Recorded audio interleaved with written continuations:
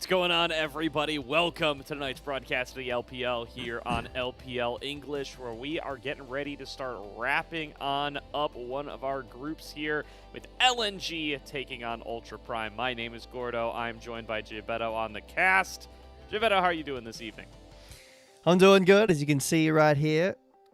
It's getting a bit dark. It's getting towards nighttime, but I am very excited for this series. I've been a big LNG enjoyer over the start of the Demacia Cup and the start of the 2026 season. I think there's been a lot of discussions about this team maybe being in a group that they shouldn't be in, but they have proved that that is kind of come to fruition and looking to get a perfect series record in Split 1 tonight. Yeah, Group Nirvana definitely have been dominated by LNG throughout the split so far. Let's take a look at our current standings to see just how dominant they have been. They find themselves up at the top of the group here with a 5-0 record, and you're going to note nobody going to be unhighlighted any longer in Group Nirvana. LNG and OMG have locked themselves spots in the play-in lower bracket. LGD and Ultra Prime have locked themselves as eliminated from split number 1. So this is going to be our last little look here at Ultra Prime for the 2026 first split. And it's going to be our last look at LNG before they move into the play-in stage. Yeah, in the Group Nirvana, all of the standings have already been made, and these teams have been seeded into their play-ins, play-in seed, their play-ins bracket as well. But we do still have a couple of matches to get through. LNG looking to keep their Split 1 series lossless, and Ultra Prime kind of scraping up for crumbs. A win against LNG for Ultra Prime wouldn't mean anything for the standings at all, but it is a little bit of a mental boost. You would love to end your series on your Split 1 on a high note. Yeah, definitely want to close out the regular season, giving yourself a little bit of hope looking forward, showing that you maybe could have been a little bit competitive had things changed over the course of the split, had a couple of games gone other ways. They've had plenty of 3-game series over there as well.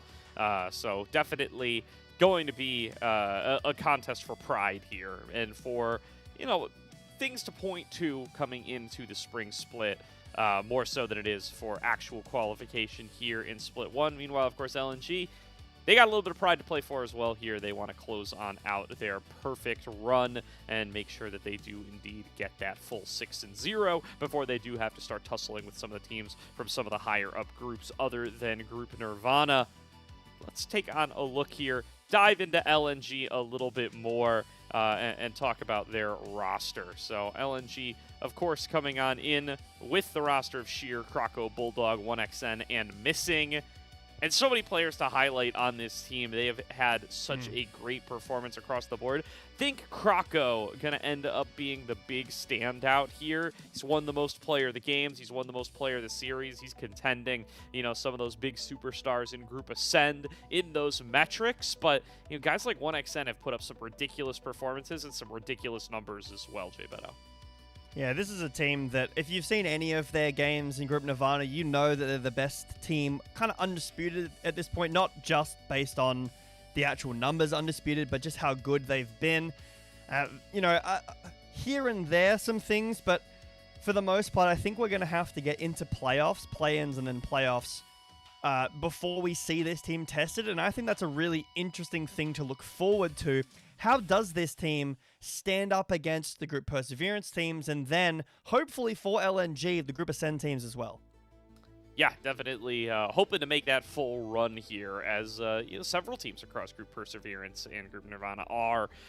You always want to make sure, of course, they're going to break into just 2 groups for the spring split, 1 Group Ascend, 1 Group Nirvana.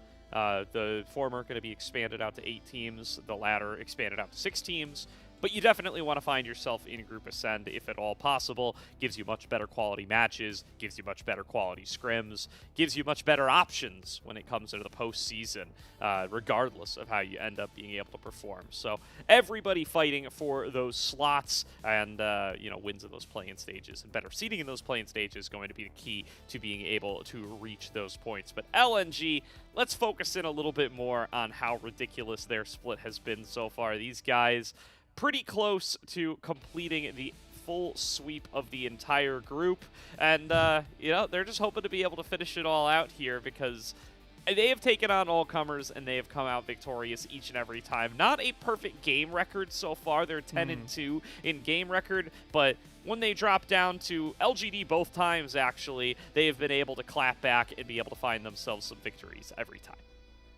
LNG definitely are winning, and we'll have to see tonight if that is going to continue to go. I think it will. This is definitely a big ask for Ultra Prime. They've been really struggling in Group Nirvana, and LNG have had a tear in Group Nirvana themselves. Again, I'm really excited to see how this team does in playoffs, play-ins first, but I believe that they will be able to make it through into playoffs. I think that this is my pick, at least. We were talking about it today in a meeting about what's everyone's pick of the teams to get into Group Ascend from Perseverance, from Group Nirvana.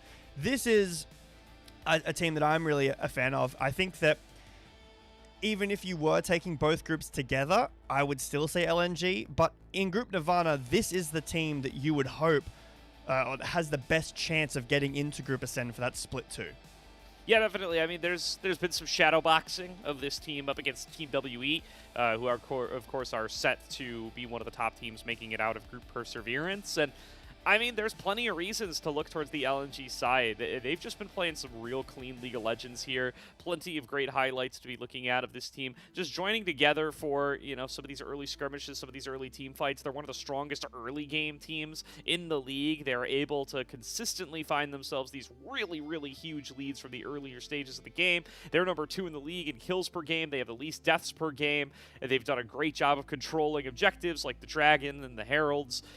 They've pretty much done everything you would ask for. It's not just like they're waiting for some of these weaker teams to run into them and make mistakes. They're proactively finding plays on the map consistently. They're making very few mistakes while they do it, and they've got a lot to look at and be positive about their chances of being able to come in here and tussle against some of the teams in the higher groups.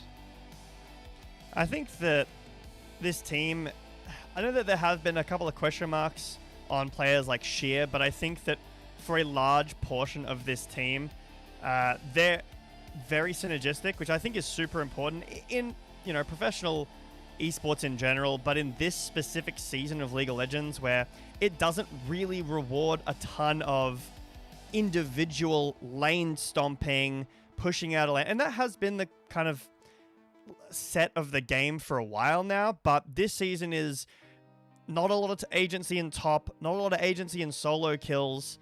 It's a lot about stacking dragons, stacking objectives, and making those team fights really work.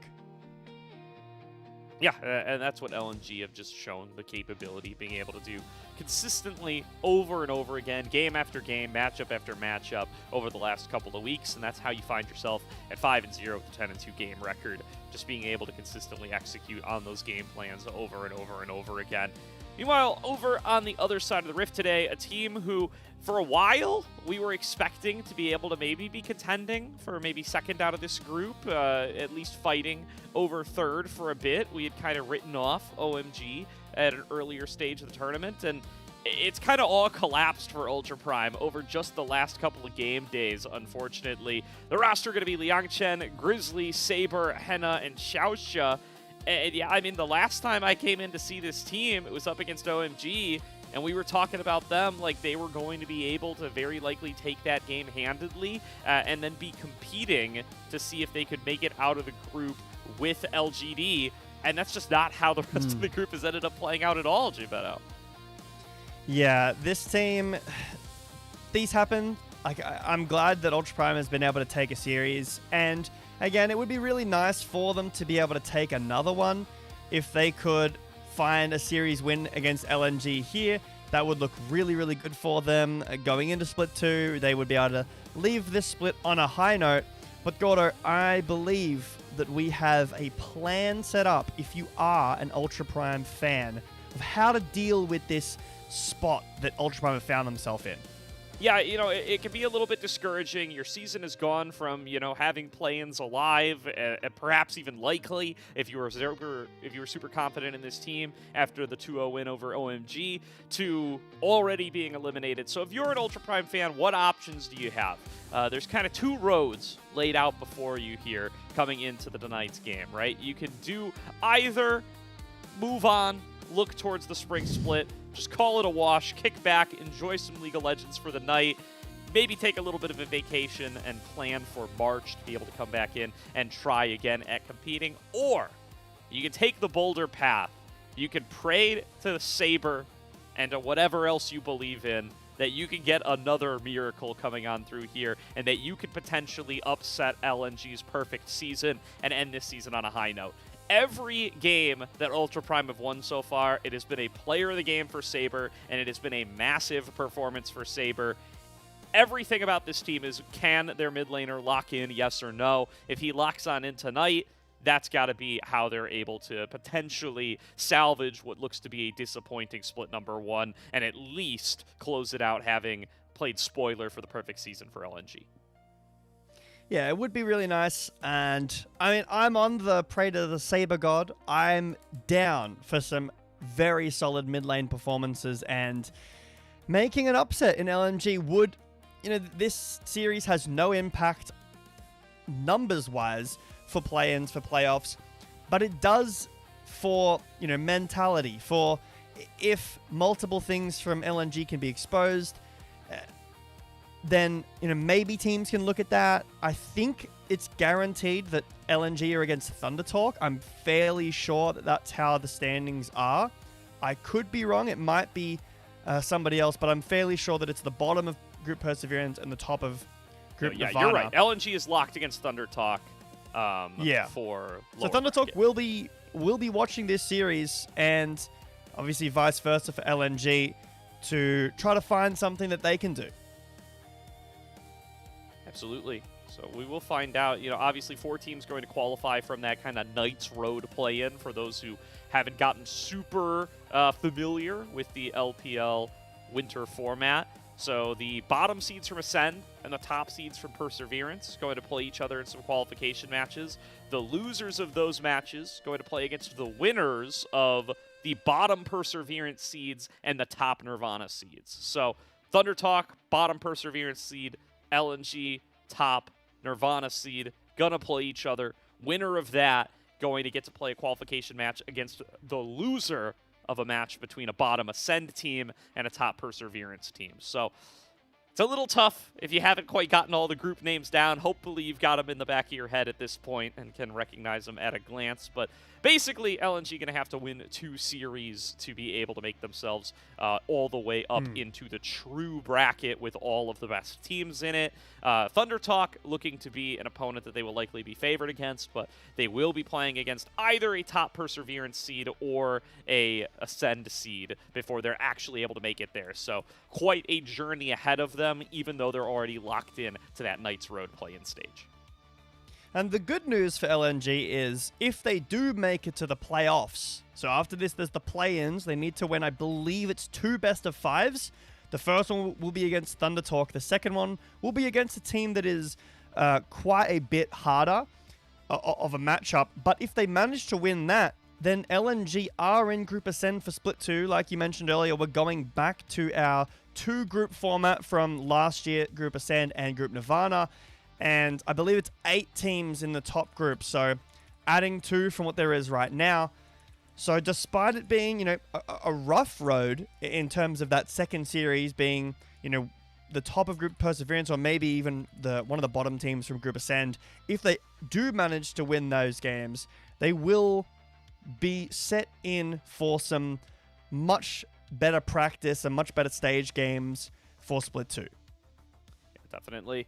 The teams do walk on out and are getting into their seats for draft number 1. We do have information about first selection. LNG getting that selection this time. They chose Counterpick with their first selection. That leaves Ultra Prime to choose side. They chose red side. This is kind of how the meta has been shaking itself out, as a lot of teams preferring that counter pick, and a lot of teams preferring that red side, that extra access to Dragon, really making the difference in a lot of these early games so far in the season, and it's the red side that's come up with the higher win rate.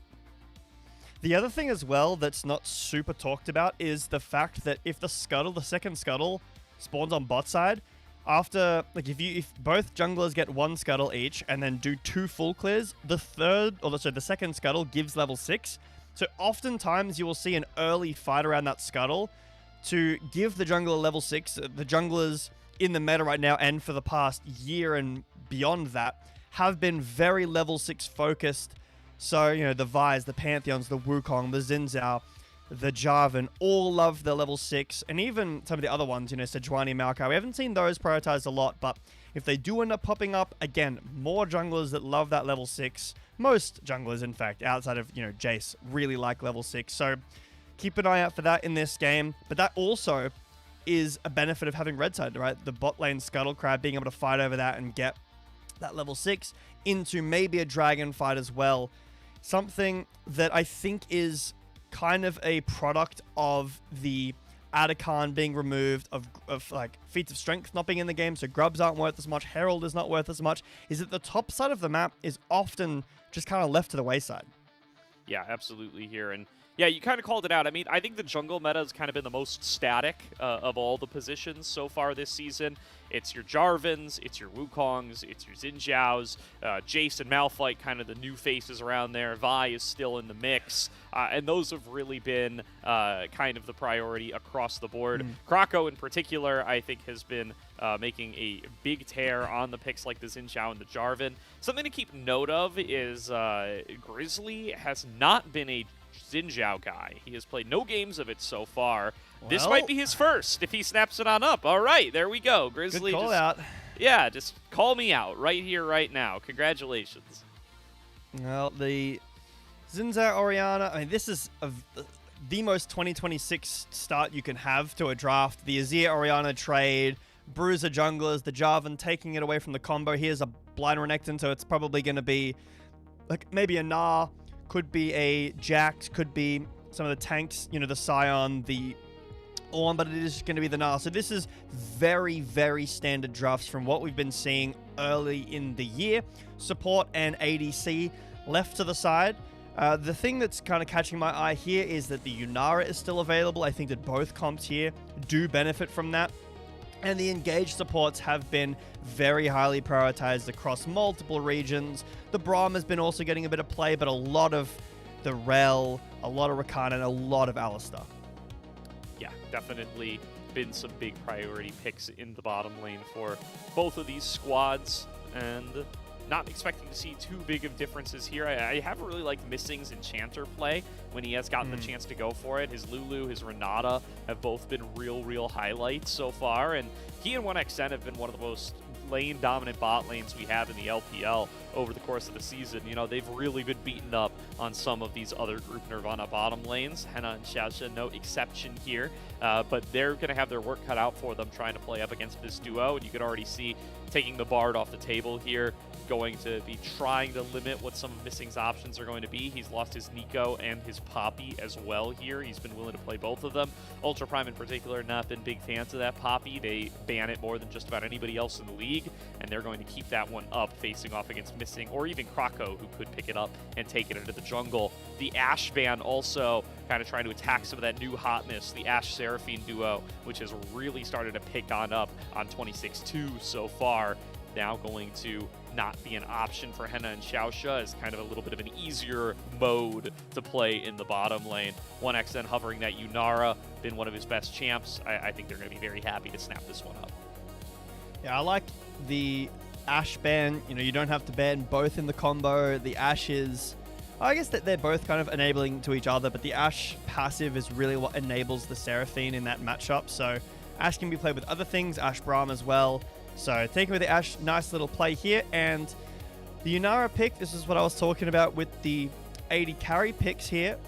Is it just going to be an Aphelios Thresh and maybe a Yunara, like a Rel or a Rakan, those engaged supports that I was talking about before. Another hook champion. Okay, this does make sense too.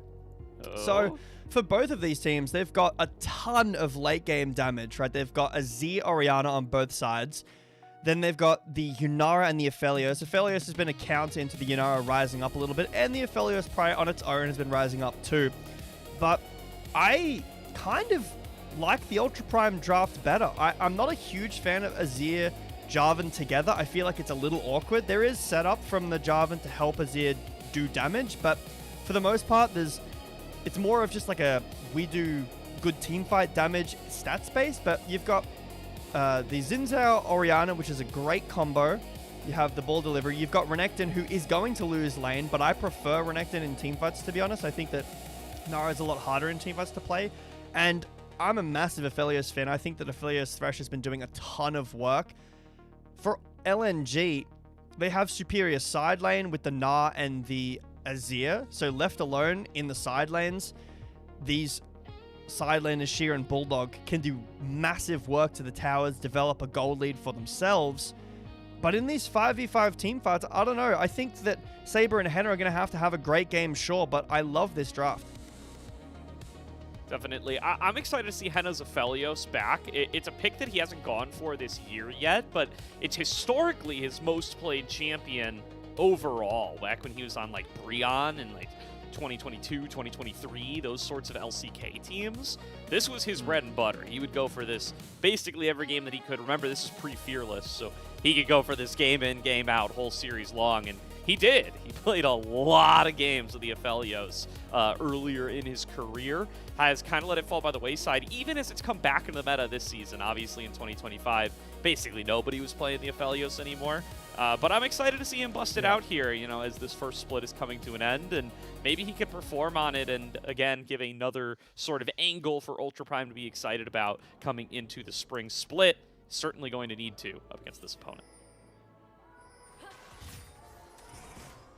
Got some Gyos. A little quiet.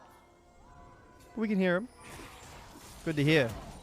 Sometimes the Gyos for Group Nirvana, not as high as, you know, I would love to hear, but I think for these junglers, priority should be down towards the bot lane, the Jarvan and the Xin Zhao. But taking a look at where these both have started, Gordo, got Jarvan on the bot side clearing up and Xin Zhao on the top side clearing down. Yeah, the mirrored starts here, so clearly a interest in visiting up on the top side, perhaps, or just an interest in avoiding that Xin Zhao for potentially a fight over the first scuttler here, as Missing and 1xN already starting to get aggressive in that bottom lane, showing what has been a big part of their play style. And, you know, if you can collapse that range up against Calibrum, then you're not going to end up quite as bullied by it from the Aphelios. That range advantage does usually give him a little bit of grace in the earliest levels of the laning phase, but trying to crash in this wave, they're the first ones to hit level 2. So far, so good for 1xN and Missing. It's always nice to see an Alistar get level 1 priority because of their ADC, because Alistar is such an awful level 1 champion, can't do anything. Like, some of the champions that Alistar can do well into level 1 is like Rel, maybe a Rakan if you go headbutt first and deny that engage. But in terms of setting the pace in a lane, normally can't do anything. But Aphelios is also a champion that's really bad at level 1, doesn't even have an ability at level 1. So 1xN getting the push, but on the bounce now, Ultra Prime getting some push back of their own. Nice little shout out. I don't know if you saw that lower third there. If you, not this one, but if you have seen the Galio skin, I don't know if anyone's been playing that skin specifically in the LPL, but that skin is mint. Yeah, it's a pretty sick one. I think I saw, was it, you know, this is why you don't do memory recall live on cast. I want to say it was Knight that I saw playing it. Somebody in Group Ascend played it like last night, and I was watching the VOD this morning. I think it was Knight. Yeah, I mean, this morning was a lifetime ago at this point, but I think Knight is going to be my guess. I'm locking it in. I mean, the two things you can't do on cast are try to remember things from the past, because that's never going to happen, and you can't do math on cast either, because you're going to get it wrong no matter what. That's like the hidden passives of doing things on cast. But Croco, there is a ward here, but he's up top early. Might Not take a spotted base. yet. Oh, Liangshan just dashed in. Yep, that's slice and dice used, and Kroko going to be ready to collapse. LNG looking to get themselves on the board early. Liangshan flashes away, but Flag and Drag was held by Kroko the whole way through. Sheer flashes after him. First blood to Kroko. I think Kroko might have flashed on the spot. Maybe I didn't see that correctly, but still a really good gank. Liangshan overplaying his hand in the top lane. We'll give nice little first blood here over to Kroko. Grizzly will be able to cancel this base, and there's a TP coming from this Crocodile. Yeah, Sheer going to get Wind Becomes Lightning flash. here, and I don't think he's getting out of this one. Yeah, Grizzly going to be able to equalize, so both of these teams' junglers going to start off with that extra bit of gold, but the first blood does matter in 2026. Thank God. Get hooked in for a little bit of harass. I'm a fan of that coming back. It always feels bad. I mean, to be fair, it's kind of a good thing for me because I die for first blood all the time. So being like, it's okay, guys. It's not first blood anymore. But for pro, I do like having that first blood meaning more. So I got to take, can't have my cake and eat it too. But really nice answer by Grizzly up in the top lane. It'll basically mean that Liangshan can push the wave, even up the CS. So we'll be fine with a little lead. The assist will mean that Sheer has 60 gold lead, and I mean, massive, huge gold lead, and then we'll even up the jungle lead to at 75, also very impactful. Yeah, definitely.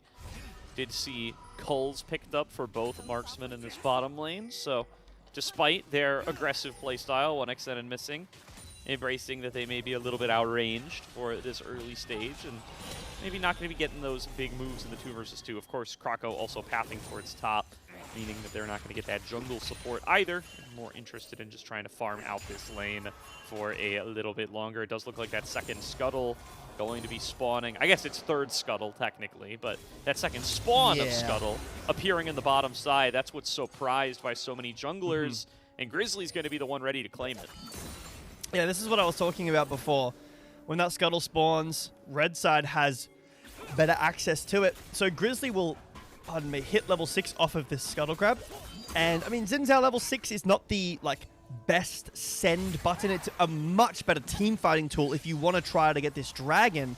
And Ultra Prime do have the push, so it is an option to try to do the Drake, but Kroko is around, can not only use that control wall, but has the flag to check vision. Kroko is down a level here, remember, but Ultra Prime is moving from bot lane. Yeah, I mean, Ultra Prime have the faster move in bottom lane. They have the level advantage on their jungler. Bulldog being closer is maybe the one thing that LNG have going for him, that it's not going to be enough. This dragon going the way of Ultra Prime, and they are rewarded for their side selection somewhat here. The fact that they are on the red side, giving them a nice, easy time to be able to get over here, show up to the dragon fight, get that level 6 first. All looking plenty good for Mr. Grizzly. He does find himself not ahead in gold, but getting his team ahead in position. Teams are, finding value out of it. I'm still not sure exactly how I feel, because the benefit is what we've just seen, and it will be continuous Drakes, but the thing is that you do need to have priority in lanes. You can't just take red side and get Drake. That's not how it works. You do need to have priority, and Ultra Prime have been holding that for a while now. As Henna, that's a pretty massive chunk to 1xN. Let's go, Henna, showing up on his classic Aphelios here, an early Moonlight Vigil to get that nice trade up into 1xN, and does have the level lead as well. 1xN trying to clear out minions, maybe close to that level 6, trying to get it for Missing as well. He needs Unbreakable Will because he's breaking pretty easy right now. And LNG, they still don't reach it even after clearing out the whole wave. They've just got to bail, and Xiaoxia might be able to show up here and interrupt the recall of Missing. Missing had to use the Ghost as well, so if he hadn't swapped over to that, there is definitely a world in which Ultra Prime could have gotten a 2v2 kill in bot lane. Oh, Xiaoxia being an absolute rat here, trying to cancel another base, but won't be able to do so. Very nice aggressive play from the bot lane of Ultra Prime. A 500 gold lead for Henna. Up stacks of Cull as well, so we'll be able to hit that a little bit earlier if the trajectory continues forward. Kroko clearing up to the grubs, and with the top lane prior that Nara affords, should be able to take those, but Ultra Prime, finding fight back in this bot lane. Yeah, great start for them in the bottom lane. It's about a 500 gold lead to Henna individually, and that's with both of them having the Cull, so Cull not even really the contributor there. But LNG do have control of the top side still from their earlier game efforts. They've got that same kind of gold lead on Sheer, and it should let them pick up all 3 grubs without any contest. Grizzly, in fact, just going to try to show up and bully 1xN while Alistair's up top lane, and it's working out pretty well for him. He's even got the ward in advance, but good dodge from 1xN. Has to use the ultimate, transcend himself to get out of there, and now he gets hit by a hook, getting over-aggressive, trying to poke away at Grizzly. Doesn't lose too much for it, but still can't access the minions at his own turret. They're just dying. Yeah, what a really nice play by Ultra Prime. So LNG are going for the grubs on the top side of the map, but missing rotated up, and Ultra Prime are continuing to put pressure on this bot lane. Croco is here, but there is a lot of damage on Ultra Prime right now. They've got CC with the Gravitum.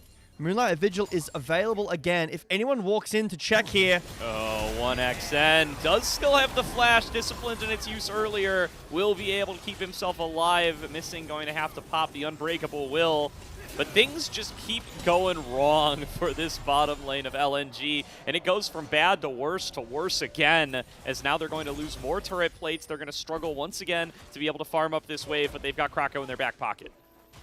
Yeah, 1xN, no flash, no cleanse, so this next Drake already feels kind of done for Ultra Prime. They continue to have pressure in bot lane through the wave. Saber is going to have priority for the most part in mid until a little bit later. And then they've got that red side, right? We were talking about this earlier. Access to the Dragon Pit is a little bit easier. The good news for LNG is that they were able to get 3 grubs to themselves, and the benefit of their comp in the mid game is this side lane, is the Gnar and the Azir when he's in a side lane. So when these bot laners do rotate into mid, and the mid laners go to a side lane, the grubs with Azir, Gnar, should be able to chew through the towers pretty easily, get a gold lead on the individual members, and then rotate over to a fight. The bad news for that is you might be down 2, maybe even 3 Drakes at that point. Yeah, definitely. Ultra Prime in a solid position in this early stage, despite not actually taking the total gold lead. Sheer really bullying Liang Chen up here, and I mean, that's been a rough situation for Ultra Prime in a lot of their games. They just do not put resources into Liang Chen. About as few as anybody in the league. His gold share on top lane, very, very, very low. I believe he is number 14 of 14 for gold percent among top laners, and this is kind of why, right? Grizzly showed up to clean up a kill earlier, but Liang Chen doesn't even get the assist gold, and he's not getting any further support either, so Sheer is just going to continue to bully him, and Sheer's up almost 1k individually. Does look like Ultra Prime going to be able to claim this dragon as predicted, though. Not many options for LNG to be able to contest for it. Maybe Croco can look for a steal. He does have equal smite and is walking in here. Oh, hooked though. That does put him closer to the dragon, but maybe more than he bargained for. He is able to steal it away. Croco equalizes the dragon count, and 1xN just firing away. Dashes forward, but has Grizzly on top of him. He's going to pay for that as he drops down first of the fight, but they are able to trade back onto the Thresh. Knockup finds its way onto Grizzly, and he's stuck in a 1 versus 3 as Bulldog will look to clean up the kill. The credit goes to Croco. 2 to Croco and the Dragon. LNG find a win out of nowhere on their losing side of the map. Well, just about everything went wrong for Ultra Prime there. That was a bit of a tough watch, and if we get a replay, it's going to be a tougher second watch as well. Okay, so Ultra Prime have priority on the Drake, and they hook Croco and then fight him and let him steal. 1xN is not hitting the Drake. It just goes down to 1k, but don't look Shockwave here. The ball goes onto Henna, and he flashes over the wall, and the Shockwave goes onto nobody. So, yeah, Ultra Prime played that about as badly as they possibly could have, and LNG, despite having almost no say in that fight at all, win the fight, 1,000 gold lead, and even the Drake's up. I don't think that's Henna's fault, J Beto. I don't think Aphelios is a very good ball carrier for these Orianna competitions. I agree. And yeah, so my man's got to get out of there. He's got a gold lead to think about preserving, and that as costs you him got to big stay time here to in that flash battle. in there. flash in there, bad guns, just allow your mid laner to get shockwave off, and then when that doesn't work, you say, well, I followed the call, bro. Yeah. What am I supposed to do? Yeah, I mean, it's a rough position for sure. 1xN doesn't end up picking up too much additional gold, so Henna does still find himself an individual lead. He and Xiaoxia doing a great job in this bottom lane with the additional support they've gotten from Grizzly, but that dragon stacking plan now falling a little bit by the wayside thanks to LNG being able to equalize the score. And I know I've said earlier on that LNG are not just, you know, picking up things handed to them by the Group Nirvana teams. This game may be the exception to that. They were handed that a little bit. Yeah, they were. I'm still very distracted by that play. I can't lie, Gordo. That it did hurt me a little bit. Gotta snap out of it, brother. I gotta hang on. All right, I'm locked back in. Infernal Soul, that's fun. I've been having too many Chemtech Souls. Infernal Soul is a good one, and it's great for Ultra Prime. Like, even though they played that bad fight, Henna has 1.2k gold lead. He didn't die. That's great. 1xN didn't get off to a massive tear there and chew through everybody. But the problem is, for Ultra Prime, that team fight is kind of indicative of what we've been seeing this season. This season is so team fight dependent. The entire game is on how you team fight, how well you team fight. I mean, take a look at what's happening in the LCK with that T1 KT series or any Lost Returns game where they just can't play the early game very well. And yes, teams make mistakes, but the team fights are so important that you just can win at such a massive gold disparity if you are that much better at team fighting, if the opponent makes a mistake, if they overpush, and we've been seeing a lot of that. So for Ultra Prime, they do have good news here, but this is not. Ooh, all right. Krako not really respecting the ability to pull out Henna from that Dark Passage, and he's going to pay for it. Good damage returned by Henna. Xiaoxia flashes forward looking for the death sentence, does not find it. The 1xN taking some damage from Grizzly on the opposite side, so Ultra Prime absorbed that play. Krako committing ultimate for it will not end up finding the kill. 1xN only has to cleanse, but the shockwave was used. Bulldog got a dash away from there. Missing's around. Looks like LNG don't want to give this Herald up without a fight, but I don't know if that's resources. Well advised. Yeah, it's heaping in from both top laners. All right, let's see. Liang Shen going to be the first target here, able to dash back to the rest of his team. Rift Herald goes down. Grizzly picks it up. LNG just playing for the fight now, and I don't think they're going to find the fight. Instead, they have an inside track on a mid lane. They can get some more plates into 1xN. Not a bad place to put them, but successful Rift Herald take for Ultra Prime. I really don't know what the idea here for LNG is. They posture as if they're going to contest, which is not necessarily a bad thing. You know, using the tempo that you've got while enemy does Herald to basically put some pressure, force that TP up, you know, from Renekton. Could have been nice. And make Ultra Prime sweat a little bit, make them base a little bit further back, help your laners out. The problem is that everyone from LNG showed up too. Both Sheer and Liang Shen TP'd up, so Nah doesn't have TP for this side lane. This matchup is very playable. Wow, Sheer just taking it to Liang Shen here. He's going to look for the dive. The boulder just barely misses Renekton's tail. Sheer just barely doesn't get that kill, but gonna force out his lane opponent. Still feels plenty good as Ultra Prime start up their next dragon.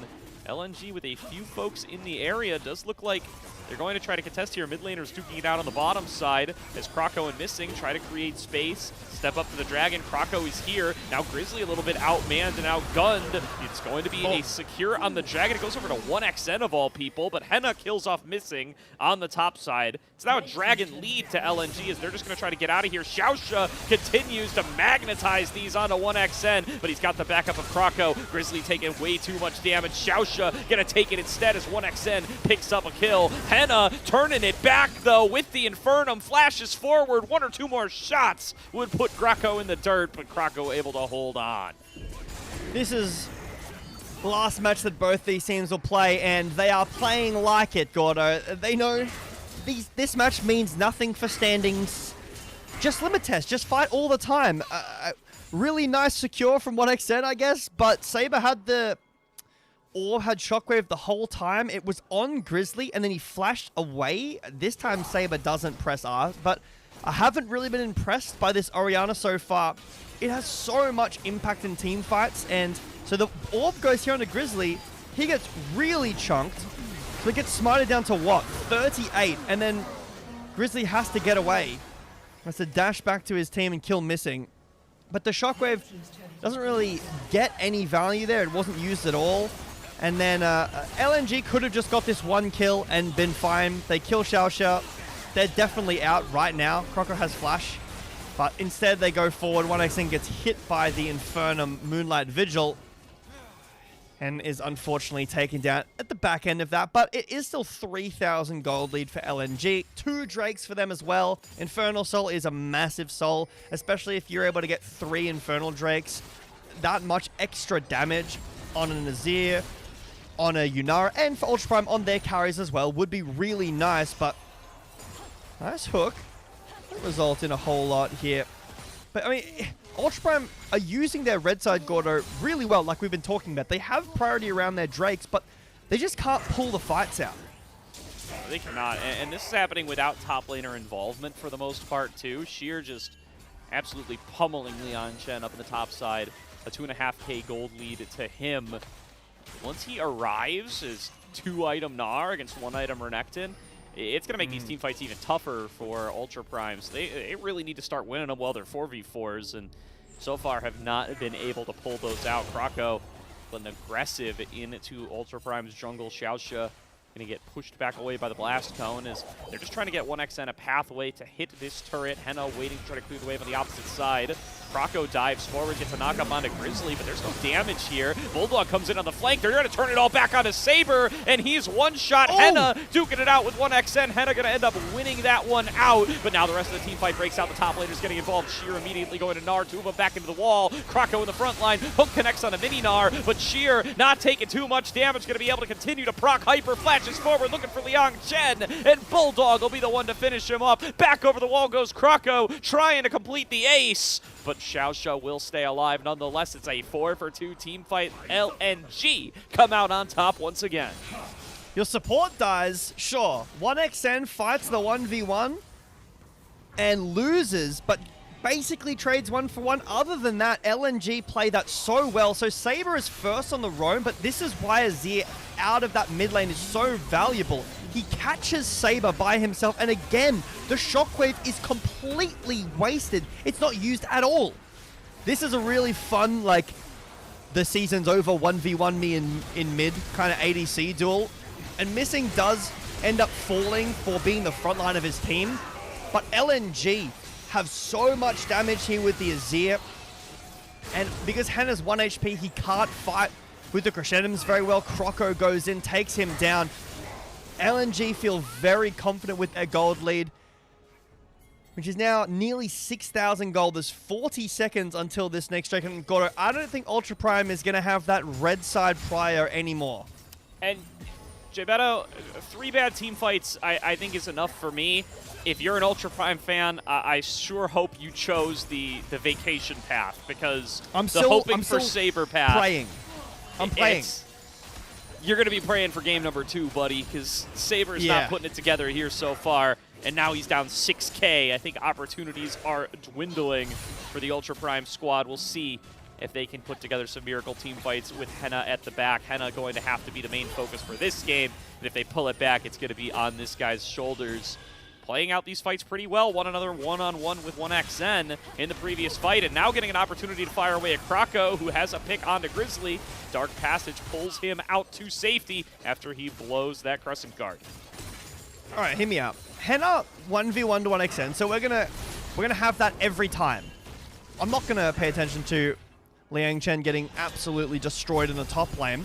Henna is going to 1v1 1xN every fight, and it's going to be won by Aphelios because it's a counter. And then Saber is going to hit a 4-man Shockwave, and he's got 2 items now. Shadow Flame does damage, and that's going to be the fight, right? Ultra Prime can find that fight, and even though they're down Infernal Soul Point now and have absolutely no prior or vision on the map whatsoever, they can get a Baron after that and maybe make a comeback.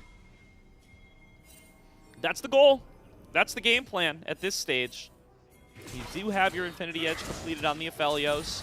That burst damage is going to be impressive with what you bring from Moonlight Vigil, and you can carry out the team fight from there, especially you're using red and white guns. If you can get your crescendum out there, kind of substituting for attack speed. There are pathways to be able to win fights through Henna. But Ultra Prime going to need to execute on the team fights to be able to make them happen. Can still use the Orianna ult for utility if you manage to land it. Let's see what they can do around this top side as the Baron is ripe for the taking. Pretty early for a 2026 Baron, but LNG are far enough ahead and they have Azir. They might just take some interest in it. I think, on a serious note, they are waiting for this Rabadons on Bulldog, and that might just be the coffin for this game. Infinity Edge for 1xN would be nice, but Bulldog's up 2,000 gold. Getting that death cap online, he's 7 stacks Dark Seal. I don't think that anyone actually has enough damage to stop this Azir. There's not really enough gap close either. I like to talk about this quite a bit. I think it's an interesting discussion. I know that LS talks a lot about the Enchanter/Enchanterless Xin Zhao. I don't know how I feel necessarily about that all the time, but this is a game where I feel like because there's not a ton of engage and Xin Zhao is the primary engage, he kind of does need an Enchanter to help him get going in this game. Croco. Croco sees an angle on towards Henna, does throw down the Cataclysm. Henna now going to get caught, shuffled back by Bulldog, and one shot by 1xN. LNG find their way onto the most relevant carry, and they snap this team fight shut. It's a double kill to 1xN, a triple kill to 1xN, and LNG going to use these death timers to break open the base. Oh, Saber. Saber. Oh, I gotta close my eyes, man. This is painful to watch. That one was brutal. The shockwave didn't really land, do enough damage at all, and I think that LNG are just way too far ahead. This is before Rabadon's Infinity Edge has been completed as well, and 1xN just got a ton of gold from that fight, so the fights are going to be even more impossible from this point onwards. But the good news for LNG is they are super coordinated. There was a little bit of awkwardness in the beginning of this game, losing Dragon priority, but they found a way back in. They broke the hold. Really nice from Missing and Bulldog linking up here. See, the Shockwave hits Bulldog. It does about 300 damage to him, and he's full squishy one-shot Azir. He has no health at all, and does absolutely nothing to him. LNG are simply too far ahead. Oh, are they really too far ahead? Here's the real test. Croco just chucking away his Guardian Angel for nothing. But here comes the follow-up team fight. Maybe it'll be worth it at the end of the day. Missing, charging forward in the absence of his jungler. Shockwave connects out of 2. For what? For no purpose at all, as the Gnar into the wall from 2 into the Cataclysm of Croco will claim 2 more lives. Henna finally able to get one back, but here's 1xN launching himself into the fray. He will drop down for it, but Sheer and Bulldog can finish off the fight. LNG come up with another team fight win, ace for 3, and this one might be enough to march on the fountain. Croco has had an amazing game 1, but that was the most I want to play for clips fight I've ever seen from a player in my life. He just gives away his GA, but Bulldog has the Rabadons. He's the sole damage dealer remaining, and it will be enough. LNG winning a very convincing first game after small stumbles in the early game will stabilize. And Ultra Prime, will they be able to win one game in this series, Gordo? There were good signs in that early game, but LNG looked by far the superior team. Yeah, I mean, they would be the first team other than LGD to do it all season long if they were to win a game up against LNG. So far, LGD, the only ones that we have seen able to take a game off of this LNG squad. And, I mean, what a great game there from Bulldog in particular. I want to highlight this guy's Azir play. He was making picks on towards Saber in some of those early kind of skirmishes, zoning him off of the play, getting some of these engages off to start fights on good terms. Found that big pick onto Henna at the end to close out the game. I think this guy's gotten overshadowed in the mid-jungle duo by Croco all season long, but that was a nifty little Azir game. I'm hoping he gets a little bit of player of the game honors for that one. But Croco had a pretty good game too. I could see the Bulldog angle. He did play really well. There wasn't any mistakes. I think that you're talking about earlier. I mean, Croco just drives this team forward so well. That's that's true for a lot of our teams in the LPL. A lot of the junglers end up pushing the team forward with the support as a support, right? Supporting their team, supporting their jungler. But I think that Croco is incredibly aggressive. You can see that he comes from the Rise group from the LPL, and Bulldog the same. They bring in some of that fun over here, that scrappy game that the LPL is known for. For LNG, this is the team that I want to see up against the teams in Group Perseverance, up against the teams in Group Ascend, hopefully, and they continue to look really fun. They look really fun. I'm going to be honest. I think they were slacking on the early game a little bit this game. A little bit. I've come to, especially when Extended missing, I've come to associate with lane dominance. It was not a lane dominant game for them. It wasn't set up to be a lane dominant game for them. Their jungler's pathing away. They're getting ganked over and over again by the likes of Grizzly. And I think that's a pretty solid game plan for Ultra Prime to try to play through. They get Henna ahead. I think that's all fine and dandy. It's just 2 dragon fights in a row that they start and can't finish. They do not win the follow-up team fight. They don't even manage to secure the dragon. They get outsmited once by Croco, once by 1xN on like 1-item Yunara. That's not really acceptable. And then they end up not really being able to play towards their win con for that reason. You know, you imagine an alternate world where they pick up that 2nd and 3rd dragon, and then they can try to flip soul or something and try to pull this one back in, even if they take some of those poor fights that they ended up taking this game. No dice this time around, and man, did Sheer just take Liang Chen entirely out of the game. That's what Ultra Prime give up to be able to play towards that bottom side so aggressively. I think this is the second time.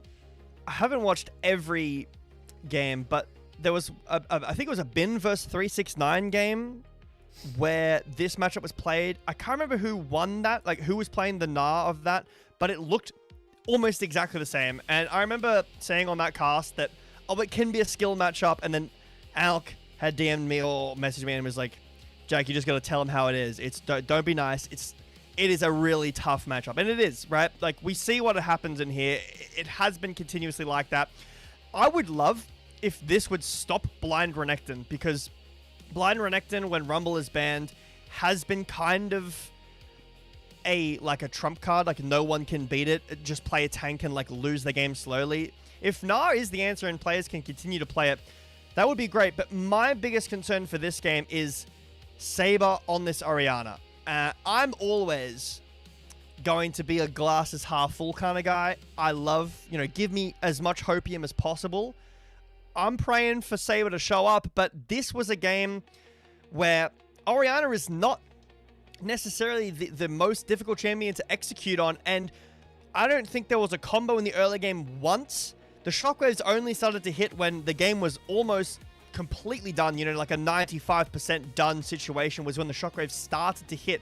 That's frankly not good enough for an Orianna in a game like this.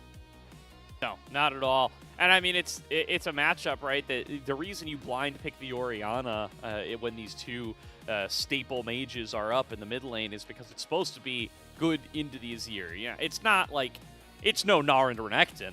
But it's like, 55-45, 60-40, whatever you want to call it. It's a solid matchup for the Orianna. You should be able to get through that laning phase, at least even, if not ahead. Should be able to, get some amount of pressure on towards the Azir, to be able to play with your jungler. It's nice, like you called out earlier, to have a little enchanter-y duo for your Xin Zhao with his early game brawling power, and we just didn't see any of that. Yeah, the Orianna should have lane dominance. Azir really suffers into range, which Orianna has a pretty decent amount of. If Saber and Ultra Prime had been able to use that into transitioning into their priority around the Drakes and their dominance in bot lane, that could have been a really good formula for making this game a lot harder for LNG. But the second Drake goes over, then the third Drake goes over as well, because LNG just continuously fight for map pressure, and they found a ton of map pressure. So for Ultra Prime, I do like the second pick take. Go for, bot lane, a good bot lane matchup, but try to get your team around there more. We saw a really great dive behind LNG's bot lane turret where they took out multiple waves, zoned both member, like both 1xn and missing away from the turret, lost farm, and then that was kind of it. We never saw it again. So for Ultra Prime, that seems to be a good little weakness, and maybe, you know, for Thunder Talk and other teams to look at LNG too if they can draft a really good winning bot lane. But for this series ahead, I think Ultra Prime need to look back at that early game and say, how can we push that further? Yeah, definitely. And I mean, just being able to secure the objectives would definitely do a decent chunk of it, but it's also got to be the execution around the team fights. I do think a big deciding factor in a lot of those was Bulldog getting his way on towards Saber over and over and over again. The player of the game does go the way to Kroko. I do think that puts him at the top of the player of the game leaderboard. Once again, I'm citing stuff on cast without actually having the research right in front of me, but I recall him being like 1 game back. I'll double check that for all of you as soon as I get the opportunity. Okay, no, never mind. He was Knight is in the lead there at 8. This will put Kroko at 6. So he's not quite topping, but tying for second with this one. Very nice. I think that Kroko is the best player on this team, or has been the best performing player on this team at least. He constantly drives his team forward. We're talking about before. And I'm super excited to see this roster play against other teams. I'm going to keep saying this because they have been kind of just fighting shadows down here in, you know, it's like, okay, I don't watch a ton of UFC, but it's like, you know, like you got to pad your record a little bit by fighting people who aren't that great. And LNG 5-0 in sets, looking at 6-0. It's time to see them against some other people. Absolutely is, but they got one more game at least up against Ultra Prime and in this group Nirvana before they're able to do it. If they dropped Ultra Prime, then they got 2 more games left in Nirvana before they are destined to start playing out of it. We are going to throw to a quick break here before we get into draft for game number 2. But first things first, if you'd like to support LPL English, consider becoming a Coffee member. Coffee is the best way to support the LPL English project since the vast majority of your contributions will go directly to the show. A lot of the initial payments go into upgrading the broadcast, but a huge bulk of it pays on-air talent and content creators. Subscribe to our Coffee, linked in the chat, to unlock perks like early access to content and the ability to ask interview questions for our unique on-site interviews. Thank you to all who subscribe already, and encouragement to those thinking about subscribing right now. We'll throw it to a quick break while we get into draft for game number 2, but we will see you all on the other side as LNG faces off against Ultra Prime for the second time tonight.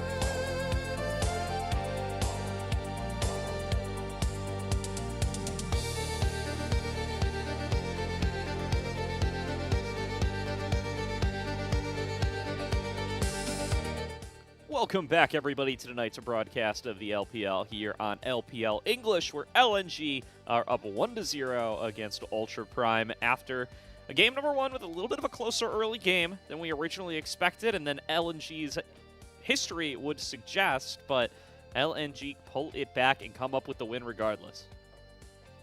Yeah, Ultra Prime's early game was quite nice. It was a little bit sad to watch how that game progressed from the Ultra Prime lens, but for LNG, bit of fun, maybe a weakness in bot. This bot lane has been very strong, but there wasn't a lot of cover from LNG, from Croco that game, especially when Missing went to those grubs, really left his bot lane open. And I do understand the grubs take, because you've got, Gnar in a side lane that did massive work. You've got Azir in a side lane that has the potential to do massive work. But against teams that are going to punish that harder, 1xN dies, maybe you lose a bunch of tower gold. Henna's up, he was up 1,000 gold or even more at a point for an Aphelios in a counter matchup, where people have been, or players have been loving the Aphelios into the Yunara, is pretty scary. So for LNG, I'd love to see some more caution through the early game, or we could just go full fun and we go 3 games and it's an absolute massacre. That would be fun too. I also think, I think LNG is fully capable of playing less cautious in the early game and still coming up with a win too. We've seen this team play so aggressively the entire season long, right? They're number 2 in kills per game. They've got a 2.5k gold lead on average at 15, just about. I'm sure that number has gone a little bit down after that game number 1, but still, it's been a joy to watch how quickly and efficiently Croco and Bulldog have usually been the main kind of drivers here through mid-jungle, and then they spread it down to bottom lane in really quick fashion. 1xN and Missing have been absolutely tremendous in the 2v2 as well as in the 4v2, as many players are. Once you do end up getting everybody down there to start really bringing the pain towards the enemy bot lane, I think they're probably not very happy with how their laning phase went in that game number 1, and 1xN and Missing maybe calling for the ball a little bit coming into game number 2. Looks like... Hang on. Ultra Prime have second pick, but they took red side. Interesting. So they've opted for the counter pick themselves. LNG took blue side, I believe, is how that works. My Chinese is unfortunately not great, but I'm fairly sure that's how that worked. But I'm interested to see if that actually stays through remainder of the year, and maybe a first MSI thing to see later on. But pretty standard bans. No Rumble, Mbessa makes sense. I mean, Zehen, Jax, Sion into the Mbessa, things that you can play with the Rumble ban. So, and Talia is up in mid with the Rise ban. I could see that getting played. We have seen a bit of priority of Galio rising up as well globally. And we were talking about Knight playing it last night. Or you could just go with the flavor of the month, the very easy to execute, guarantee yourself bot lane prio, Ashe Seraphine lane that has been really rising up. You could not take the Seraphine. You don't need to. They're not going to take it. Is it at risk of taking it? Oh, I don't know. Maybe. I don't know. I don't think I think if you're going to separate this duo, I think you would rather have the Ashe plus different support than the Seraphine plus different AD carry. So I think Ultra Prime are willing to dangle that one out there and call out, hey, Missing, you're not going to pick Seraphine Ezreal here, and he doesn't. So it will be the Karma Ezreal duo. By the way, yeah, looping back to that first selection point you brought up earlier, yeah, based on what we're reading here, it looks like Ultra Prime with the selection chose that they wanted counter pick, and LNG chose blue side, which is different than most teams do. They just wanted some normal looking drafting. That's what they said, man, this is too confusing. True. I just want it to look good for the viewers. So big ups LNG there, making it easy for us to see. This bot lane is absolute chaos. Ezreal Karma against Ashe Seraphine, double range support, path bot all game. It is about bot this game. It's about the push. This lane is about the push. Ezreal Karma wants push. Ashe Seraphine wants the push. Later on, short level 6, it's about the ults and the CC and the team fight from the Ashe Seraphim, but early game, the push, the dragon stacking is super important. Yeah, I'm very curious where this Ambessa ends up going, by the way. The Ambessa Prio, kind of a new territory for LNG. Historically, neither of these teams very big on the Ambessa. Neither have played it top lane all season long. When Ultra Prime have gotten it, they've played it in the jungle for Grizzly. This is LNG's first Ambessa game, period, in 2026. We'll see if that ends up in Krako's hands or if they do give it to Sheer. Sheer fresh off a really strong laning performance against Liang Chen in game number 1. I wonder if they're just going to say, here, man, take the Ambessa and go crazy. I do like the Vi as a early selection for Grizzly, meaning that even if you do pick the Ezreal, the Karma, something with a bunch of range, the Vi can close the gap very effectively. But this is a very different look than game 1 where bot and support were picked later in the draft. This time it's in the top 3, and we're mostly waiting on, I mean, it's top and jungle, but the mid lane selection. Saber did not have a great game on the Orianna, and Bulldog did have a great game on the Azir, and that's an Orianna early favored matchup. So for Saber, do you give yourself counter pick here and pick a top lane blind with the Scion ban? Maybe. Ultra Prime aren't convinced this Ambessa is going top. That certainly seems to be the case as they take away the Scion here. I don't think they're anticipating Scion jungle, although that did get buffed a little bit a while ago. They're going to take a flex pick for mid-top. That's a good idea. They aren't Chen and Saber. Although I don't know how good it feels to play Aurora into Ambessa. We will see. I mean, it's a little bit of a range advantage, but also a squishy health bar when she does get on top of you. Bulldog flicking around through a few picks, shows off one of Saber's pocket picks in the Zoe. I would be surprised if he locked this in. I would be happy if you locked this in. This is very fun. Please do it. Yes! Wow! I love this champion in pro play. This team has a massive range advantage. This is the game plan. It doesn't, like, the surrounding parts don't particularly matter. Yeah, there's a dive aspect to it, or a rush aspect, I guess you can kind of call it, with the Nefiri potential and obviously the Ambessa. But it is about the range. This game is all about Bulldog and 1xN. They have to be hitting their spells. Push needs to be earned in bot lane. And even Nefiri, it's a bit weird to say, but Nefiri is also a poke champion because of those Qs. The double stack Q, the bleed potential. There is a ton of damage. It will be the Aurora mid, so Cassante weak side and the top side. Ultra Prime, again, great team fighting draft, right? They have options in their fight. They've got good damage through mid and bot. They have selection with Grizzly, but LNG. LNG's comp is very fun. It's hard to execute on because it's all about hitting those skill shots. Yeah, it absolutely is here. I mean, what an aggressive and kind of skill-emphasized comp that LNG have gone for here. They go for the Nefiri, which you don't get to see too much of these days. They go for the Zoe, which I don't see outside of North American Tier 2 pretty much ever. I know, there's been one game picked up here by Saber previously, but I'm definitely excited to see Bulldog and what he's going to be able to do on it. And this is definitely a mid-jungle duo that can burst out some unexpected damage if you play disrespectfully towards it. So Saber going to have his wits about him here on this Aurora. Make sure he doesn't get snagged by a stray bubble and potentially bursted out by the assassin coming in from the jungle. I mean, Bulldogs from the LCK, there are some pretty good LCK Zoes. I mean, there was a Zoe main, well, not main, but very good Zoe player in World's Finals last year. So practiced against it. This is something that we haven't seen a ton of this year, and it was finding places in 2025 towards the end of the year. I'm happy to see it back. It is a little cringe to play against, but I think it's incredibly fun to watch when Zoe starts popping off in a teamfight Gordo. The range is really big for LNG. Certainly is here as we get on Summoner's Rift for game number 2.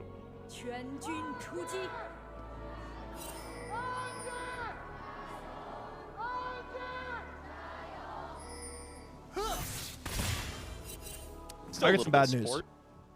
That's some bad news. I did some research. Bulldog all time, 2 Zoe games. How many do you think he won? Well, you told me it's bad news, so I'm guessing it's probably 0. Yeah, it's 0. So this is Bulldog's 3rd career game on Zoe. He has not won a single one of them yet, but, you know, Bulldog has been on the lower end LCK team, so, you know, you've got to take that with a grain of salt sometimes. Only 2 games. You know, if it was 10, 15 with like a 20%, 0 to 20% win rate, that's very scary, but doesn't strike me with a ton of confidence.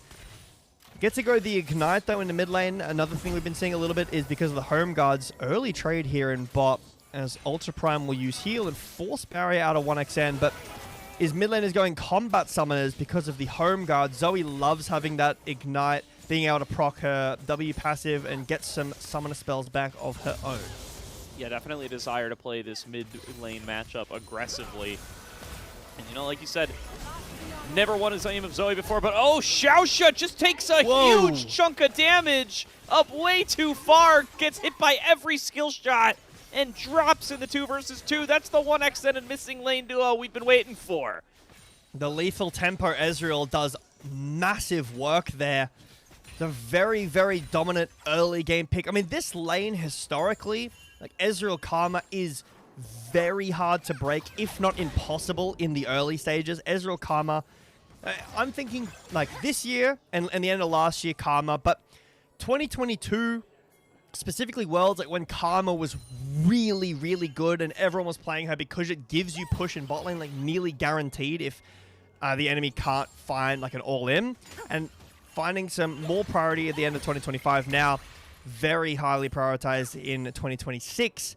And Ultra Prime overplay their hand. They force out the heal, they use the heal, force out the barrier of 1xN, but Missing just uses his own heal, finds the tether stun, and takes down Xiaoxia for first blood. 1xN, very aggressively played, but well played.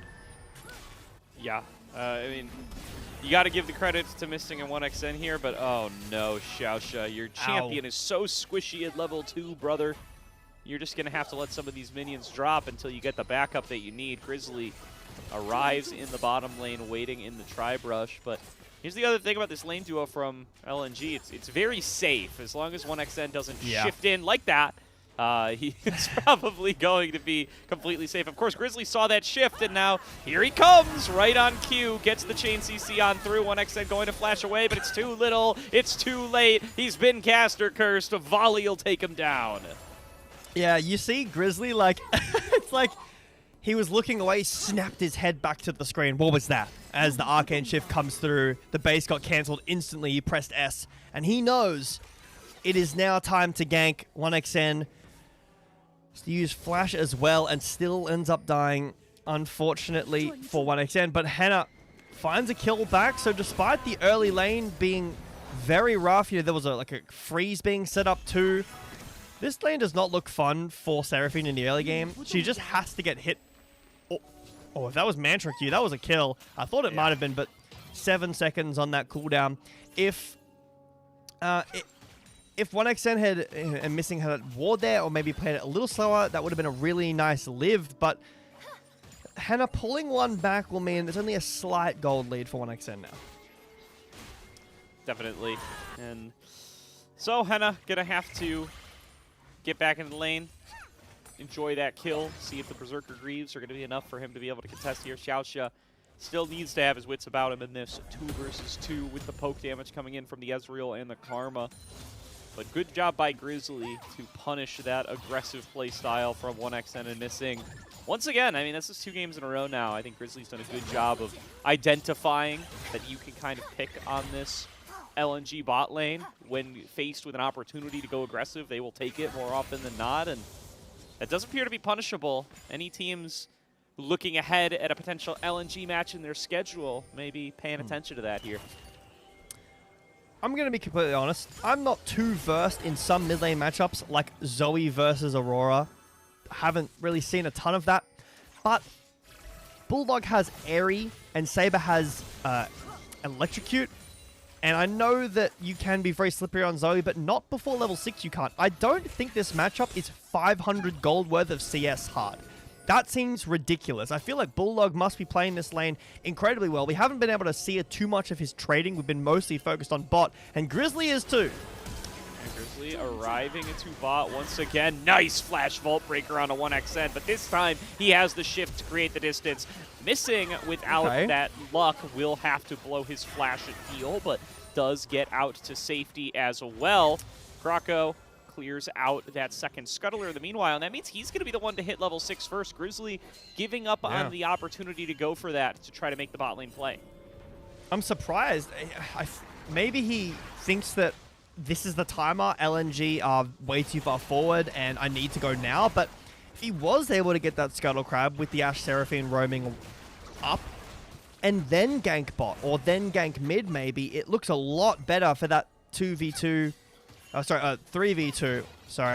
for Ultra Prime. Instead, missing uses flash, but nice damage, Bulldog. So does Grizzly. So Grizzly uses flash. Looks like Henna used flash. The timer is the same, but I didn't quite see where Henna flashed.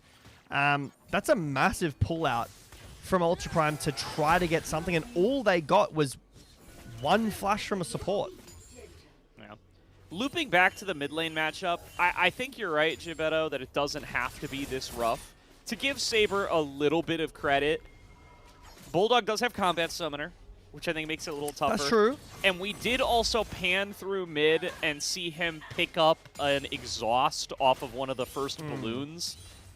That's just busted, man. That's just RNG is your best friend right there. Getting a strong combat summoner like the exhaust nice and early for free.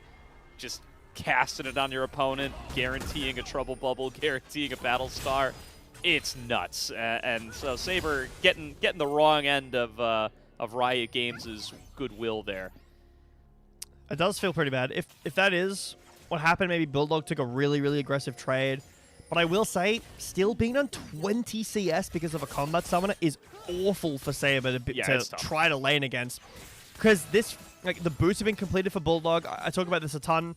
The early boots pickup is very common in mid because of you get the boots upgrade, and Bulldog has more CS plus more plates and probably more damage, so he's going to hit his quest completed way quicker.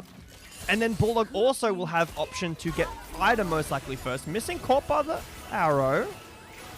Yeah, it takes a fair chunk of damage, but the return monster Q doing a boatload here. They're just trying to block for each other on these Mystic shots, but 1xn, good accuracy. Misses one more Q at the end.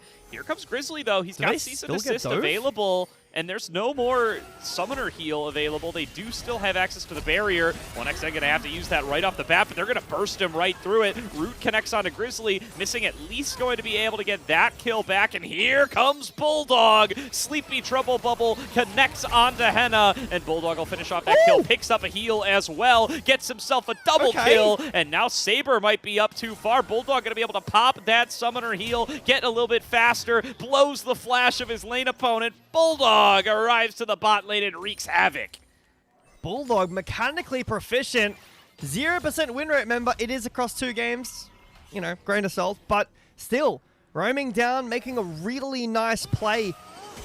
LNG are absolutely dead here. It would be better if Xiaoxia has ult. If he was level 6, this is done and dusted instantly, but Grizzly does die. And then a really nice bubble, plus the Q earlier from Bulldog. He's fighting 1v3 with pretty low mana.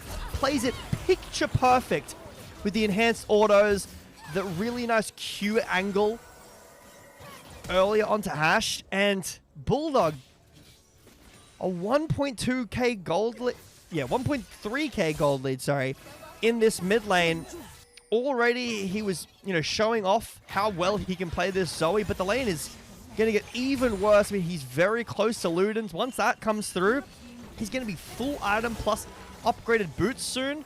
The dragon will spawn and LNG will most likely be at 2. Yeah, really good start for LNG here, especially on this kind of poke-focused composition. Just going to be looking to keep their distance, whittle down health bars, and will, of course, need to be able to survive once that Vi Oh my god, my engagement top lane. Top lane exists. I forgot. We've been in bot so long, Gordo. I forgot that there were top laners in this game, to be honest. I think I don't know what Croco's been doing either. He hasn't been anywhere.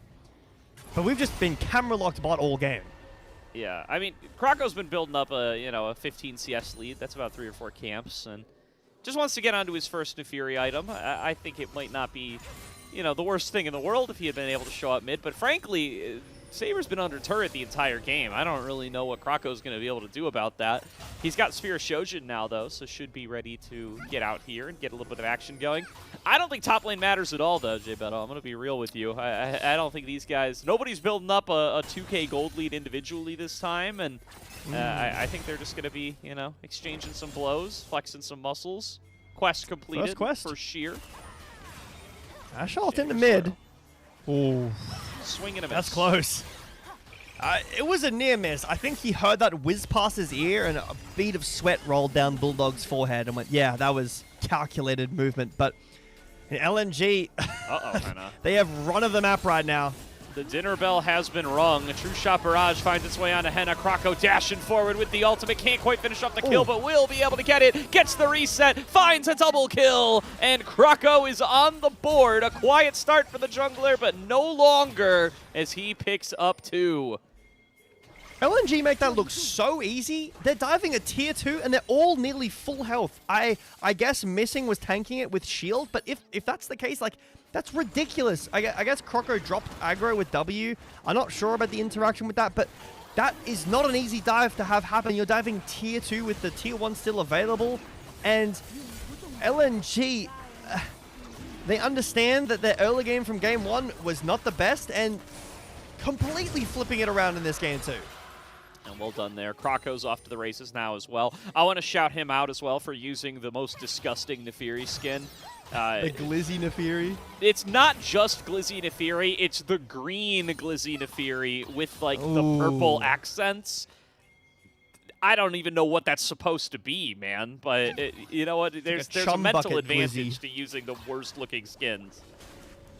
Yeah, no one wants to be near you, so Krako just farms up to his first item, which was Shojin, actually. Haven't seen Jungle Nefiri in a while, but Shojin first is an interesting choice. I mean, more ability haste, a bit more damage when you're spamming your abilities, and the fights have been going long, but I mean, Bulldog is so fed right now. Full Ludens, and so does Saber, but also the upgraded Lucidities has got 6 stacks on Darkseal as well, working on this second item that I assume is going to be like Shadow Flame, or maybe it's going to be Horizon Focus, even though it's been changed. I still think the ability haste is probably pretty good on Annie, but LNG have full control. It feels like, Gordo, we left game 1 and picked straight back up where game 1 left off. Yeah. LNG still in a dominant position here.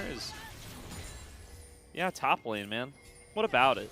It's just getting played out here in front of your eyes. We'll take a look in occasionally just to make sure those players are still connected to the game. Oh, nice. Great shift from 1xN.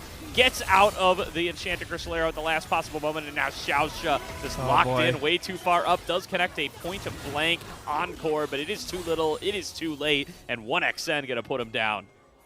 I have to say, like, good attempt. It is a really good look from Henna. If that had hit, the combo might have been enough. Like, 1xN has no cleanse, and there's no Mikhails at all yet, so it's a very confident, I'll say, scary start for 1xN. Oh, Grizzly gets another combo on a cross. They use 2 ultimates. 1xN trying to dance away, staying alive. Finally, Saber will get him with the 2-fold hex. It's a lot of resources blown, but they have successfully picked the Ezreal. That was a pretty bad caster curse too. I'm sorry, 1xN. My bad on that one. But really nice pick from Ultra Prime. It is good to see Grizzly linking up with Saber and Xiaoxia a little bit, finding some priority across the map. Kroko, the Q1 goes very wide, but this hot dog has a bite to it. Oh, wow, dashing forward. Kroko maybe going to get boiled here if he's not careful. Going to have to dash back over the wall, but now he's got multiple members trying to collapse onto him. Has plenty of mobility in his kit, but not enough to get away from Grizzly. Another Vault Breaker connects, shutdown gold to that Vi. We're having a bit of fun in this game. 1xN Arcane shifting forward pretty aggressively and getting caught by Grizzly there before. And now Kroko sending it incredibly aggressively, giving over that shutdown to Grizzly, but and they're still 2,500 gold up. It's Mountain Soul this game, and will make them very, very tanky. But I'm not sure if I want to, say that, oh, this is LNG making mistakes, or whether it's just they are kind of having fun a little bit and playing very aggressive, going for all these plays. This game has no impact on standings whatsoever, but I think that Ultra Prime have been, like, they've been given a couple of ins here, and we've found some synergy on this team so far, but this game, for me, it's... Oh, hold on. Over the wall. Yeah, Shen fighting a nice little combo there. Sheer just chucks an ultimate out to the side. No reason. No purpose. Not going to be able to find anything. Krako, good dodge with the call of the pack. Gets out of the Enchanted Crystal Arrow. Two-shot Barrage finds its way through onto 2. They're going to try for the engage onto Krako. He flashes back away. There is going to be the cease and desist found onto him, and he will be locked down. Sheer trying to fight up against 3 on the other side. He's going to get melted down. Missing is getting bursted out. Grizzly finishes that kill. It goes over to Saber, and 3 members of LNG just died for nothing, Gibetto. Yeah, Bulldog's just up here in top lane going, guys, can we relax? We've got 2 Drakes. We probably don't need to fight, you know, a minute before the third one. I'm pushing top. But LNG get punished for their mistakes again. Sheer way too far forward. Gets ulted over the wall by Liang Chen. And last game it was the Orianna I wasn't incredibly impressed with. This game it's kind of the Ashe Seraphine for me. I haven't really felt like it's found as much impact as we've seen it have. But this fight it does really well. Grizzly against the Glizzy finds the kill here, but the encore onto Saber in the back, Sheer in the back line, does a really good job of killing him, and then Missing and 1xN way too far forward after their jungler dies, so Missing gets picked off. But somehow we come out alive, Gordo, and LNG are still on the Drake, and no one from Ultra Prime is anywhere around. Yeah, Krako well equipped to be able to, you know, do some solo work on these objectives with We Are More. Has his little cocktail hot dogs there to be able to do a little work on to the objective with him. That will, of course, open up for the Rift Herald to start by Grizzly. Do they even get this? Clearly not, because he's bailed over the wall. He's well, out of there. TP. But now do 1xN and Missing want to tank it up. I don't know if either team knows who's taking this one. TP's being channeled, like you said. Might be a 5-on-5 for this objective. On Vision is Sheer. Liang Chen on Vision as well as he's getting chunked down. Enchanted Crystal Arrow connects, as does the Encore. They're looking for the one-shot onto Sheer. Repudiation, not enough. 5-man True Shot Barrage feels pretty good for 1xN, but having an extra member feels even better for Ultra Prime. Xiaoxia takes a big chunk from another Paddle Star, and the poke of LNG starting to be felt. Ultra Prime back away. Well, there's that combo I was talking about, finding some success from Ultra Prime, but it took so long for Sheer to die. He's caught off so far away on a ward, and if he was with his team at all, that wouldn't have worked.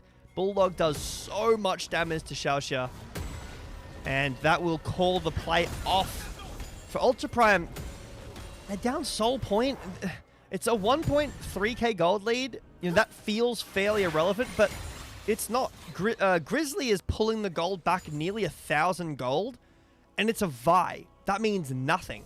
Neferi scales infinitely better than Vi does, and Vi doesn't scale as bad as she used to because of how important team fights are again, but it does, like, items on Vi, this is full build. She needs boots and maybe a GA, and that's max build that she's going to get. You don't need anything more than that.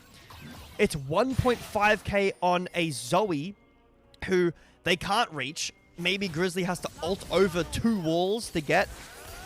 And, I mean, 1xN not only has this 500 gold lead, but is playing super well like we just see here. So just, it's only 1.2 on the screen, but it actually feels like a whole lot more in actuality.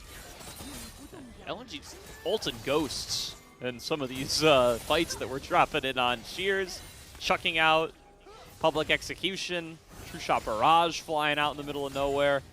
Little awkward, but still showing that he is willing to play up and aggressive into the Ashe, and he can do that on 2 items. The 2-item Ezreal, quite strong in the 1-versus-1 against the 2-item Ashe, especially if you are able to connect those abilities.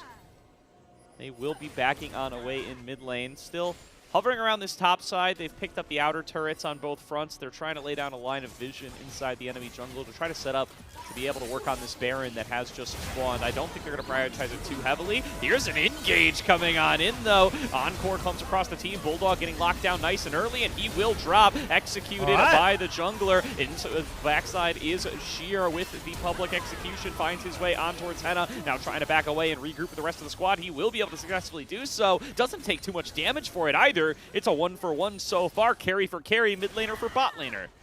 Grizzlies playing this game very well. Okay, this is not fair. As soon as I say his name, Gordo, they just sniff him out, and now he's dead. That's what having the dog on your team will do for you, although he's kind of winning out the one-on-one. He needs missing for the backup. Finally, Darkened Daggers will do the work, and 1xN going to take down a turret in mid lane. So somehow that 1-for-1 ends up a 2-for-1 with a inner turret to LNG. I mean, Bulldog goes over the wall. And this is the interaction I was talking about where Vi can follow Zoe back, but I was worried it was going to be too far. But with the Encore, Xiaoxia can actually follow with the damage, with CC, sorry. So it gets extended by Saber and then hits onto the 2 here, which is great. So Bulldog dies very quickly. Unfortunately for Ultra Prime, Henna gets clipped by the public execution and also dies. I'm shocked that from this angle here, Grizzly says, yeah, my blue. Yeah, that's a little nuts from Grizzly there.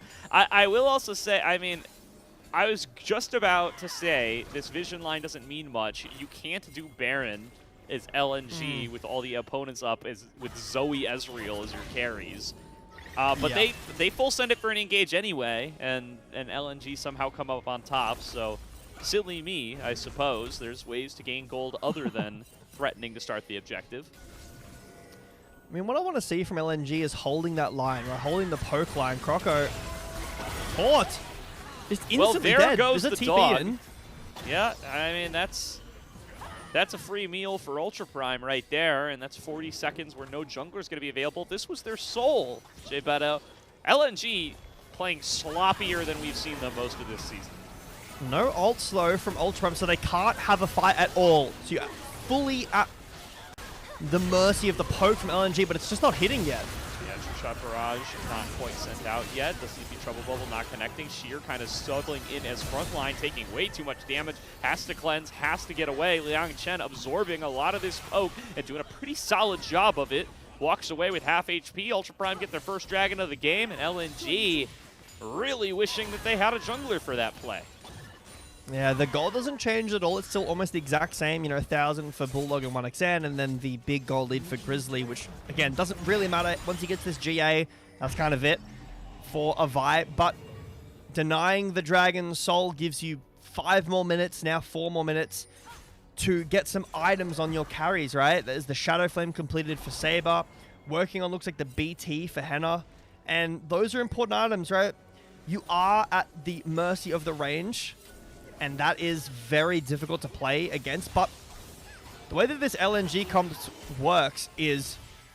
Oh, that did so much damage with the sleep true damage. But if LNG can keep this distance and do what we're seeing here, they win. But if Grizzly can continue to find these angles, Gordo, like he did onto Bulldog, like he did onto Croco, the LNG draft just doesn't have enough survivability to live through the damage in the CC. They know he's here somewhere. Yeah, they sniff him out, even without Neferi in the area. Missing. Going to find him on the scanner. Target acquired, but Saber is here as well, and Missing might be the one who gets punished for it. Enchanted Crystallero locks on to Bulldog, and now he's going to have trouble getting out. Saber gets a quick double kill, and now it belongs to Ultra Prime as they try to start on up the Baron.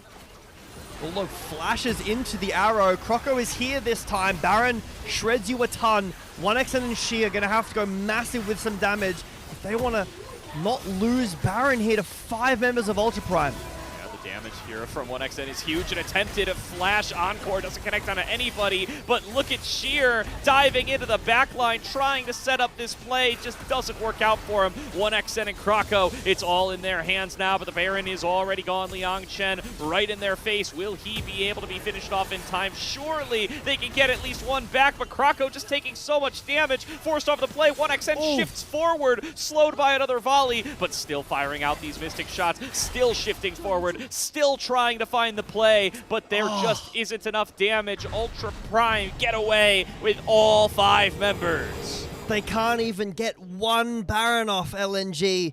I think what Sheer did looks really questionable, but I think the reason he goes in when he does is when the Encore goes on his backline, he has to send it to create like a front-to-back dive, right? And protect his team. I'll talk about that in a moment. Missing is just caught. Grizzly is playing so well. Fine. This is 3 in a row. Bulldog, don't look the flash. Bulldog. You can't be doing that, bro. I understand he doesn't want to flash into the mid lane because Liang Chen's there, but there is angles where you can flash away and still get to safety. We actually won't see the Baron take. I'm a little upset about that. But when Sheer goes in, it's because he's worried his backline is going to get caught. The Kroko and 1xN are going to get caught by the Encore. When they don't, it looks silly because he just goes in and dies. And if he hadn't have done that, they probably could have got some kills, maybe even have denied the Baron. Because as soon as Sheer's engage is gone, Ultra Prime just take out Kroko with the all-out over the wall. And Baron is now on 5 members. We're very grouped up in mid lane. Yeah, going to try to see if they can siege down this mid lane outer turret. LNG trying to soften them up with the poke, but yeah, the fact that they have lost the gold lead and the fact that Bulldog and 1xN have been the target of so many of these plays means that it's just not really affecting them. Liang Chen's so good in the front line with 2 tank items completed now. Ultra Prime with this Baron can very effectively siege. They managed to take down that outer turret. Ultra Prime now in control over the game. It is 45 seconds until this next dragon. It is another shot at Soul for LNG. You better believe they're going to show up to it. But the gold lead for Bulldog has completely evaporated. What was it, 1K, 1.5 at a time? Now Saber's up 200 gold. He's completely closed and eclipsed that gap in mid. And the poke is just not landing, Gordo. Like, Bulldog's paddle stars aren't landing. The Mystic shots from 1xN aren't landing either. And Grizzly, all he has to do is just walk forward. Someone's going to walk in. They have to. He's going to ult them. There's no real tank on this LNG squad. Sheer is the tankiest member you get. Maybe some shields from Missing can help that. But the Dragon's spawning, and LNG have no prior and no vision. Trying to get their way in through mid here. They did manage to push up that wave, but they don't really have any way to make sure that their poke connects. Bulldog's abilities just flying out into the middle of nobody here. There's Krako looking to be able to make the jump over the wall. He does have the vision, throws out his doggies, gets over, steals the Dragon's Soul, and Krako will give Mountain Soul to LNG. Now the fight bringing out on the other side. Encore lands across him. He will drop on down. It's 1 kill back over to Ultra Prime for that Soul. That was nearly completely illegal. I thought the Kroko was going to be able to get out there. And it's completely for free. Kroko dies, it doesn't mean anything. There's no Baron up. They probably can't threaten this top tier 2. Maybe they can with Sheer pushing down the bot. He does have TP to join, but what a smite steal from Kroko. Gives the Mountain Soul. Looks like with the members here, they probably will have to lose this tower unless both of these waves get absolutely one-shot.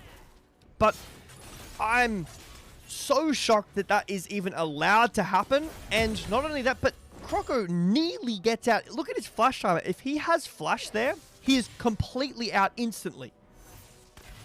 I mean, huge props to Krako, man. Not really having the resources to be able to keep him out here. It would have to be either one of the ultimates of Henna and Xiaoxia landing on him, or it'd have to be Liang Chen marking him over the wall. Neither of those conditions are met. So he jumps on over and he takes it. They probably just needed to play that slower and clear out the control ward. Didn't do so.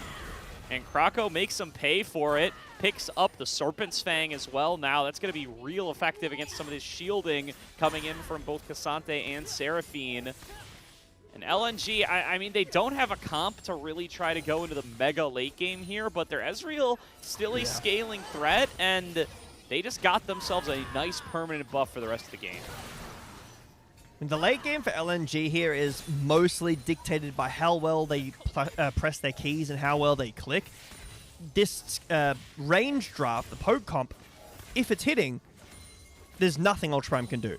Okay, Grizzly can send it on Bulldog, but even then, like, you can get Mikhail's by missing, and then Grizzly's just in there, and the ults. The ults is what can follow from Ultra Prime. Saber can too, but realistically, if Grizzly goes in, Mikhail's is on Bulldog, or he Zonya's is it as well, Grizzly is just in the fray, probably dead. So for LNG, they have to be hitting their skill shots. Grizzly, how does he keep finding these angles? Perfectly behind. Missing's just dead. If he walks in here. Oh, wow. Fishing around with the mantra cues. Doesn't actually spot them, but manages to have the self-control to not face check this time either way. Calling up Sheer now into the area. He and Liang Chen will see each other. Pings going on down, so both know where the flankers are coming from. Sheer still wants to be able to advance forward. They aren't going to pull the trigger onto him this time. Meanwhile, Croco and Saber duking it out on the top side. That will be between worlds blown by Saber. It's a big tool. I mean, Baron spawned. That means that Aurora can't follow Grizzly anymore. So Aurora, like, one of the biggest benefits to Aurora is the ult, being able to access the backline through your ult, or at least impact it with the ult, not by, you know, taking the wall, but, you know, you can do that too. But now that that's down, it is ticking up pretty quickly, but there's a window here where LNG can look for a fight, like, or at least go for their poke. But Ultra Prime out on the map first. Looks like Saber will be picking up the blue buff, and Bulldog has one of his own. I mean, Mountain Soul as well means that the all-in is slightly worse with the resistances and the shield. Bulldog finds a sleep, but won't be able to chase it. Croco tries to look, but that would be very risky if he went full. Yeah, that's some decent damage onto the vibe, but nothing that you're going to write home about. Yeah, like you said, Ultra Prime been a little bit ahead in tempo for most of the last few minutes. It's once again Sheer clearing out some of these side waves. Somebody on Ultra Prime going to have to do the same in the top side. And this game is kind of ground to a halt after Croco stole that Dragon Soul. Really makes Ultra Prime have to think twice about their engage angles. Just everybody's tankier, everybody's going to last longer on the opposing side. Might not be too bad of an idea for them to pick up a Serpent's Fang somewhere either, but they don't have as easy of a user as the Nefiri. But I mean, the shielding is just going to go crazy now between the Karma and the Mountain Soul. I mean, for LNG, this window here where nothing's happening is both good and bad. The good part is that 1xN has 4 items. Bulldog hopefully will be working on either a Void Staff or a Rabadon soon. Getting parts of that would be really nice. If he could finish it, that would be great. This is going to be spotted. Yeah, they do find that engage coming on through. Grizzly going to have to give up on it. Saber used his TP for that flank that will not end up manifesting, but in LNG, starting fight's not really their strong suit here. They are really hoping to connect some more of this poke, and Ultra Prime have done a good job of keeping themselves at relatively safe distance, where that's not exactly an option. Neither team really particularly interested in, you know, starting up this Baron in a 5 versus 5 situation. So we continue to find ourselves in these dances. Once again, looking for potential engage is Grizzly, dodged away from by Croco. Trouble Bubble comes out, doesn't find a mark. And this is the cycle that will continue until eventually one of them land. Well, Elder's spawning, so the fight will transition more towards the Elder, which is kind of easier to take in 2026 than Baron, which is crazy to say. But the bad news for LNG, I was talking about the good news for LNG, is that they can get these items online. The bad news is like you said, they do get outscaled because the team fighting is just better. The Rabadons is completed for Saber. He has 10 stacks Darkseal. Hannah has 4 items now as well, which is very strong for this Ashe. Has Pen for the Mountain Soul. So for LNG, if they can get one more item on Bulldog, that will be great. But this is kind of as strong as they get item-wise, like stats-wise. They need to be finding this poke. Elder has spawned, and LNG once again don't have any vision. They don't have any prio. Are we hoping for a Croco steal again over the wall? How do we get in? Croco's in. Krako's in there, maybe a little bit ahead of schedule. He's going to get chain CC'd. Is able to jump away with the call to pack. Saber takes some damage over the wall, missing already incredibly low. Krako going to jump back in as here comes Sheer on the flank. Gets some good poke damage on towards Saber and will immediately have to back away again. And this is a good position for LNG. Now they've got Ultra Prime funneled and they're landing poke from both fronts. Got the Dragon down to about half HP. Now they just need to try to focus on getting Grizzly out of here. Grizzly coming in on the other side. 1XN has to be careful. There's the public execution. Finds its way out of the backside. Diving forward is the side of Grizzly. Won't be able to find that play yet, and Krako's going to be able to execute onto Xiaosha. They're going to take down Liang Chen as well. Another shot lands to take out the mid laner. Grizzly's the last one standing. Couldn't find his mark on the backside. Sent into the Guardian Angel, and LNG finally, after biding their time for 35 minutes, take a 5-for-0 ace and end the series. Krako jumps into the pit, but every ult misses. Ultra Prime have way better engage, but it all goes under Krako, and he's in his immortality in W, his invulnerability. Then LNG just pick up the Herald, sorry, the Elder, and there's nothing that Ultra Prime can do. All their ults are done, and LNG will, in a bit more of a contentious way than we thought, Gordo, win the series 2-0. We got to see a replay of that last fight again, man. Sheer and Krako act as a meat grinder there. They launch themselves through the entire enemy team, dishing out so much damage.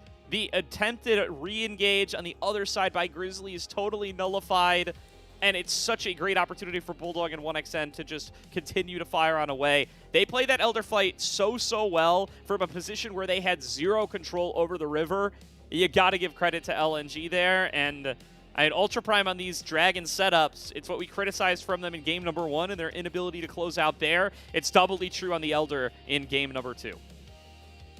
I can't believe that Krako has the bravery, courage to go over the wall like that when Elder is up. It's barely getting burnt down. He just jumps into the pit and dodges every ability and lives, and that is what wins the game. The fight is great from LNG. They, the snap in, Bulldog and 1XN maintain their range, but if Krako just goes in and gets hit by anything, he's CC chained, he's dead. The game is the other way, and we're talking about a game 3 right now. Ultra Prime won that game. They have Elder and Baron, and we're looking at a game 3 talking about LNG couldn't get it done, but Krako manages to get it. The fight looks good, and even though there was a bit of a contentious mid-game there as we transitioned to that Elder, where LNG couldn't quite find the poke landing all the time, and they looked a little bit...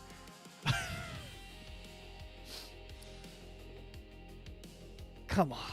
You don't got to do it to him like this, all right? I don't have advice, man. Don't bring up this graphic like I'm going to know what to say. Look towards the future with sparkling eyes, Look that way. That's the way the future is.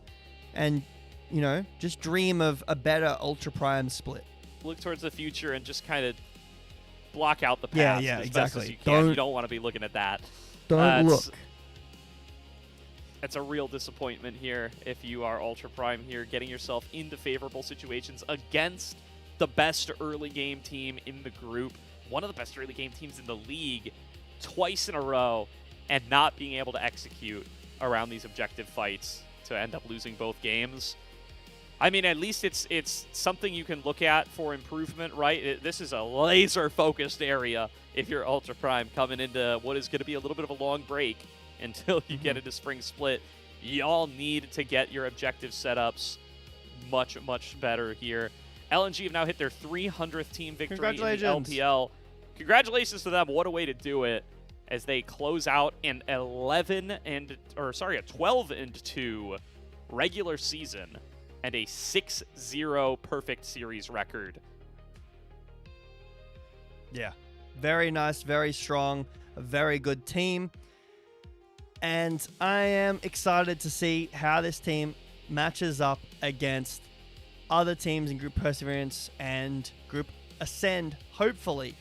300th win is 11th in the league. I'm surprised. I guess a lot of the older orgs are changed and gone now as well. And there you can see the updated score for LNG. 6-0, the only team in the entire LPL that managed to not lose a single series. Okay, they were in Group Nirvana. They definitely shouldn't have been in Group Nirvana, but we know that for sure, Gordo. I can't say that about any other group, especially Group Ascend, which we're going to next, because the Group Nirvana is the only group that has a very easy to point at number one, and that's LNG right here.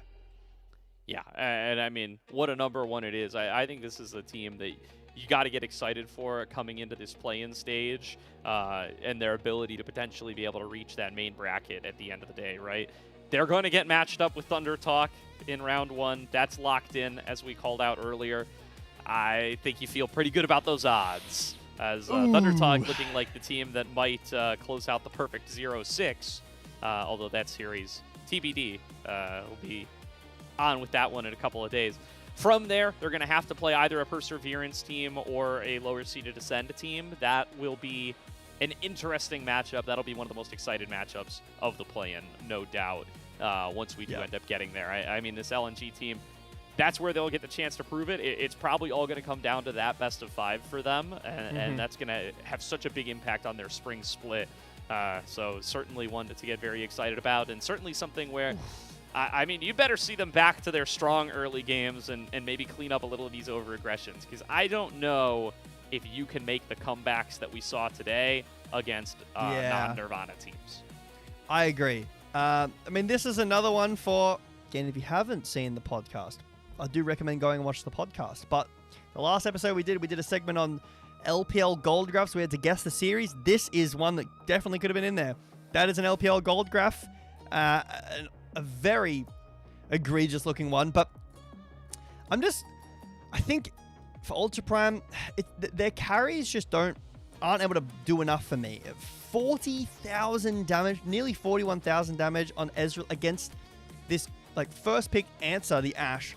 Like 16,000 damage in response is just not going to cut it in games like this, where you have pulled back the full lead. You have position around Elder. I think that's a thing for LNG is that when they didn't have priority on the map as a whole, when they were down tempo, they had no way into the Dragon. Croco jumped over the wall, stole one, and jumped over the wall and lived another. So I think it's very risky to say for LNG to do something like that in other games, but I think for Ultra Prime, they need to, in this offseason, obviously there's work to be done. You know, you don't want to finish bottom in Group Nirvana, but find, whether it's a comp thing or a team coordination thing, some way of making these team fights better to be able to allow your carries to do more. Yeah. And I mean, they definitely found angles for Croco to be carry there, but also for 1xN and Bulldog to have some highlight moments over the course of this series. I think that second game ends up getting a little messy there, and I think a lot of that comes down to Bulldog and 1xN not being able to find the scenarios to really make this poke comp be fully felt. But one team fight, one really good performance from Croco. Sheer, I think, showed up this series as well in a way that we haven't seen much from him. I think he's been, you know, kind of a quiet member along the side. Obviously, 1xN and Missing, one of the most lane-dominant duos we have in the league. In the bottom side, Croco and Bulldog, so good as a mid-jungle duo. Sheer kind of been left out to dry, but he had an incredibly dominant series and deserves some flowers for this one. I think you can get excited for all 5 of these players coming into the play-in stage. With that said, now in our post-match interview here, so we are going to send it off onto our second series of the night, Jay Beto. That'll do it for you and I, but IG versus JDG coming up next, so stay tuned. You're not going to want to miss it.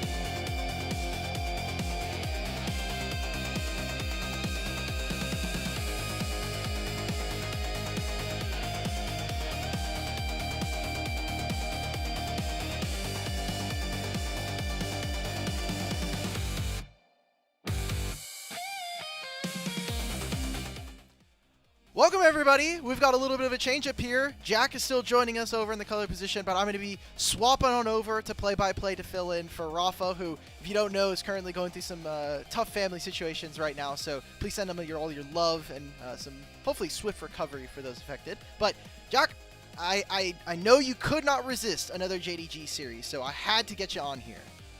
Yeah, I'm hoping that this isn't a curse, that like I show up for the JDG series. Again, I want to reiterate, I did promise, I don't know if they're in the chat right now, but I did promise Giant X Jun Lover that if JDG made it to a finals and I was on that finals of a game that gets them to an international, so that could be if any of the year, I would do my hair in spikes for that game.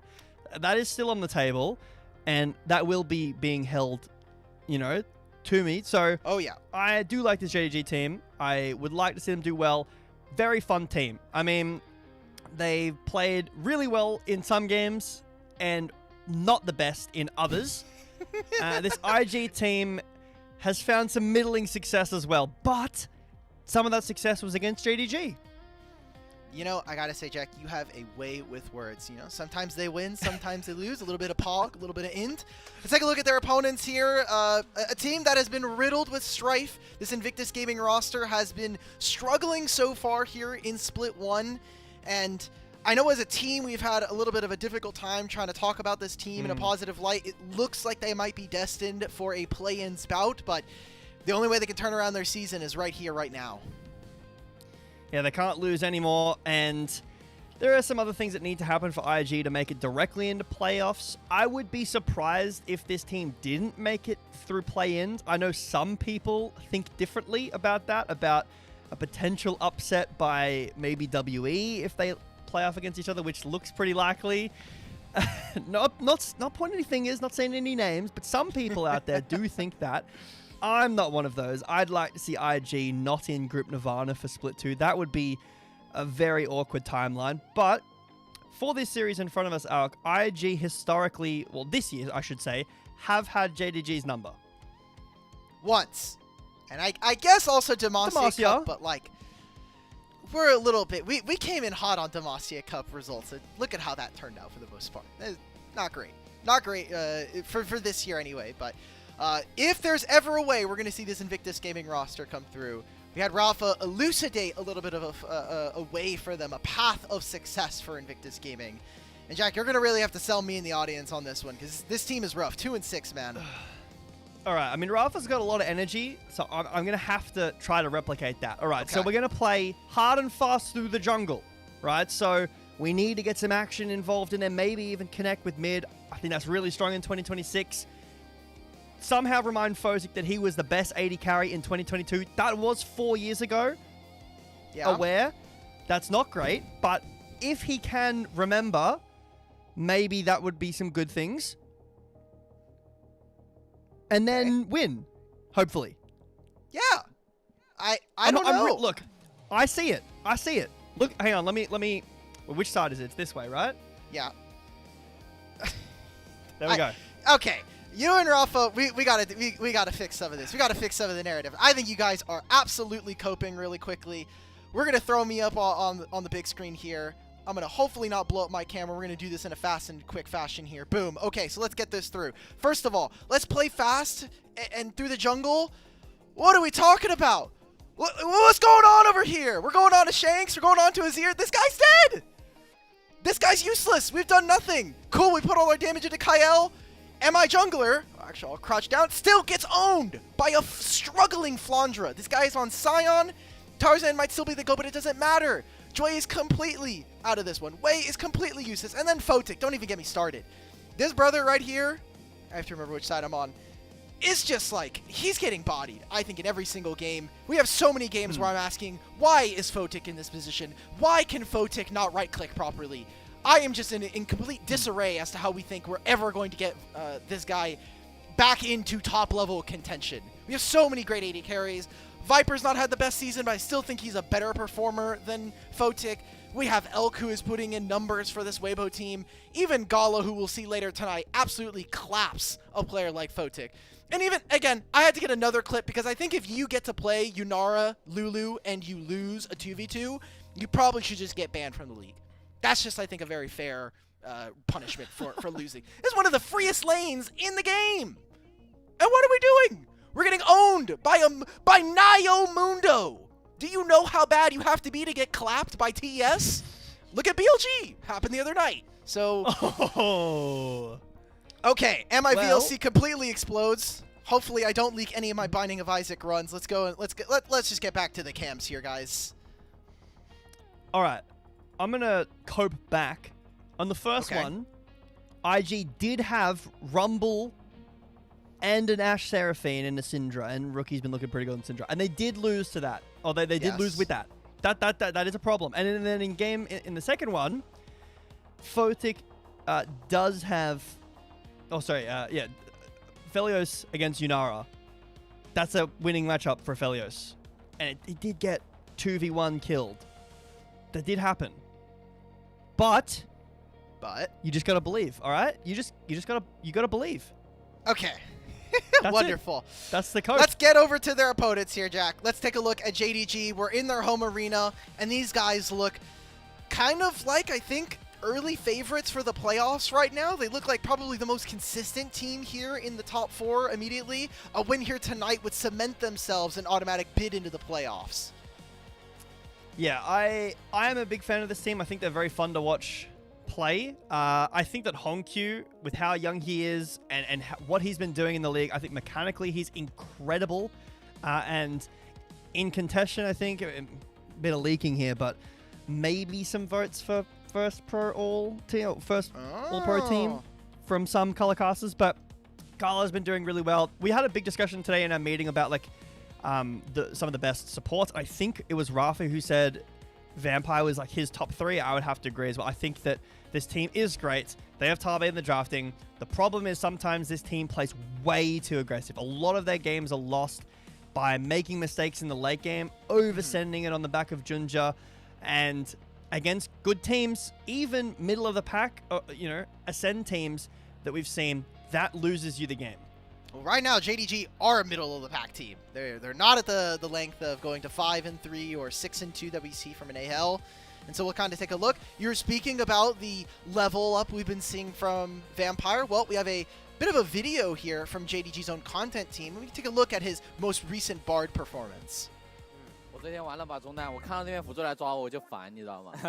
我也是的。我现在玩辅助，我现在必须去恶心对面中单。我看到对面辅助来恶心我，我就很烦。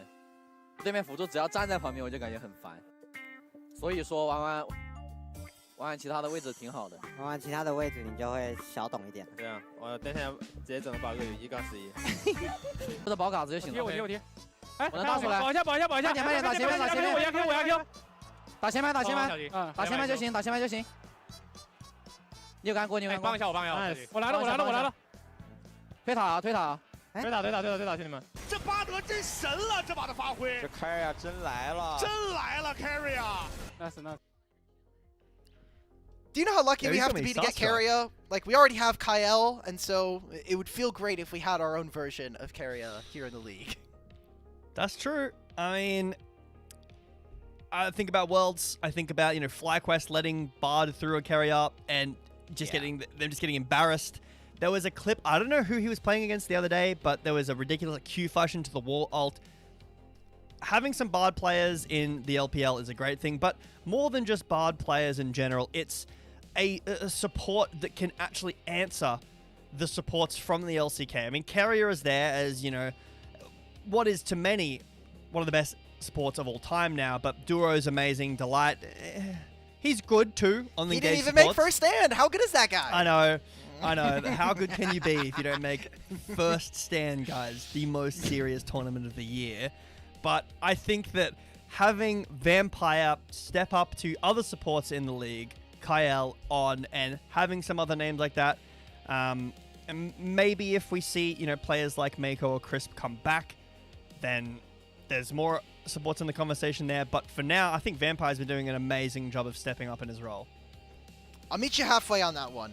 We do have a pretty good feeling that Invictus are going to have Mako return for Split 2.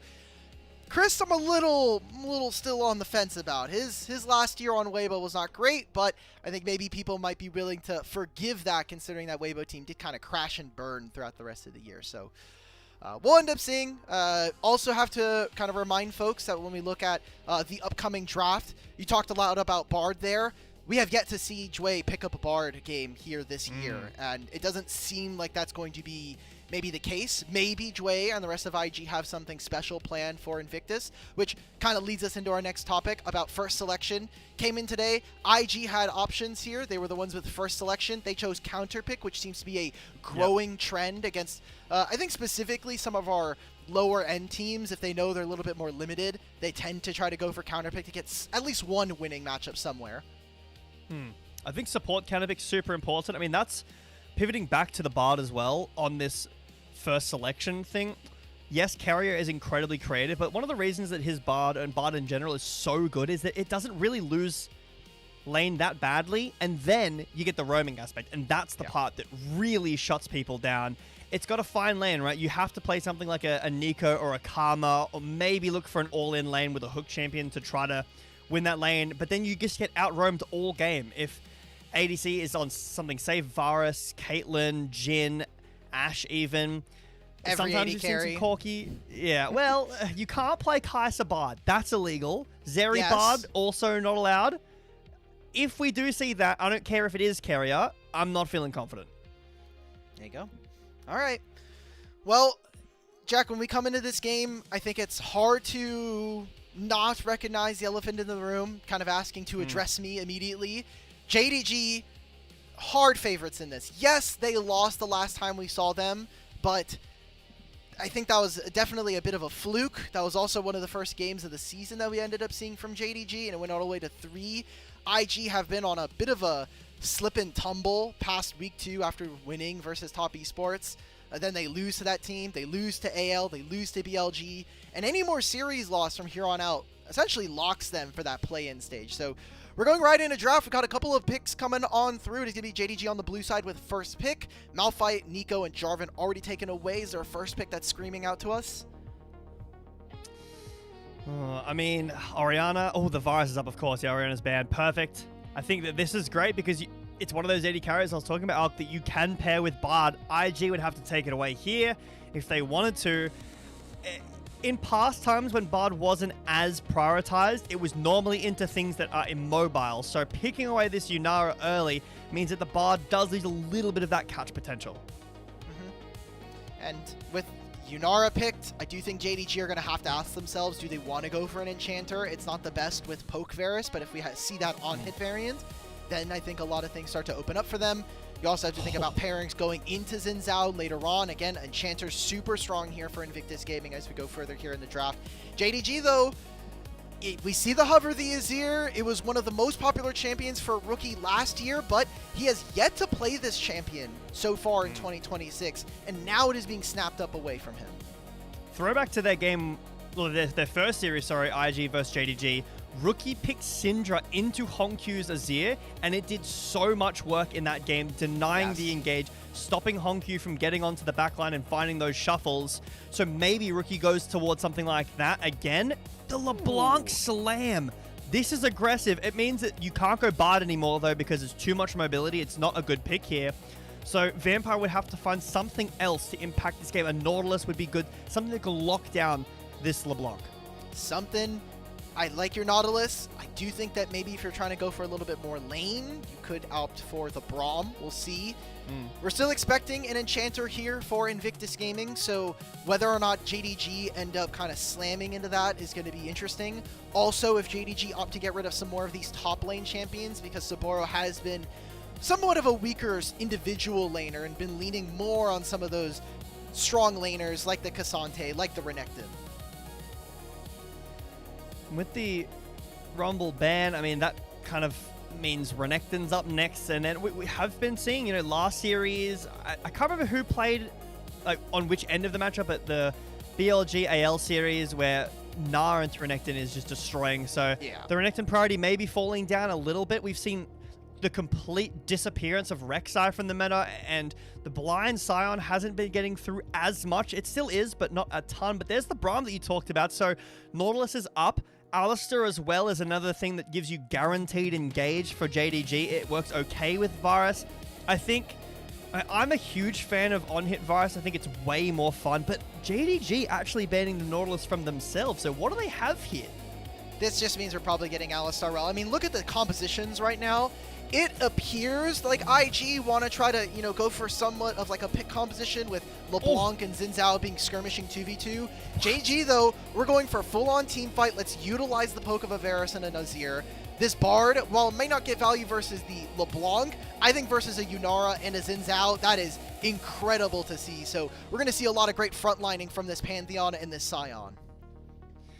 Yeah, the Alistar pick, the Rel has been like a really traditional, like a handshake trade, even though the Alistar does have a good hands up into that. But you just have no play into LeBlanc, but neither does the Bard really. So even though this, I love this draft from JDG. I love Vampire's confidence. It really speaks volumes to how confident this player is on Bard right now. It feels like the priority for Vampire is rising up a lot, but I'm worried, Alk, that the LeBlanc, that Rookie has no answer to him this game, that he will be able to do whatever he wants. I'll posit one answer. Pantheon W is unmissable. So if Rookie flies forward and Pantheon decides, you know, maybe I should stun this guy, that is, I think, the only way we see Rookie get dealt with. I like what we have here from IG. I think you have some really good lanes to be able to maybe answer early on. Gwen versus Scion can be good, although Scion with the Soul Furnace can actually match her in lane a little bit until the first items come through. LeBlanc versus Azir should be strong enough for Rookie. It's just we get into side lanes, and I think IG are going to need to be really, really cognizant about what matchups they're taking, because LeBlanc into Azir is fine, Gwen into Azir is fine. I don't really think you want to be playing some of these matchups into the LeBlanc, especially later on. So LeBlanc into Scion, nothing's happening over there. Them brothers, Scion is standing there, he's going to clear the wave in front of you and walk away into Fog of War. So yeah, we're going to get into game here soon, Jack. But we're talking about late game, we're looking at JDG. I need to see IG do something early. I mean, they have options, right? I mean, Alistar level 1 is not great, but Yunara can get the push. A roam with Xin Zhao and LeBlanc to impact this bot lane could be nice. And dragon stacking has been super important on this meta, on this patch. So depending on if it's a good soul, might be something that IG can look for. All right, well, gentlemen, folks, ladies, we are going on to the Rift for game number 1 between JDG and Invictus Gaming.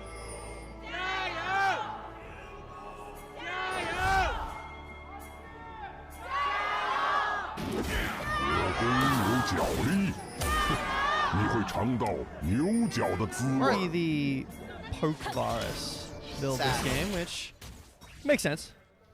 You're not a fan? We were saying it earlier. You and I both really like the on-hit variant. And I do like it. And it's almost kind of a meme at this point, because I feel like every caster is like, oh man, I really like on-hit Varus. And then we get in the game and it's just like, cool, it's not on-hit Varus. Photic already having to lose the cleanse, not great. So Vampire finding that level 1. We talked about this going to be a very difficult lane for IG to play, and already it's already becoming a bit of an issue here. Yeah, I think Yunara can find priority in some lanes, but Bard, Lethality Virus, probably not happening with the Comet early. Yeah, I think this is an okay game to go on hit. The only reason I think so is because I don't think you're really hitting LeBlanc with like stray Qs unless it's really through Fog of War. And having some of that tankiness from the on-hit build, you know, going a Wit's End or a Jackshow later on might be able to make you live through the burst, because there is a lot of burst from IG. They have consistent damage with the Gwen a little bit, but mostly from this Yunara. Rookie wants to look for one-shots, right? So if you're able to live through that with an on-hit build, might be good for Gala to go, but he wants the range, right? This is against the Gwen, against the Xin Zhao, who struggle with the range. Yet there is the Hollow Mist and the Crescent Guard to buy some time. This is something that Gen G did quite a lot in 2025, where they would play Gwen and Xin Zhao together. And the front line is, like, it does a lot of damage. It's not tanky, but it's so tough to get through because of the double invulnerability. Does mean that you have to play a very fine line. You need to know when you're allowed to take damage. I think an important skill for any tank player in any role. And requires a certain bar of execution. We've seen some other teams. I think we had a draft the other night where it was a Gwen topside, and they just had no front line, and they got completely evaporated in team fights. So we'll see whether or not both junglers have path down towards the bottom side, but we can see already IG with the solo lanes they have. I think there's a very real possibility that Wei just gets this bottom side scuttle, and we can already see that Junja has moved up to the top side. I wonder if after this top lane wave, Gwen moves over to maybe get a little bit frisky with the Pantheon, but isn't going to be able to do so, as I suspect that Xiaoshu is just holding the lane with this Scion. Wei will be... Oh, sorry, not spotted out. I thought there was going to be a ward there, but no ward for Vampire, so Wei will just simply sneak past and get a base. And I was talking with Gordo in our previous series about the red side value these days, like the, you know, the second Scuttle Crab, or I guess the third Scuttle Crab technically, giving level 6 to the jungler and having access to the dragons. I mean, IG have that, right? Giving or taking away level 6 from Pantheon is quite nice, as Gala takes pretty decent trade here for Photic at least. So IG finding some punch back in the trade. The lane isn't too unplayable right now, which is nice. Only about 100 gold lead for now, and generally speaking, most of the lanes are doing fine. This is going to be a great trade here for Rookie, not only forcing out the shifting sands, but Hongq, no teleport. Even with the home guards, he is more than likely to miss out on some of this wave.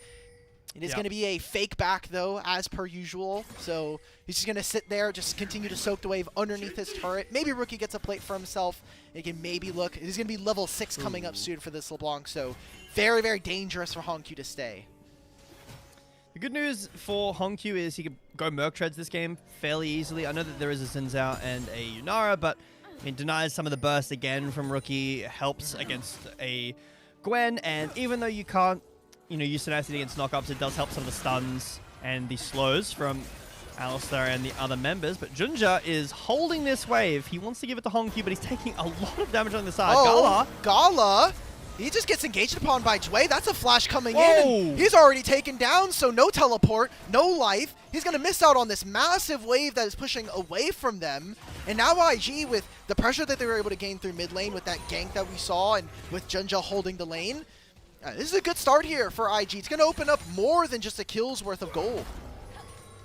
Step 2, Alk. Step 2. Remind Photic that he has been the best AD carry in the league at a time. Now, this is 6 minutes into game 1.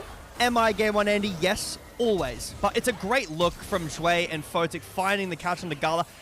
Photic does flash, so, you know, there is that down, but finding a kill like that in this lane, Alistar not the strongest laner, and Varus is a very strong laner. So taking down Gala, getting a gold lead for Photic is a really nice start for IG. Ooh, and look at this right here. Wei did his Gromp, got the got the 20 on his jungle stack. So this is, again, that third scuttle that we were talking about. Now has upgraded Smite even before he finishes this, and his bot lane is just now coming back from a recall. So this could turn into Dragon. It doesn't seem like IG are really that pressed to start up the Infernal Drake. Junja has moved top side, and Saburo does have Flash, so I think this might be a little bit of an over-chase. There's no Hollowed Mist now, so Junja and Xiaoshu are going to walk forward. Needlework comes out to give a little bit more healing with the 1,000 cuts passes. Saburo with the slow as well, just chunking everybody from JDG away. And just using that ultimate does keep him alive for now. Wei is on his kind of moving on over. Could say Wei's on his way. I didn't really want to do that. I need to find different solutions for saying someone is approaching. And I would use Layla, but we haven't really indoctrinated the rest of the English chat to understand that yet. So soon we will. We need to start, because that, I tell you, like, I don't, you know, understand Chinese, but sometimes when I happen to watch the Chinese cast of LPL, and the cast is saying Lila, with I just made me see red. You know, I was tearing it up. When you're talking about punching through drywall before we went live, that's exactly how I felt. It just makes me go. Careful, they're gonna think I'm some kind of like spicy boy. Look, there's no holes in this wall, okay? Not ones that weren't premeditated, like with a nail or something. So just wanna put that out there. Gotta clear my name at this point, but Talked about playing through jungle, even if it was a little bit memey. Wei does have a camp lead by getting that bot side scuttle, now stealing away the blue buff, and also was able to protect his respawn raptors here. So despite the items being a little bit closer, if Wei can keep up this pace, he is going to be finishing his smite rather soon. And we still have no play for objectives. I would imagine that playing for this would be to an advantage for Invictus Gaming, considering the scaling aspects of JDG's draft. Yeah, I'm surprised that, calling back a little bit to that top lane play, I'm surprised that even though Ginger went up top and it didn't work out, even if it had, I'm surprised Wei based and tried to cover the dive really, really late. I'm surprised that there was no dragon start with this, strong bot side with Rookie maybe threatening, because one of the biggest things about this lane is normally Azir is really good in the side lane, but not against a LeBlanc. When LeBlanc is walking through fog, that's her best time. Yeah. And there are kind of stages of it, right? Like Orianna, very bad at walking from lane to lane, very unsafe through fog. Azir is like halfway there. He's good against Orianna, but not as good as LeBlanc. When LeBlanc is walking through fog, walking from lane to lane, she's very scary. This is a very slow TP from Bard.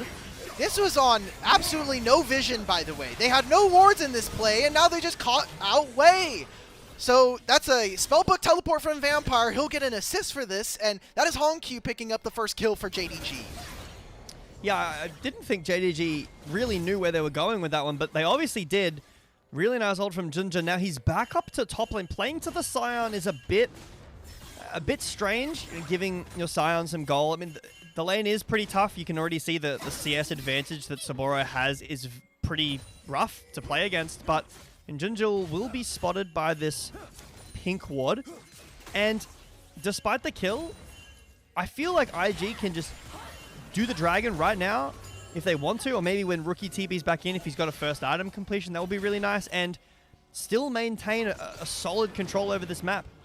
They're pushing in bottom lane, which is part of the steps. LeBlanc, like you mentioned, does have teleport and soon to be level 9. Hard for Vampire. I mean, nobody from JDG is in the area. They used a lot of those tools to pick out Wei earlier. So, IG, within the first 10 minutes of the game, they get first blood, they get all 3 of the grubs, plus they grab the first dragon. I would say this is a fairly successful early game for them. And while we've seen JDG try to make some moves around Saburo, I think that if you're able to, put Gwen behind, it makes Scion even more of a threat later on. But we're not really seeing that, and more plates going over to IG. They are very handily kind of winning this early game. Yeah, gold leads in almost every lane except for the mid lane. Early Drake is nice, the grubs are nice too, and Gala will whiff the Chains of Corruption. Nice try. I think Photic does still have Cleanse available, so even if that did hit, it was probably just a Force of the Cleanse. He does still have it available, so yeah, unfortunate for Gala, but IG, it is only 400 gold lead, it is only 1 dragon, it is only grubs, but they look really good right now. Control over bottom side is currently in favor of JDG, and it seems like we're going for a bit of a dive on the bottom lane. There are 4 members around this turret. I wish I could tell you what's going on my screen, but it is also probably okay, I'm doing some forbidden tech over here.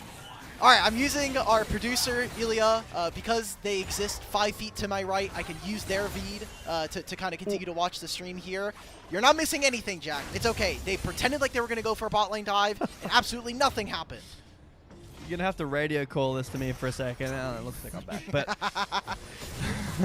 hopefully it's not too bad for everybody. But yeah, I think IG living through that, pretend dive, as you put it, is nice. I mean, keeping Photic at a decent position is good. And, I mean, for JDG, they do have great scaling, like you said. They have a pretty decent team fight as well. It is tough with Vampire on the Bard. Like, not because it's him. He's got the Bard pass for sure. But it is really tough into LeBlanc. It can be tough into Gwen. But, oh boy, this is chunking. Huya. We gotta add a couple more mice on the wheel, We need to run a lot more Viego ads if we want that, okay? So you better start enjoying some Revenant Viego coming on through.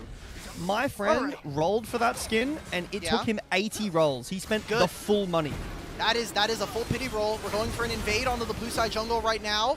Is a great Tempered Fate to buy time, but Jue's in the area. Wei has already picked up the first kill in this one. That's another knockup that's going to be happening to Jinja. So JDG trying to protect their own jungle, survive with their jungler with a flash, but that's a blue buff that's going to be stolen. That's a life from your support, and we have not activated any of the winning parts of this draft here for JDG. It feels like IG are kind of doing the exact prescription that we wanted for them. Play hard and fast through the jungle. Yeah, it's all coming together. I'm feeling it. It's 13 minutes into game one, and I'm a believer already. IG looking pretty good in this early game. Jokes aside, I think that outside of, you know, Honkyu doing well in this lane, every time we've checked in, there have been a couple of trades where Rookie's looked pretty good, but Honkyu has done a really good job of living and even pushing Rookie back. But everywhere else, IG look really strong in their lanes. They have winning lane in top, like hard winning now, because we're pretty close to this first item, or maybe we've even got it when we do get traded back to the full HUD. But IG have, you know, full path here to go towards this next Drake. The red side dragon, I mean, it is genuinely, before like this week, I haven't really been too convinced, but having access to the dragon, if that's how you're going to play the entire series, is really good. Observers, please give me back my HUD. I'm begging you. I've asked you to not do too many lower thirds and replays, but, you know, we can only ask for so much for Christmas. Jinja, you've got no flash, brother. I think you're just stuck in this pit. You're gone. JDG are trying to corral in the dragon pit, but under what pretenses? Honkyu with a huge Emperor's Divide pushes the rest of IG, but where's the damage? Gala sends out a piercing arrow. That's one that's going to be found. Gala gets snapped on by the rest of IG, and that's another kill going over to Invictus Gaming. I mean, a double kill for this Yunara. Photic is now incredibly fed, 3-0-2 with the Kraken Slayer finished. They may have lost some members, but that's a huge win in terms of the Summoner spell trade here, and now IG is going to continue to get paid. I don't even know how we ended up getting there. It is still 20 seconds until it's just a Scuttle Crab. We're just losing the game over a Scuttle Crab. Junja's like, I smite this and then go into the pit. And that's it. Vampire doesn't have ult. Like, look at his ult timer. It's up now. And he uses it instantly. It only hits one. This is a great shuffle. Honkyu finds a really nice shuffle, but there's not enough damage. There's no one there. If Sion was there, if Junja was maybe still alive, that looks way better. But IG are team fighting better against a team that I think have been one of the best team fighting teams we've had in the LPL so far. And now we're making a play on the opposite side, but I mean, this hollowed mist, the resistances you get, the needlework also with the healing, a great flash from Saboro will not save him. Vampire will pick up that kill, but a dragon now goes over to IG as they continue to snap away resources from the rest of the map. We need to see JDG slam this top turret, and Rookie is now even going to teleport to prevent even more plates from falling. So JDG are really nickel and diming IG, but I don't think Invictus Gaming really care at this point, especially with the lead that we're seeing grow in jungle, Wei with an almost 1,500 gold lead, and no ability for Jindong to contest this Herald. I think like Jinja with the ult, and Honkyu on the side lane, Vampire as well with the ult. It can be making a lot more catch potential plays. This is this is a TP. We are going in.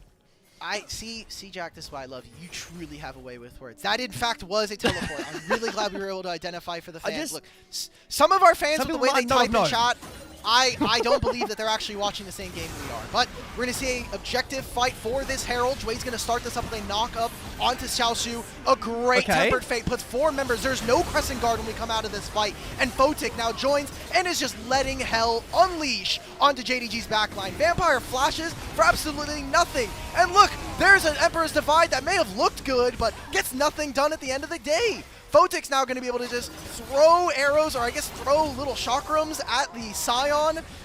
It's almost a full-on ace. It's a 4-for-2 in favor of IG.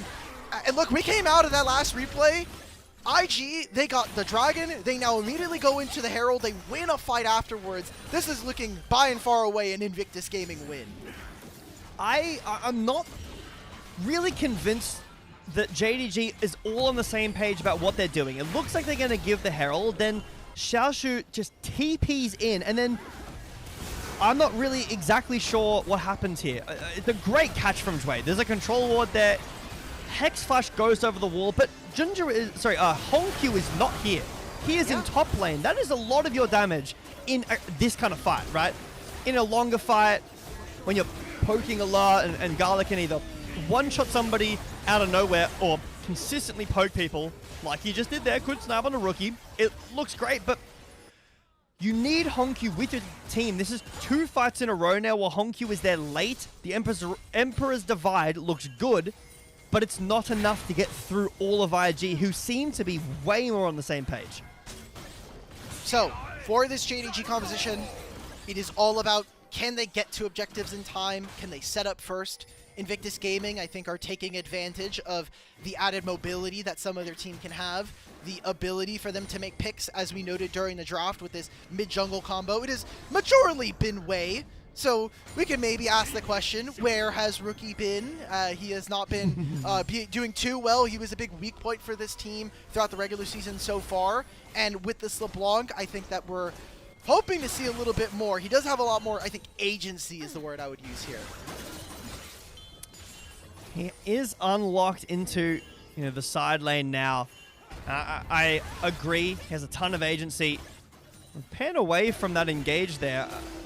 Didn't really see what happened, but looks like, you know what, Alk? I'm gonna say something. Go for it. When I first, listened to you, Carson, and you say like, "Oh, observers this," and I was like, "Oh, it can't be that bad." Sometimes it is that bad. Like there is a fight going on, and we just pan top lane to watch nothing. Beautiful. I mean, yeah, there's actually no notes. Wait, what are we looking for over here? The Rookie was on a flank. There's a Herald. Oh. Okay, and an Emperor's Divide that I think everybody is going to probably want back. So JDG lose out on a mid turret. They'll lose a little bit of gold while they try to get something on the opposite side. What exactly is this picture-in-picture? Is this how Vampire survives? This is what we didn't see. Oh. No, he dies. He dies. Oh, he dies. Okay. Well, yeah, so this is just called MMR balancing, right? So Vampire had a really great Bard game. He has to have a stinker. This is how we balance it out. Yeah, I mean, jokes aside, I don't really love the Bard. I was critical of it in the draft. I don't think it's that amazing this game. Like, Yunara can dash away and has flash. Now Rookie's got spell shield plus a bajillion mobility. Vampire's had great games on the Bard. It's a catch on his way. Okay, is there much going to be found here?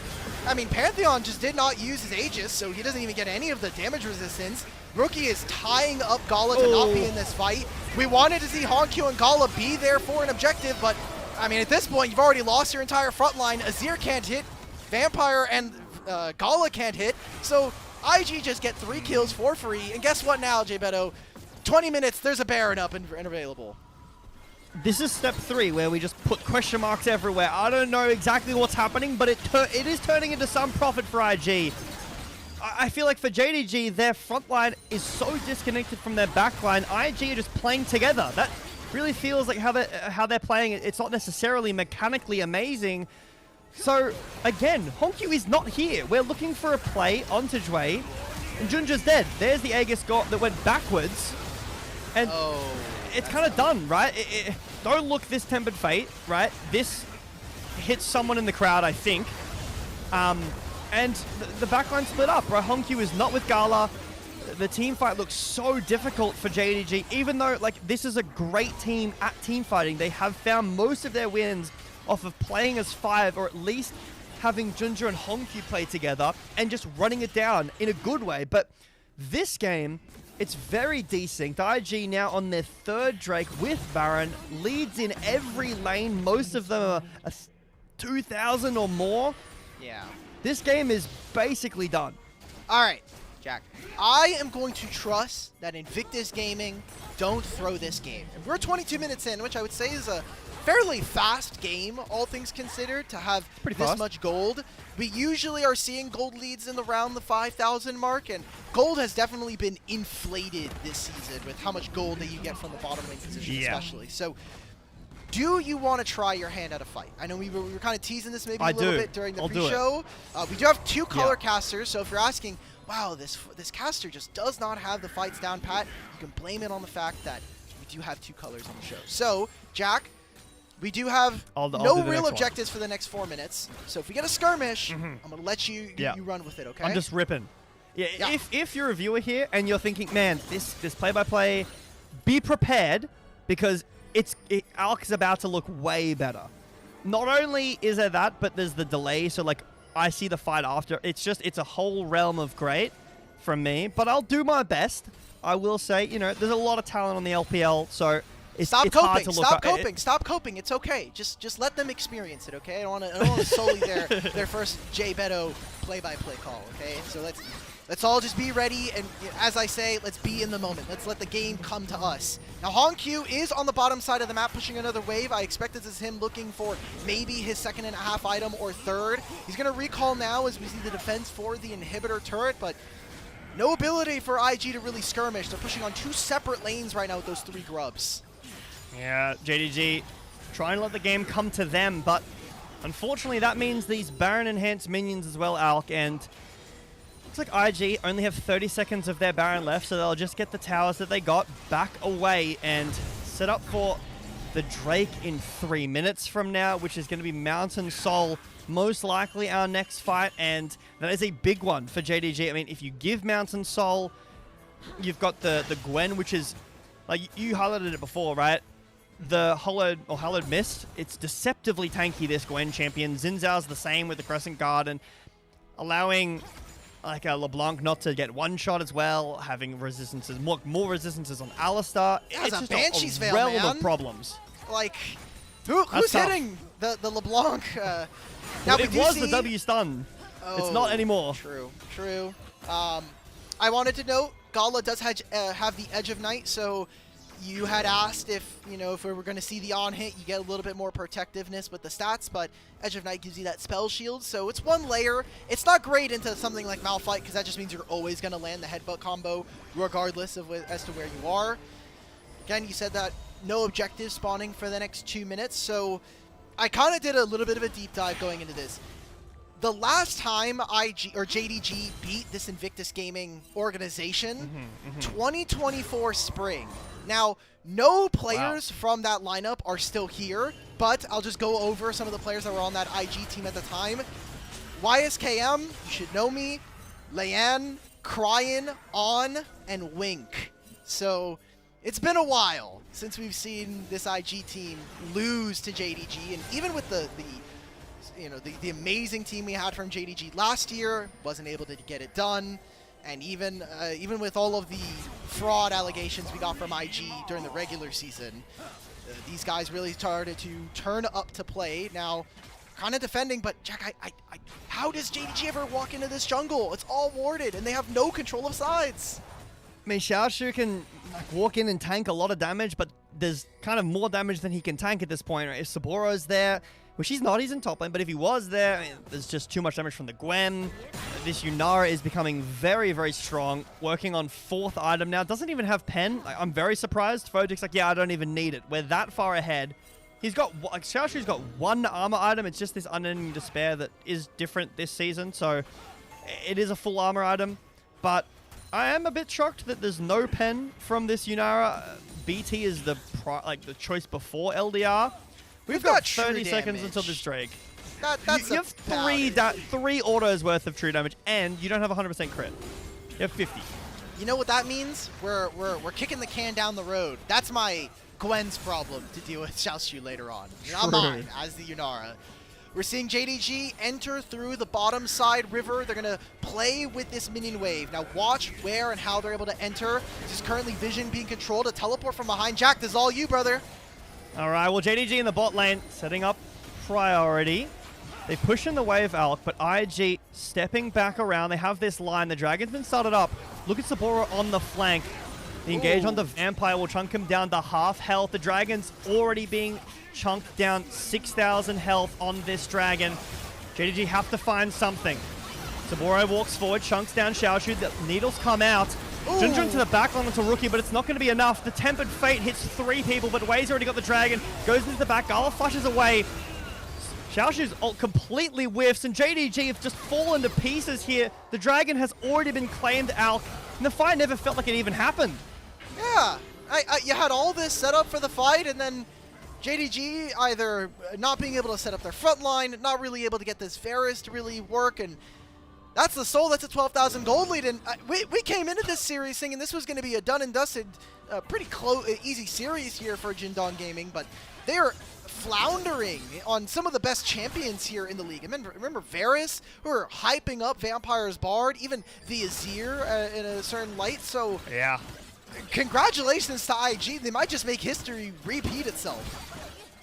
I don't really understand what's happening with this JDG team. I mean, they beat BLG back-to-back. The first time was 2-0. They beat AL as well. And now they're losing to the bottom team in the division twice. They've already lost to IG. Now they're losing game 1. There is still a potential of 2 more games, but this one is definitely done and dusted. Saburo won't even get caught. Yeah, His flash, he's fine. Oh, we invested so much, and thankfully for JDG, there are no real waves to play with. There's one arriving in top side as we see Jue start to lean towards his mid laner on the top lane. But aside from that, the lanes aren't really in a great spot. So these next 2.5 minutes are really going to dictate how much more IG are going to be ahead. It's 13,500 gold. It's really difficult to overstate how big of a lead this is for them. But somehow, some way, if JDG can stall, their only hope is that Elder in 4 minutes. That is a long 4 minutes. Our Chains of Corruption will hit Wei, and the WQ won't hit him at all. So that's a massive tool of burst down from Gala. And IG break open the first inhibitor. They're going to break open the second. They still got Baron for another 2 minutes. What are we looking for? We try to make an engage onto Photic and Jue, and I mean, the Tempered Fate, what's the point? You let Photic, nobody's hitting him. The Tempered Fate saves him, if anything, from Xiaoshu, and a huge Emperor's Divide does nothing but completely separate all of the front line from JDG from their life bars. IG are going to take a very dominant game number 1. 29.5 minutes is going to be the game time, and a 16,000 gold lead is going to be their objective. Oh boy. A dominant win from IG. That's a good way of summarizing how this JDG team has been. Oh boy. There was times I thought there was a weekend. JDG might be the best team in this league after their performances against both AL and BLG. And now, I mean, they still need one win to get to playoffs, right? To guarantee themselves in the playoffs. That might still not happen. I mean, IG 2-6 finding this really dominant win against JDG. And in the past, I've said this IG team really needs Rookie to come alive and pop off and before the game looks good. But Rookie was pretty quiet this game. It felt like Photic. I know that we're laughing and joking about the plan, but he really did step up. Photic was good. I gotta say, every time when we look at IG, I think a lot of the big problem points come from this jungle support duo. This game, it felt like Jue and Wei could do no wrong in terms of what they could do. We saw early invades. While there wasn't an immediate prioritization of the objectives, I think just the line of events that happened.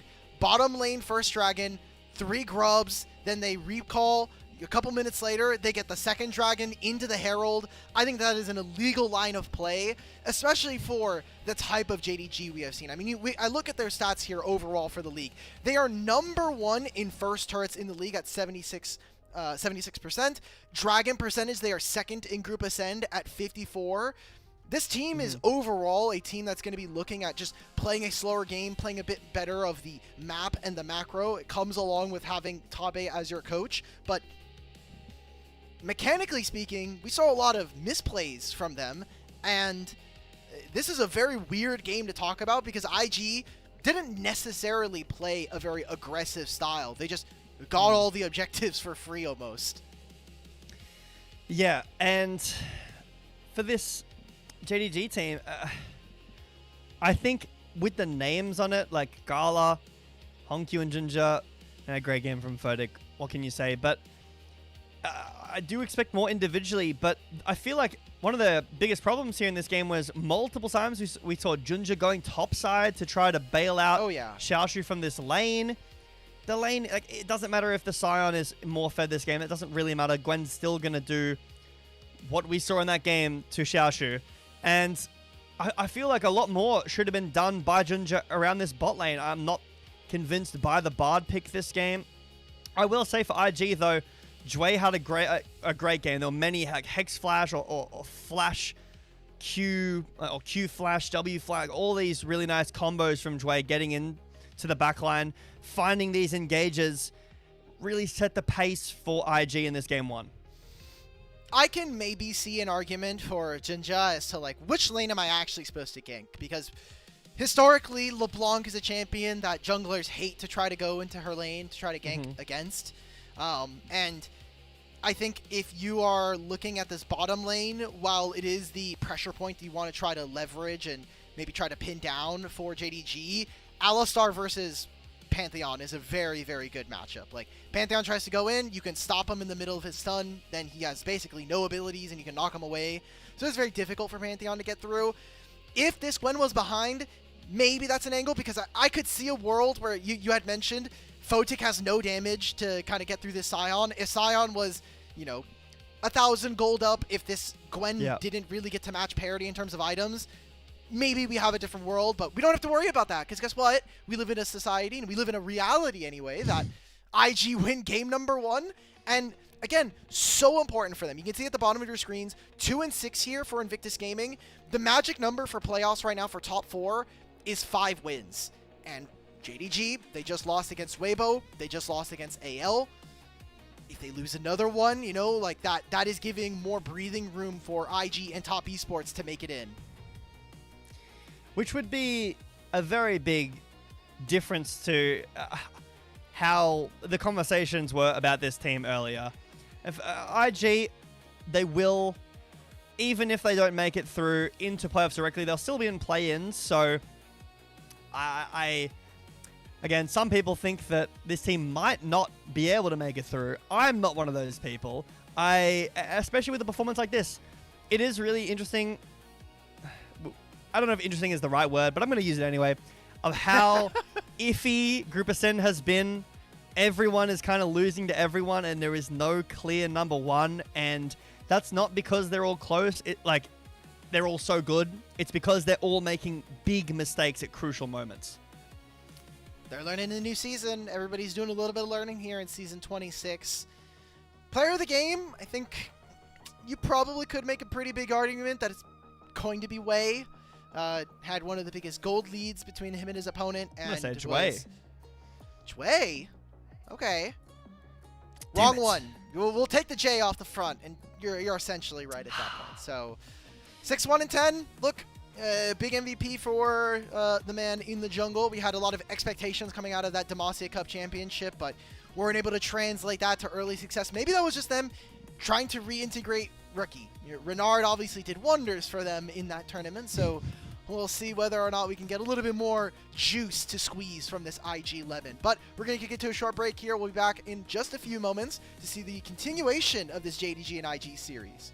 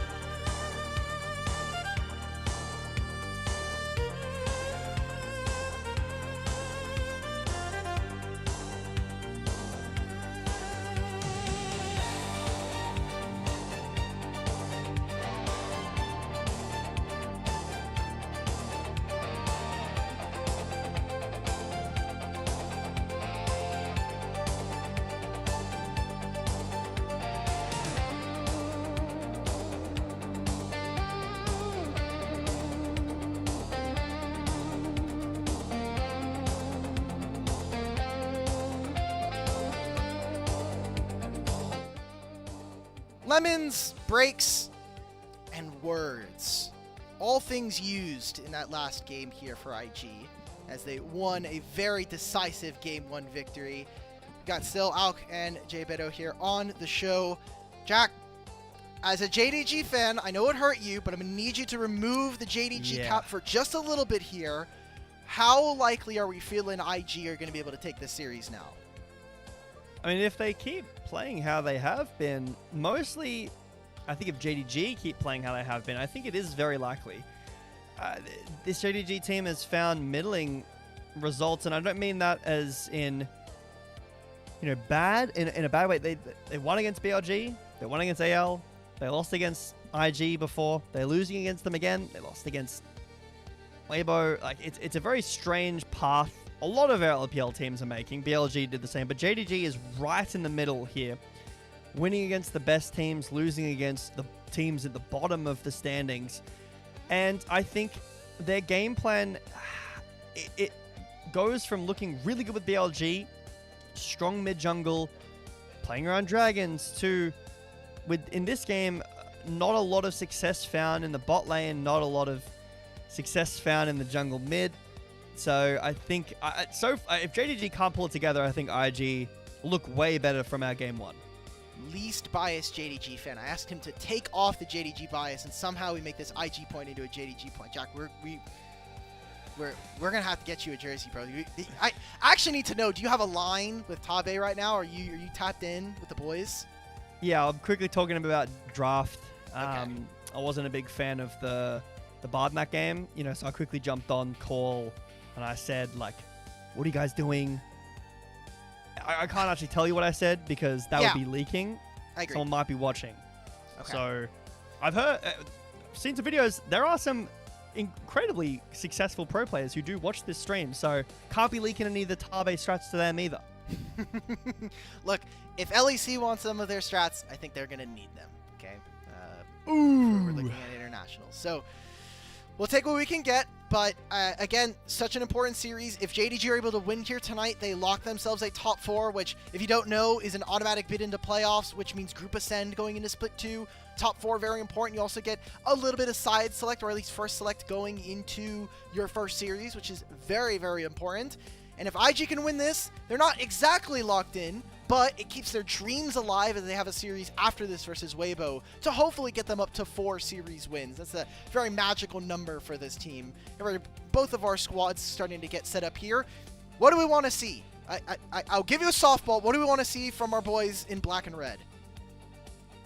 Something synergistic from mid-jungle. I think Azir is a really strange pick in the meta because a lot of the bruiser junglers, like Vi Azir, it's okay. It's okay. Pantheon Azir, it's okay. Jarvan is, it's okay. But, like, it's not an Orianna. Like, the thing about Orianna is, yes, you lose the side lane. Yes, you get outscaled. But you have so much more synergy with so many more things. So, for this game, there's still a bunch of, you know, Wukong looks great in the meta right now. And for Honkyu's pool, I think that there are things that he can pull out. Some of these mages, Talia Vi would be really nice. A Nocturne with an Aurora could be really nice, or even a Jarvan with that could look really nice too. Something that's going to allow Ginger and Honky to play together, play to their own beat. I think this is the series record that I was noting for JDG versus IG. 0-1. Yeah, 0-1. Yeah, that makes sense. That is every single play. That was all of last year's results, basically, from Split 2 placements onwards. Ouch. So glad that fan was kind of in line. Again, look, they're watching the broadcast. They're taking our points. That fan sign definitely didn't exist before Game 1. So, it looks like we're about to head into draft. I can see that draft pan immediately. It seems like we're in the same sides here. JDG on blue side and with first pick. IG on red with counter. So, you wanted to see some synergistic picks from mid-jungle. There's still a lot left open. We are no longer getting the Rumble ban. It seems like that's going to be the priority for South Chu. Rumble Wukong is a massive strong combo here. Massively strong combo, sorry. I would love to see that. There isn't really a ton into the Rumble, like Ambessa, whatever. I know you really hate the Ambessa jungle. Not a big fan of that we started seeing in Demacia. I liked it when it was with Orianna, but not a huge fan of it outside of that combo. I loved how fast that combo was, but I think Leona looks good for IG here on 3. For JDG, Vitalia, I think it's really good. Synergistic mid duo, could go RE2 with a strong side top side as well, that you can have roam down and make some really good team fights. I think this is a really good start for JDG if they do go something like that in the mid lane. We'll have to see what the answer is. Also, top lane right now is in a really interesting spot. We're talking about potential counters. There is no Alistar in the game, so Rel becomes really strong, and you think about that force multiplier alongside a Misfortune. That could be really dangerous for JDG to deal with. They're going to hide their mid pick, maybe trying to get a little bit more information out from Invictus Gaming's draft. We are expecting, again, that Rel to come on through, but I think Cassante is a perfectly reasonable answer into Rumble. Another thing that is strong with the Alistar ban, like you mentioned, is the Sivir, right? Something that you have to either pick with the Alistar or ban the Alistar away. The matchup is just so strong for the Alistar. I think, like, going support here would be nice, but you've got Rel, Leona, Rakan isn't too bad. The Nocturne having some global potential on IG's side this time, but what is going to be the pairing? I mean, Nocturne MF, it does create some confusion in the fight to allow bullet time to maybe get full channeled, but you're going to need something to pair with this this Nocturne in the mid lane. Orianna's banned, so Aurora an option, but I'm not sure here for IG. You could go for tanks. I know we've seen the Swain one time from Rookie. It'll obviously depend on the mid matchup. I think Talia is a little too short-ranged, even if she does have the globals to be able to match with this champion. So we'll see what IG are going to go for. Immediately we go into the second ban phase, and we're seeing an Enchanter in the Lulu taken away. A very strong pairing with the Sivir, as we have seen throughout the series, or throughout the season. But there is, I think, a lot of engaged supports that are now able to be played. A lot more of these control mages, especially with a champion like Bard no longer in the game. Akali ban. This Silas is an option, I guess, for HomeQ, but with the Akali ban, normally something you played into the Akali. I would say Ahri is what JDG are looking towards. They need something that pairs with the Vi that allows the combo to be a bit better. Pair with the Wukong as well to have CC, because that's your team fight right now. You've got late game damage with the Sivir. The AoE bouncing autos is great. But for IG's side, anything that helps this MF full cast her ult, if it's like a Rel or a Leona, looks really nice. If they want to go towards something like the Swain that you talked about, that has a bit more of a brawly team fight that can actually live through, it will be the Rakan. Okay, so now Nautilus is really strong here. I think it's just Nautilus. Nautilus, I think Leona might give you better odds here in this game, especially for the lane. But we'll have to see what Vampire's going to opt for. Also means that Rookie will get counter pick, which has been a bit in the air as to whether or not we've really gotten a great performance from him, especially in that last game with the LeBlanc into Azir. Didn't really feel like we got to feel Rookie's impact in the game. There's that Nautilus, so incredibly strong team fighting yet again from JDG. You get to cheat minion waves with this Sivir, but we're still yet to see kind of JDG pull it all together here in this series. Sorry, hold on. I've just got to. Yep. Yeah, Ahri. Ahri? No, not Rise. Ahri. Shibal. All right. We're going with the Rise. It's going to be countered by the Anivia. This has been rising in priority. I think Nemesis played this matchup. I don't know how I feel about it, right? From what I watched from that game, I haven't seen a ton of this matchup, but the Anivia outranges, yes, but the Rise just kind of stands there and hits the Anivia and the wave and wins. And I know you're playing more for the late game for this Anivia, but for IG's team, I feel like maybe, is Cassiopeia not good here? Nautilus? I know that it's really hard. Cassiopeia really versus hard. Vi, Nautilus and Rumble, that sounds very miserable to play. You get hit by one skill shot and you're done. Nord is hard against an Anivia. You just wall it off, and maybe the Vi is there too. So I do see it, but I just wasn't convinced by this matchup. These guys are a little bit better than our LEC representatives from Los Ratones, so I will be taking a little bit more stock into these guys' play of these picks, but I think that JDG have the tools here. I think that if this is, again, they want to win, like, this is the perfect draft for it. This just in, folks, our own color caster, Jay Beto, has said that Caps versus Nemesis has no hands in comparison to a Honky versus Rookie matchup. As we're getting ready for here, Rise versus Anivia. We'll have to see whether or not they can end up delivering in the same way that an LEC versus can, but we're getting ready for game number 2. Playoff dreams alive here for Invictus Gaming if they can win this game. And with the scaling draft yet again here for JDG, it's all about can they hold out. And this time around, can they actually execute? We're heading into game 2, folks.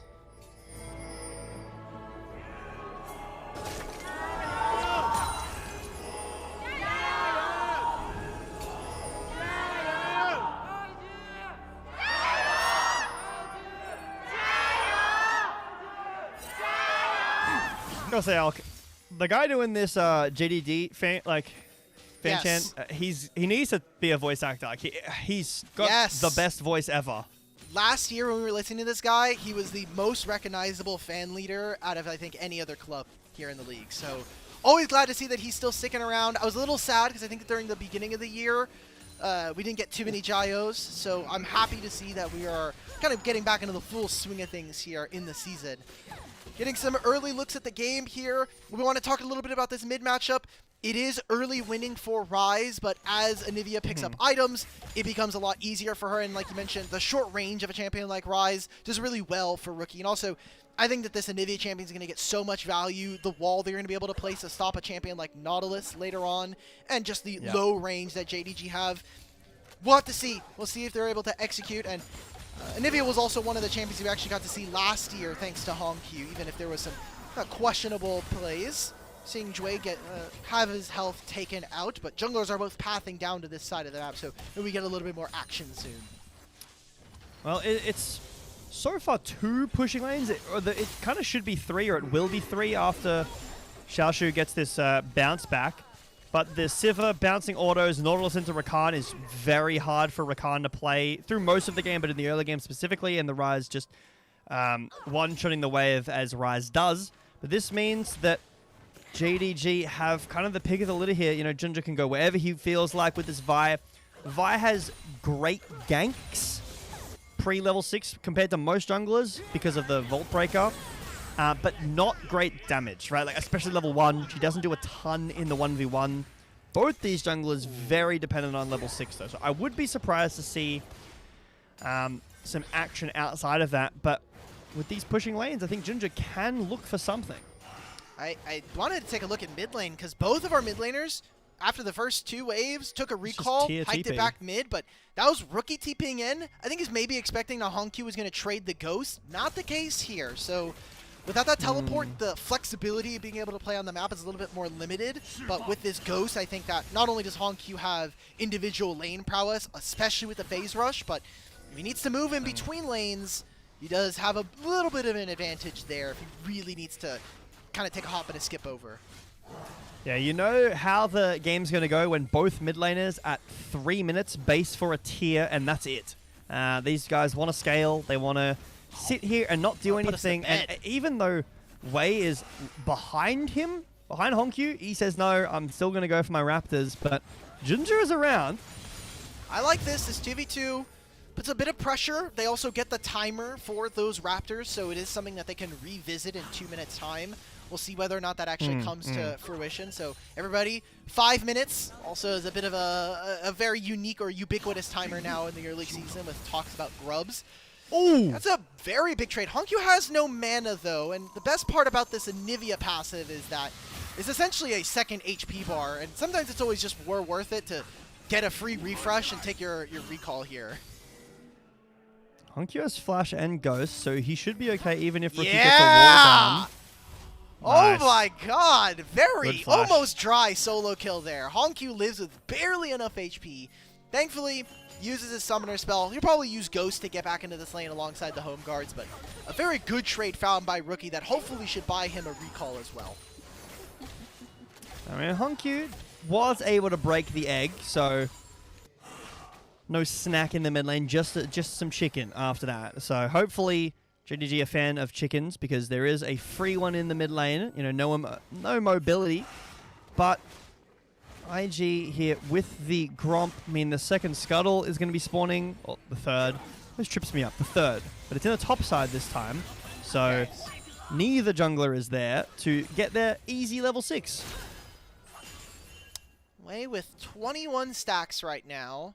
He's looking to maybe look for Dragon. When they changed Dragon auto attacks to be spells, that was a pretty big change we saw a couple of years ago.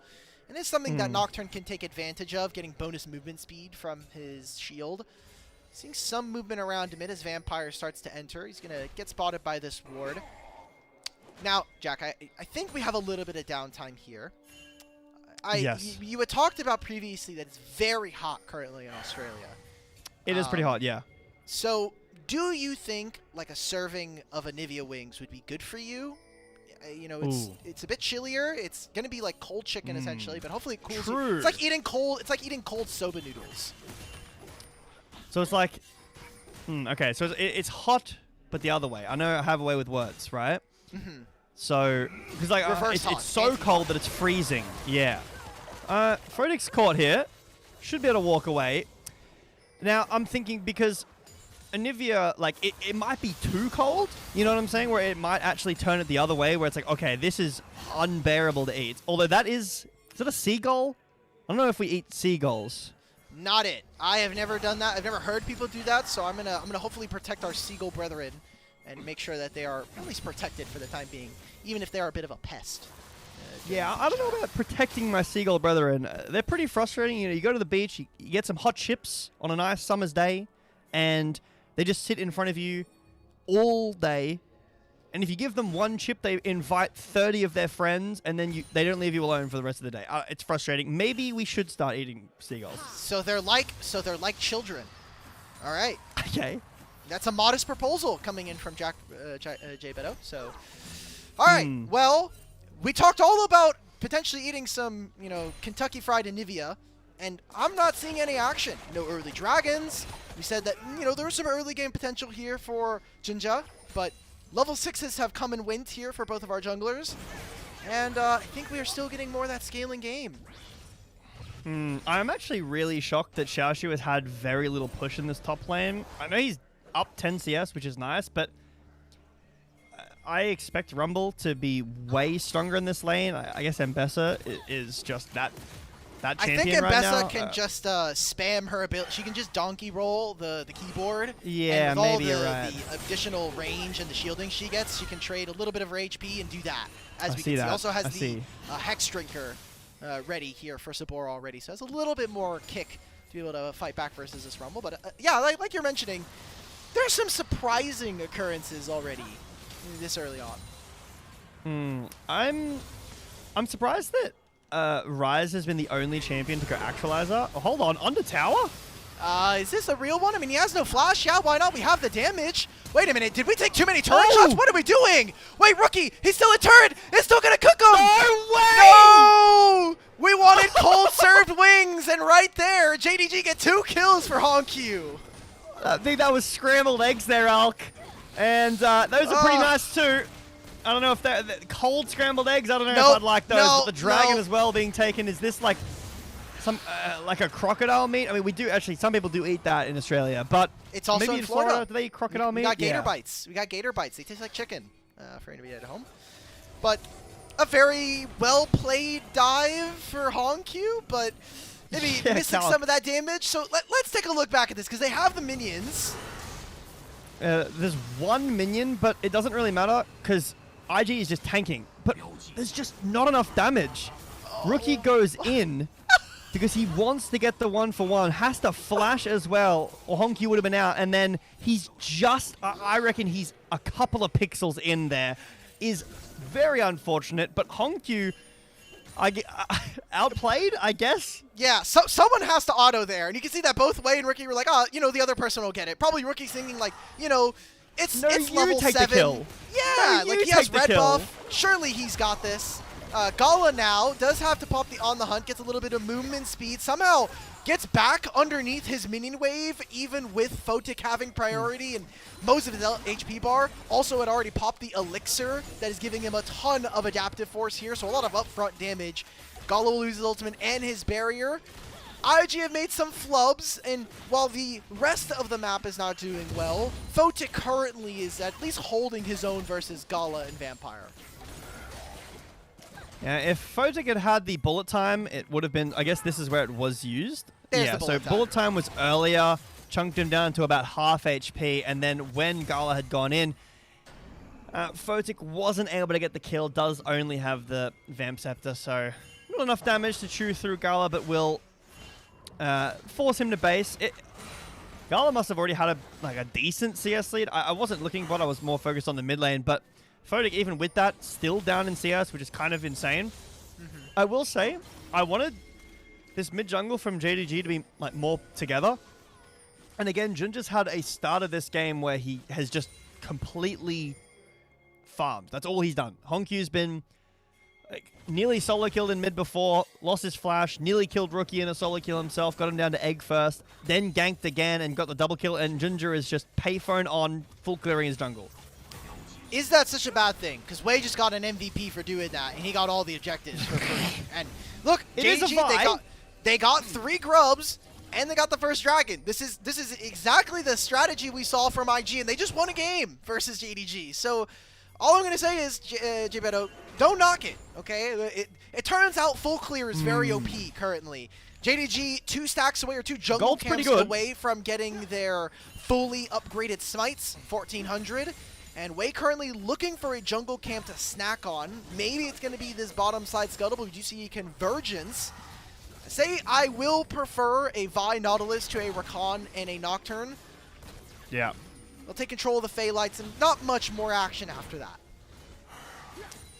Well, the KFA is TPing back into the mid lane, and Junja does have that full upgraded smite like you talked about, but Wei won't be too far behind. It'll be way before the dragon spawns that Wei has the upgraded full smite. I think it's interesting, the upgraded smites, like the 1000 true damage and now the 1400 true damage. I guess trying to stop steals happening as much, but it still happens just as much.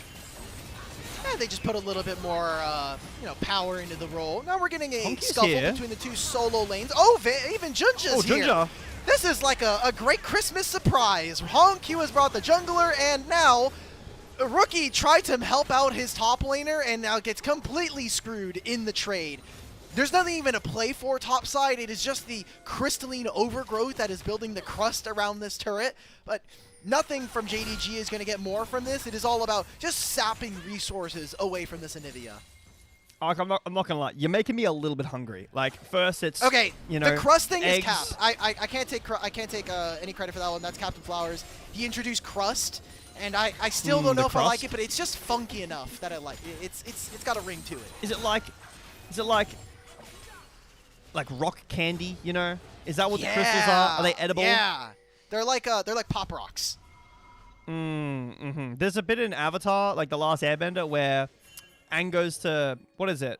What's the earthbending place? I can't remember the place name. Omashu? Omashu, that's the place. Omashu, okay. And his friend Boomy is using the growing crystals. They're rock candy. That's what I was thinking about. Sure, we can use that. For everybody who hasn't watched Avatar: The Last Airbender, that's your fault, okay? We even had a whole secret layer event in Magic the Gathering. There's so much cross-promotional I played that. Here. I got some cards with my friends. That was a good event. But, I mean, Dragon spawned. I want to talk about that top play quickly before.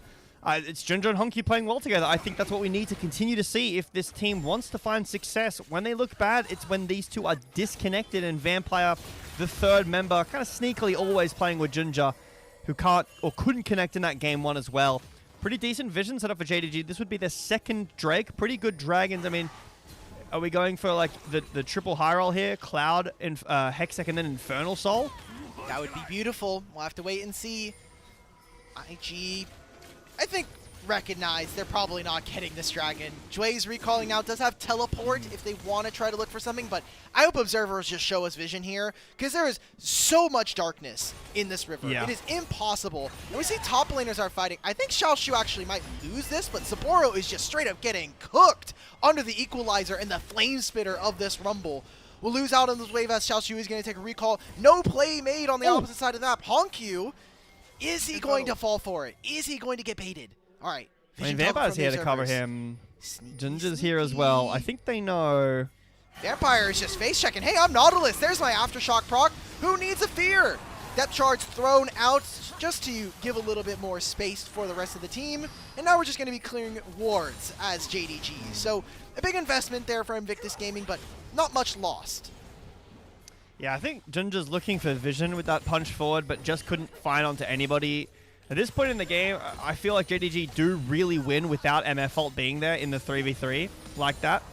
But unfortunately for JDG, Junja can't find the ult after Vampire used his, but it is Infernal Soul, so we got some pretty high roll Drakes here. You're going to go a little bit of movement speed, a little bit of ability haste, and some attack speed, and that is heartbreaking. Oh! Whoa, whoa, whoa!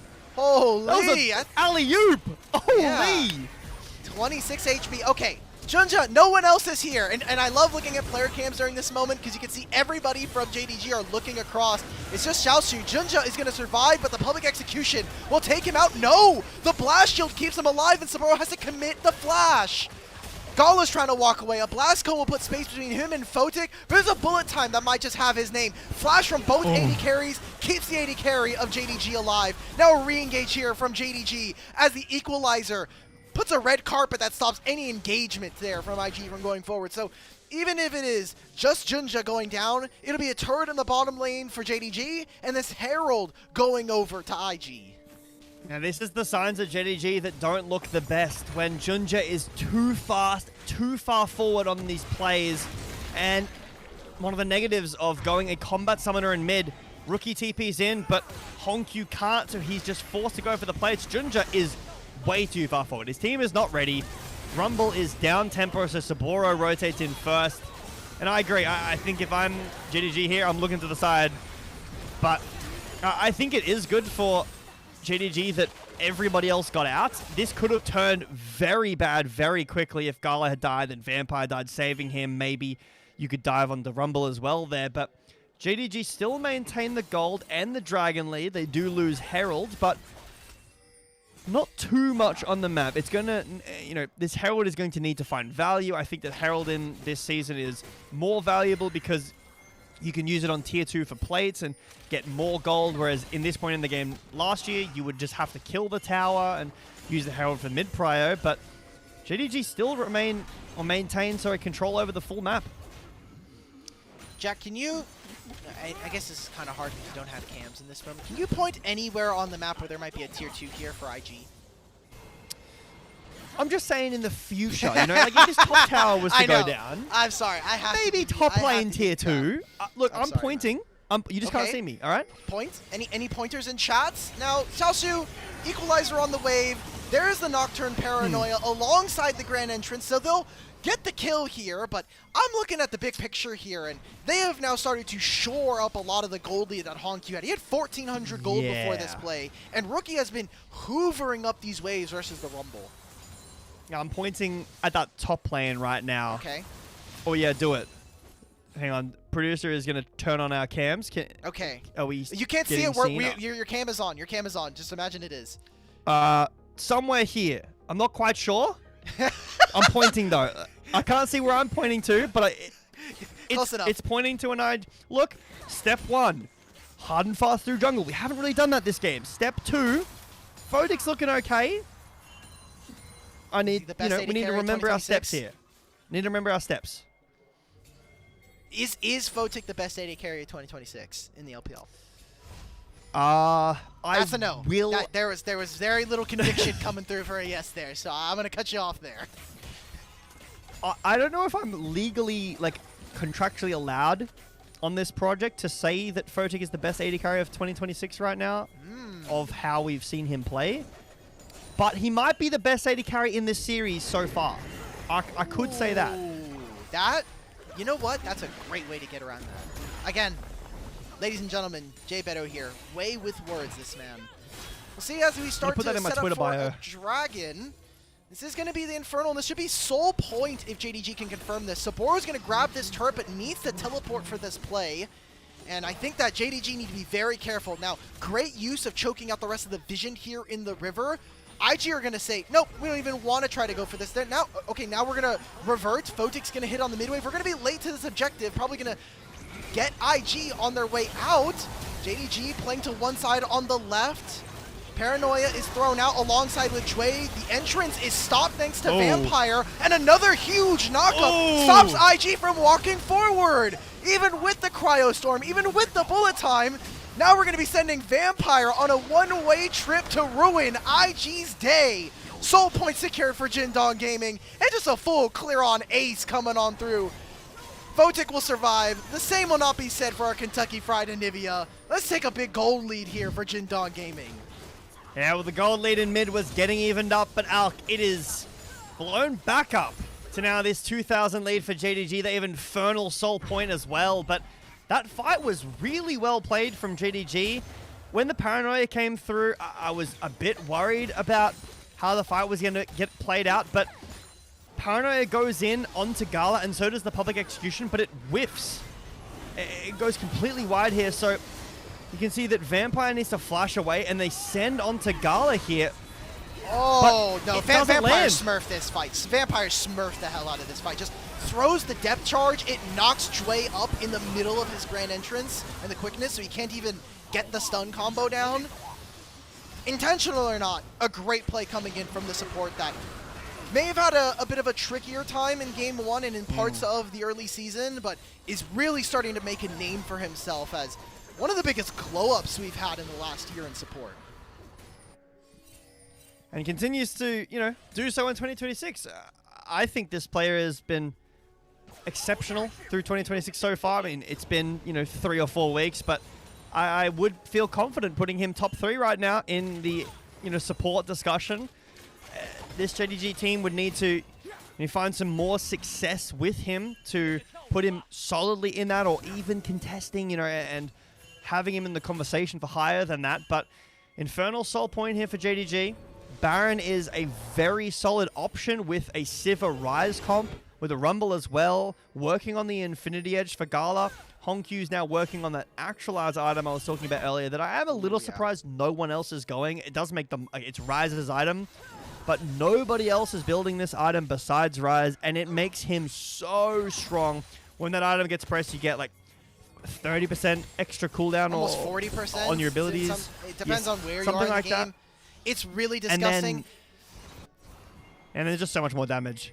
Yeah. I think one of the only reasons we see it on Rise is that no other champion in the game gets more mana for having AP, which is part of Rise's passive. So you get up to that 35-40% mark in late game. That's where it really becomes like a really big item spike for you to have, especially on 3.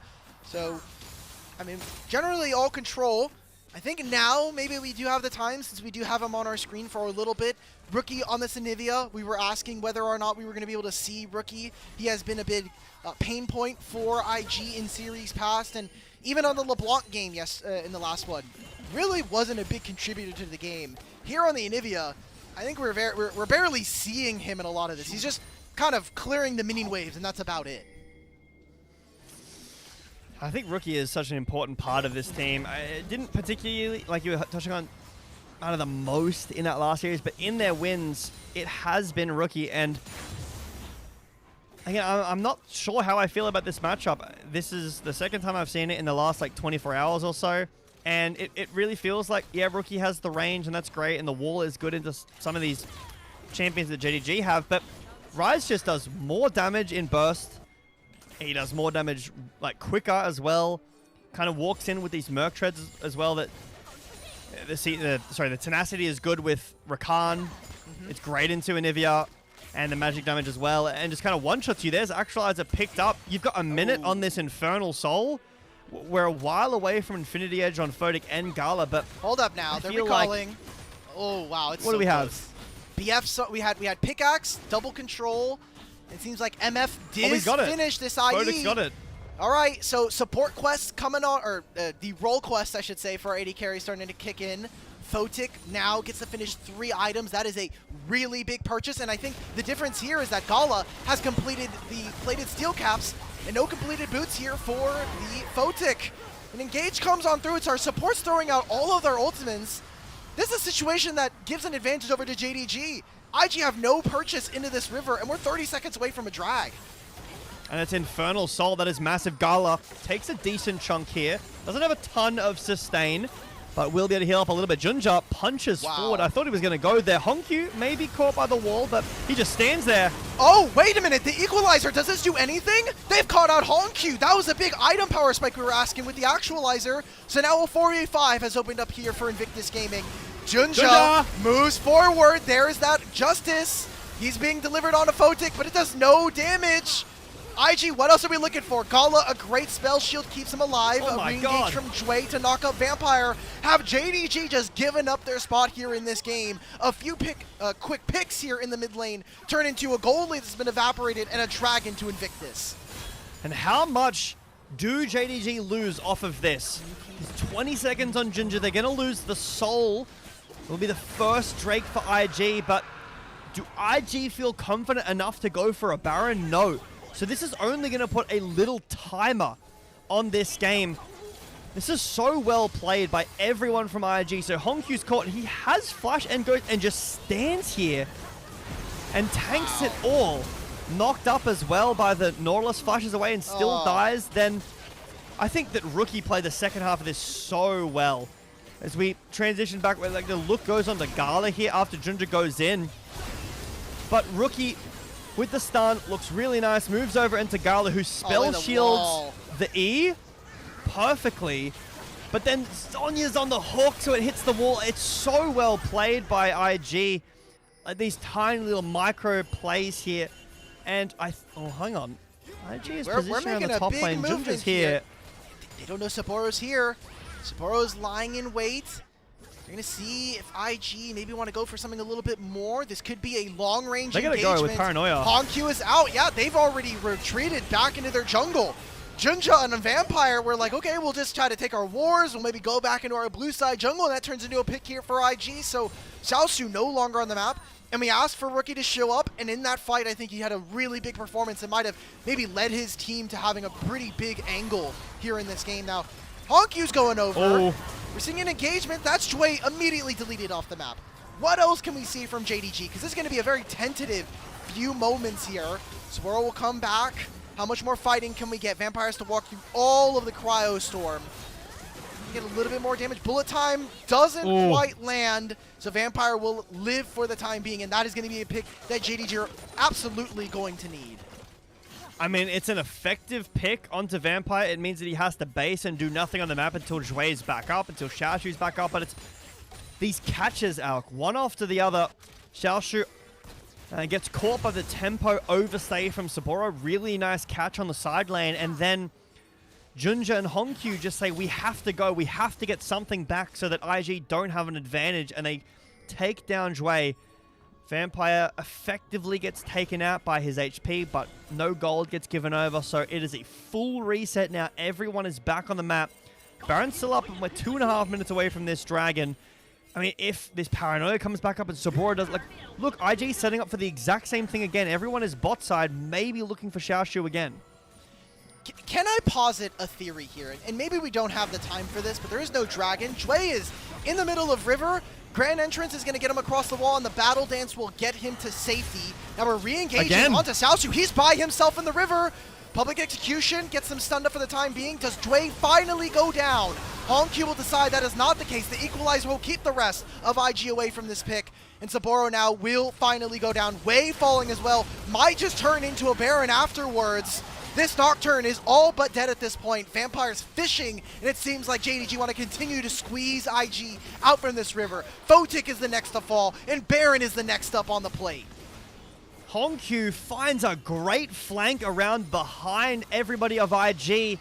Starts it off with the first kill onto Wei, and then the Realm Warp, sorry, onto Sapporo. Then the Realm Warp catches onto Wei. Fodic's fallen down as well. And JDG here will start up this Baron. I mean, it's still a minute away from this Drake Alk, so I think you have enough time to ask me your proposal. I don't think we can. Okay, so we're gonna have this replay. I don't think we have to really. I just want to see where Honkyu goes. How does he get around behind? So this is, he just walks? He really just says, yeah, I'm just going to walk behind here. Because this is where I was worried about Xiaohu here, or Xiaoshu, sorry. And then Honkyu just walks into the back and kills Zhui, basically. Takes down Saburo. So Zhui is so low, just walks in and kills Saburo. The Realm Warp in to take down Wei is really nice, and then Photic is just caught by the TP. All on the back of Honkyu, just walking behind everyone of IG. This is a legendary Yakety Sax moment there. We literally just walked around both sides of the Dragon Pit and got nothing done as Invictus Gaming. So a lot of cardio, very little gold earned during that play. JDG will use their Baron for the time being. Again, still 2 minutes on this. They didn't even have to start the Dragon on spawn. There's a bot wave that is pushing. You can see that IG, they have a slim line of vision going through their blue side jungle right now. That is kind of their last hope to be able to fight, because this is, as you said, a timer. Every single Dragon for the formidable or for the foreseeable future is going to be a sole point available for JDG. So they know every 5 or so minutes, that's a fight that IG are gonna have to take, and they don't feel comfortable. Remember, they're missing. They have all their flashes. There's a GA available here for Jinja. Oh no, can he get into the pit though? Saburo's holding him on this side. That's a Dragon over to Wei, but how much can JDG get? Because there's still a Baron. They're still winning out on numbers. And even if they got the objective, that's 2 kills over to Xiaoshu. This Rumble is burning them alive. Saburo, it doesn't even matter. You don't need the public execution, because now Jinja and Honkyu will arrive in the middle of this fight. It's a 5-0. Baron still available here for JDG, and we might just have tied up this series. I think that fight for me is just cementing a Vampire player of the game here. That was so good from Vampire. He finds the catch and then completely denies Wei. This matchup is pretty tough for Rakan to play out, but Vampire's playing it so well. JDG lose the soul again, but this time it doesn't matter at all. It's going to be a game that's going to 3-Alk. JDG find their mid-jungle synergy. A strong bot lane. Photic has forgotten who he was again. And we're going to our third game. Yeah, look, I failed my microfinances class, and I'll freely admit that. It's the one blemish on my collegiate record, but I'll take that trade any day of the week. A third Dragon versus the Nexus? That's just going to be a freebie going over to JDG. And like you said, this series is going the distance. Again, for both of them, it is a spot to try to lock themselves into the top 4 of playoffs. So a very important match here tonight. The fans are getting pretty excited too. For JDG, they need to just win one more, and they are locked into the playoffs, which, again, playoffs, play-ins, it doesn't particularly matter, but what matters the most is lock in a better seed, and you're locked in guaranteed to group ascend in Split 2. Remember, for those viewers who might have forgotten, if you do not make it to playoffs, so you go through play-ins and then lose your 2 best of 5s if you're in group ascend, you are in Nirvana for Split 2. Yep. I've actually, we're going to have a little bit of time before we get some of those post-game graphics. If we could real quick kick it to the standings. I know they're not going to be updated for our Ultra Prime series that we saw earlier tonight, so everybody, for all of our Group Nirvana fans, just keep it to yourself, okay? You don't have to type in chat. But as you can see, JDG and if I look at IG, they need to get to 4 wins if you're Invictus. Yep. For JDG, it's just a single series win. We don't need to make this as excruciating as possible. And here's the time that I want to try to leverage or talk about my theory. I think that JDG are great into teams where they have to outplay their mid laner, the enemy mid laner. So when you're talking about, obviously for BLG, Knight, the best player in the league. When you're playing against AL, you could do a little bit. But, think about the teams that they have lost to in recent. Even going back, they lost to IG. I mean, Rookie, obviously, we talked about him enough. He has been not having the greatest split so far. They lose to Weibo, and while Xiaohu has had some great games, that is a game or a series where we're really not looking at Xiaohu to do very much in a lot of those games. Lost to AL, where Shanks is a mostly a big nullifier in a lot of series. So maybe that's just a kryptonite. Maybe JDG just Hongq wants to get a little spicy in lane. He wants to solo kill Knights, and every other mid laner is like, yeah, bro, I'll just take a nap real quick until 20 minutes, and we'll play our game. So what I'm hearing off of this theory is that Hongq's the best mid in the LPL. Think about it. Think about it. What if I don't want to think about it? What happens then?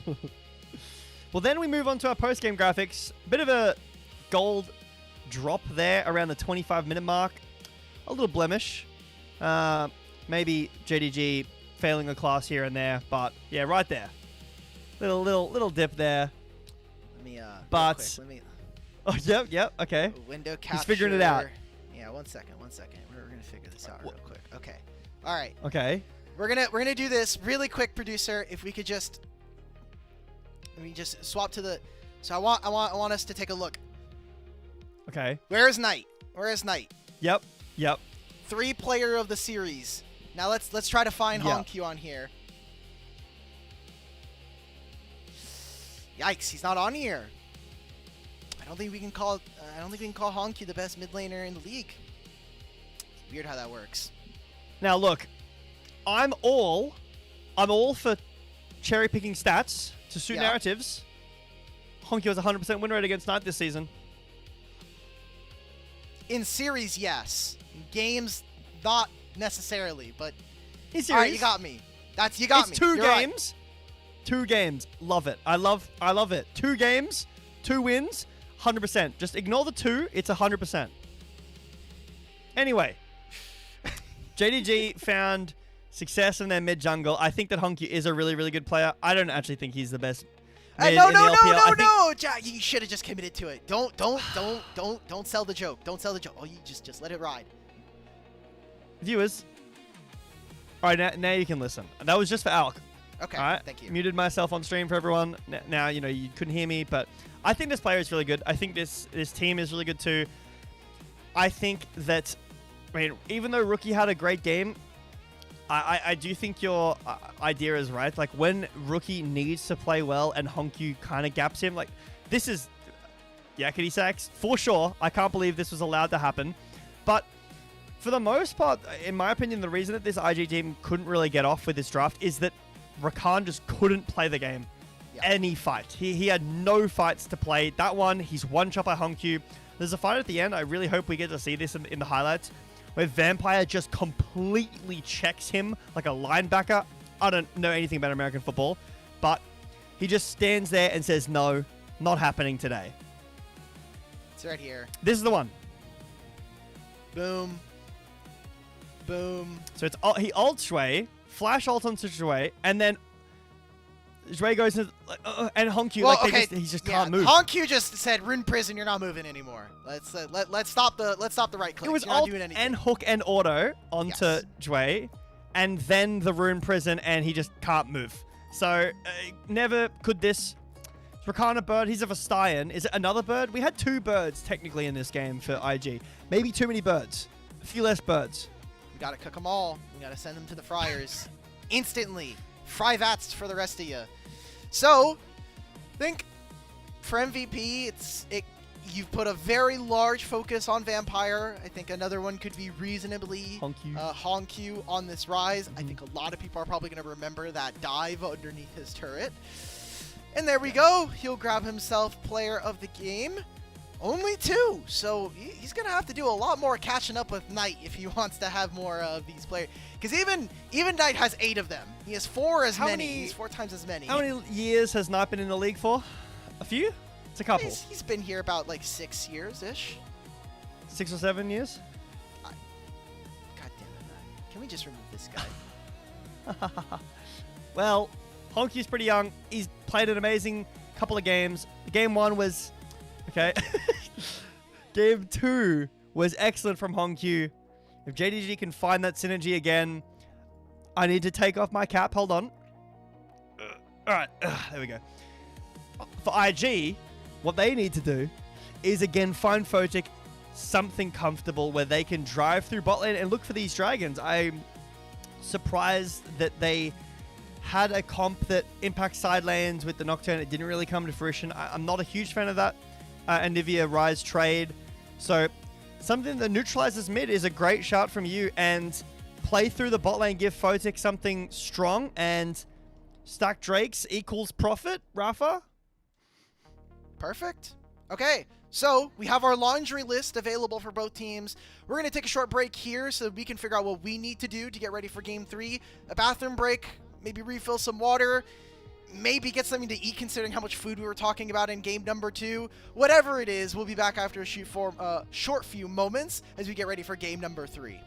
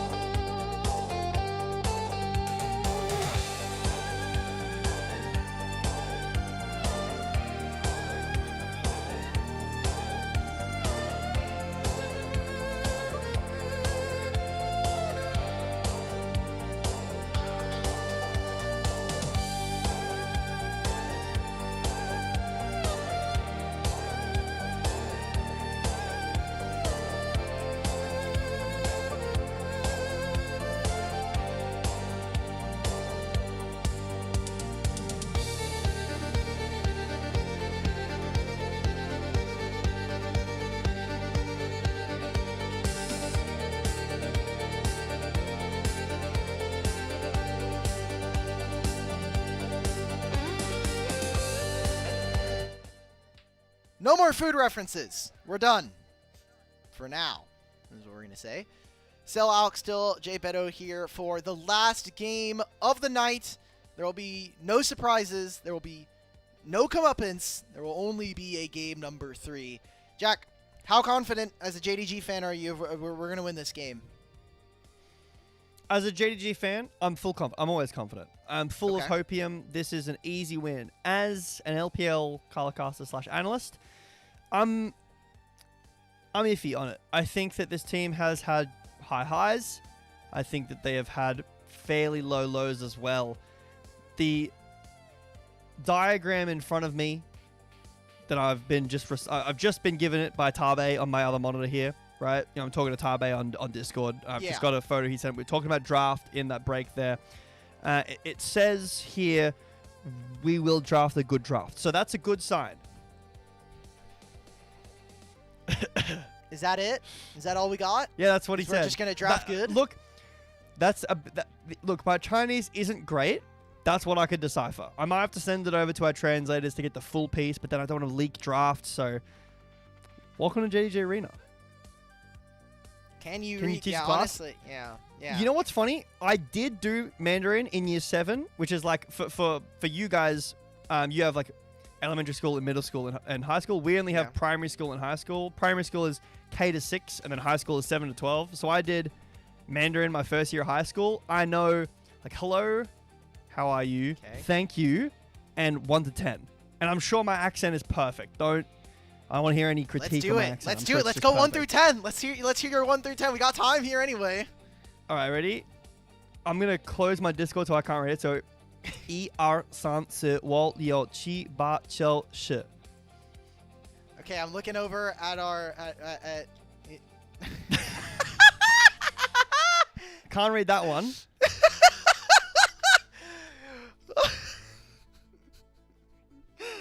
Oh my god. Oh, that was beautiful. Thank you, Ilya, for that one. That was god. We'll work. I think you were good, and then you hit 5, and I started hitting the question mark ping, and then we got to 10, and I was already like, okay, we're off the trip here. We're off the bus. You know what? If I'm playing League in China, all I need to know is 1, 2, 3, go. You know, to count down, before we send a fight. That's it. It's that and the name of the champions I want to do, and I'll just ping the rest of it. Perfect. Okay. All right.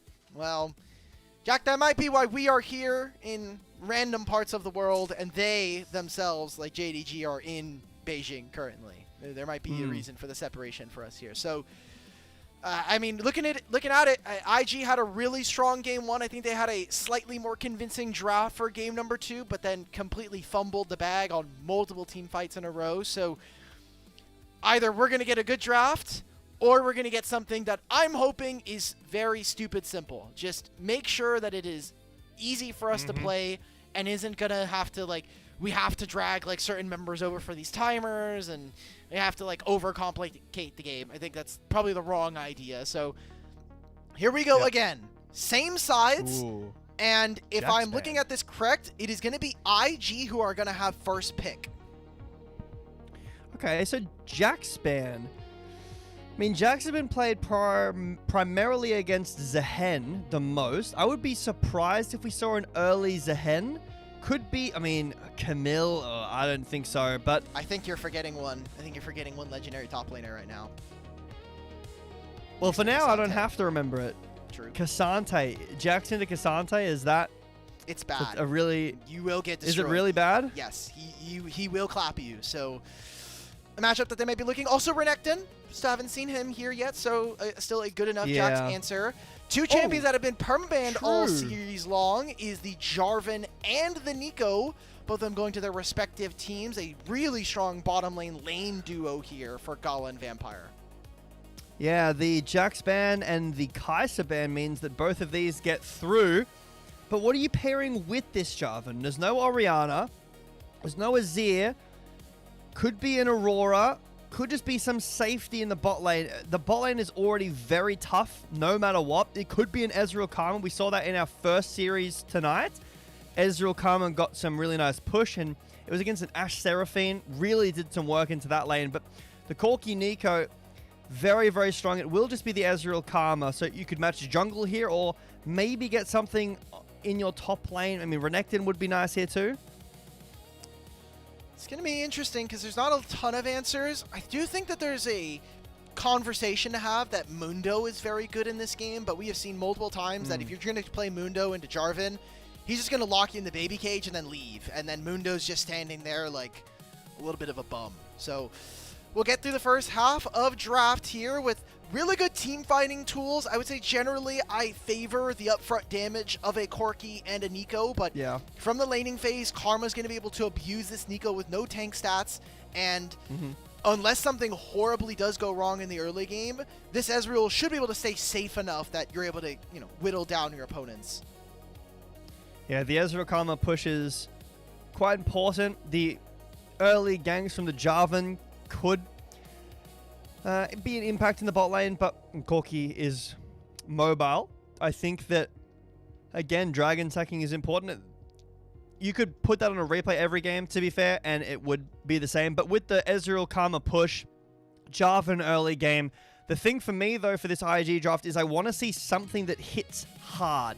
You've got an Ezreal that has good, consistent damage. It's safe, and it's got range. You've got a Jarvan, but I'd love an Aurora, but it's been banned away. Maybe a Karma. Sorry, I looked at Karma because I was looking at rookie. Karma. A Syndra. Maybe a Syndra for rookie might be nice. The Syndra Jarvan could be nice. It's also a bit of a takeaway from the Wukong. But I think rookie's going to have to dig a bit deep here. Multiple bans being done against mid. Ooh, Galio as well. I mean, yeah, Syndra's looking nice. I do think that there's maybe an argument for Talia. Talia alongside a Jarvan can be really, really dangerous to deal with all of that crowd control. So we'll see. Remember, there is no Scion either, so in terms of tanks, we're kind of running out of space here. Jax plus Kazante band means we're probably going for Renekton, and in that case, does that mean that we're going to get a Gnar potentially here for Saboro, or are we going to be looking for maybe some weaker champions like, let's say, a Zehen that we have seen, I think, Xiaoxu play remarkably on. And running the gauntlet here with the Rakan, like you talked about, the Gnar matchup, we've been seeing it pop back up. There was a period of time when Gnar wasn't getting played at all, but has been popping up into the Renekton specifically and finding a ton of success on there, leaving Hongqiu for our 10th pick counter pick, Aatrox in the top lane. It's playable against the Renekton. It doesn't win. It's not. Okay, I'm going to wait because we're getting baited. If this gets locked in, the Shy took over Saboro's PC, and someone needs to figure out how that happened. How did he sneak into the venue? Yeah, he plugged in. This is second of the night. Actually, you know what's funny? Ezreal Karma Zoe was played in our first series as well. Yes. So this is the second time in one night that it's getting played. And we're getting, I think, a really strong identity here for them. Ezreal Zoe, great poke. I am worried for the front line of this team. It feels like for Invictus Gaming, they have no other choice but to be winning or to be ahead. Because if you're behind as a poke team, you're not going to have the damage to really, I think, kind of put forward the bill for this kind of squad. And Ornn is great, but Ornn isn't a champion that tends to stand in front of his team. So I really need to see this jungle support duo, Jway and Wei, link up together. I think a Jarvan with the Karma could be nice, but it's all about execution, and we have seen that be a big problem for IG tonight. I think the Gragas has that kind of identity that you were talking about, Alec. It allows something to catch some form of like really snappy engage for IG, but it is going to be the TF locked in for Hongqiu, who said 2026 has all the same champions. Fearless is the GOAT, but we've got in the big 26 we have Zoe versus TF in the mid lane. We're going back to 2021, baby. Twisted Fate is back. Zoe is back. This is the second ever tier 1 or major region Twisted Fate. It was played previously by Showmaker this year in the LCK, but it is our first here in the LPL. Very exciting stuff to kind of see. I'm taking a look at last year's matchups. And the last time we would have seen it would have been JDG versus Weibo, actually. This was Scout playing it. He did end up leading it to a win in the regional finals versus Akali. But, I mean, this is great side lane play. Again, this is not a matchup that you're really going to be able to abuse early on. But for Twisted Fate, You just move around the map. You can even pick Zoe and Scythe. I think this is a really, really interesting draft here for Jindong. I mean, it allows something to guaranteed hit the Zoe. We saw in the first series, it was the Vi that altered Zoe when she went over the wall. This time you've got a stun card ready to go, so I think Rookie's going to have to be locked in on those hops over the wall if he doesn't want to get caught. But the poke comp, I mean, very strong if you're hitting your buttons, but JDG with the team fighting draft again. Can they execute on it, though? It's a big, big emphasis on that if.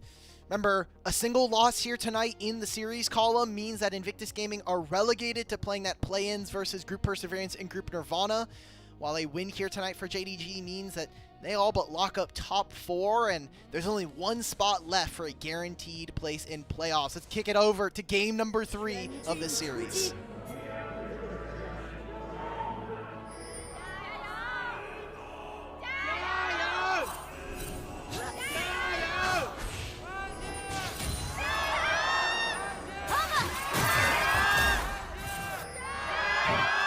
Keep the faith, JDG fan leader. Keep the faith, okay? Just because IG have bigger pockets than you, at least in this game, doesn't mean you can't win. Yeah, the first chant from him, he said Jingdong. I think everyone kind of forgot that they were doing that, or you know, that maybe they were too locked into the game. After that, everyone woke back up, and we got some loud fan chants. Now, TF versus Zoe. I expect that pick potential, like Zoe has the potential to one-shot you as it gets later and later, but TF obviously has better roam potential, better catch potential, and like you mentioned, the side lane, whether that's roaming down to assist in this bot lane, because Ezreal Karma's pretty volatile. Yeah. Very squishy, not a ton of CC to help peel. I mean, Ezreal's got mobility, but if Honku can get out of this lane into the side lane and get on these Drakes, I think it could be really nice for JDG, but they are for now stuck in some pretty losing lanes. This is the big problem with this is while Ezreal can't clear a wave or cut a rogue like a Corki and a Nico can, if he just takes away your HP bar, you're never touching the mini wave to begin with. So we'll see what ends up happening here. Currently, it is 2 waves or 2 lanes of priority that Wei will be able to play with. Junglers are going towards the bottom side of the map here, so I don't think we'll be expecting too much early action, especially with the historical events of this series. We haven't seen all that much happen. And then with these junglers, I mean, Wukong and Jarvan, you can look for these early ganks. They do have gap close. I think Jarvan's a little bit better because he has CC, but we don't tend to see a ton of dives in this meta at all, like level 3 dives. We don't tend to see some really early ganks as the Tether will come and root up Vampire. He has flash. Yeah, I think he's just going to have to blow it. So no flash from Photic. A decent trade, but I think taking experience away from Nico is so big because so much of her power budget, especially early on with all of her nerfs, is put into that Pop Blossom. Now, a couple of things to note. One, Jinja is here, and they did spot Wei when he entered the Tri-Brush. There is also the home guards that is letting Vampires start to get back here, but that is potentially a plate now going over to Invictus Gaming's bottom lane, and a good look already to start here for IG. At least No the plate doesn't end up going over. Very nice. Photic wants to get that tempo reset instead, but the flash has been used for Ezreal. Still very, very safe on this pick.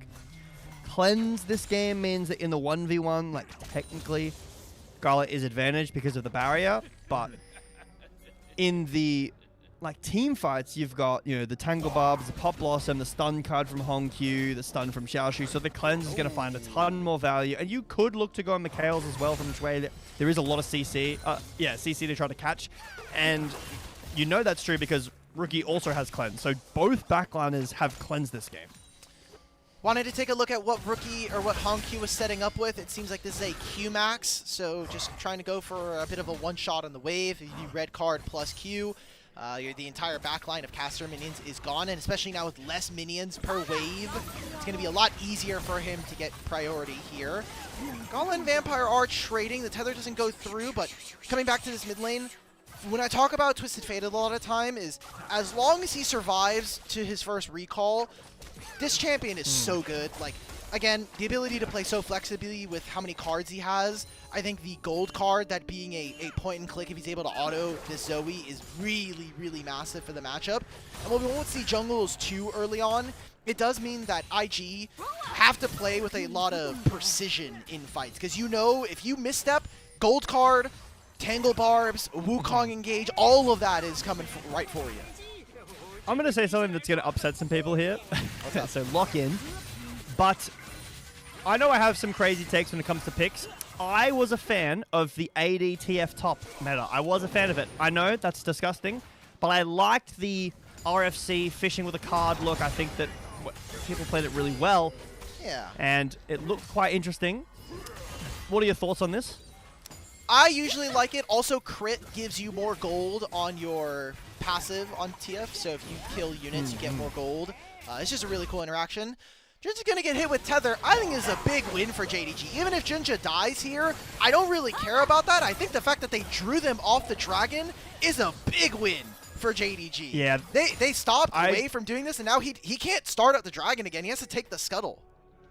The problem is, though, is that Wei's going to get 6 off the scuttle when that spawns, unless he just wants to start the dragon back up. But then he has Cataclysm, and Junja has reset, but it won't be the dragon. It's just maybe we can see what we can pull out. But and you know what? If Wei resets here, Junja goes bot, gets the scuttle, and then maybe has level 6 to start up the Drake on its own right. That would be crazy. But instead, JDG think that Wei has stayed, and he's maybe going topside or just wants to do their camps. They have vision, and we didn't talk about it earlier because we were talking about a couple other things, but there was a timer around 3-4 minutes where we saw Hongq walk into topside river. He gets the blast cone or the vision cone. He spots out Wei on his topside camp, so they have all of the timers available to them for Wei's Red, Krugs, and Raptors. They know he has to be on topside, and if he starts that dragon, not only does Junja potentially get all of his topside camps, he also has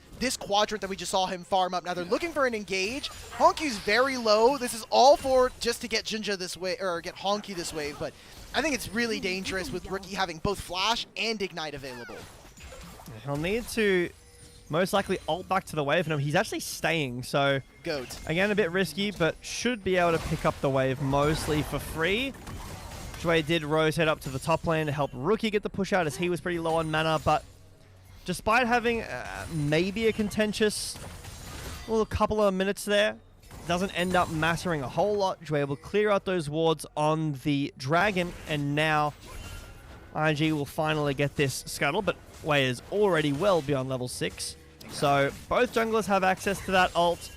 I think that for Wei, I feel like it's a little better at this part of the game. You've got Vampire that you can trap. You've got Hongq that you can trap. There is flashes available for those members, but losing flash on like a TF is really valuable. Losing flash on a Nico this early is really valuable as well. Junja is around.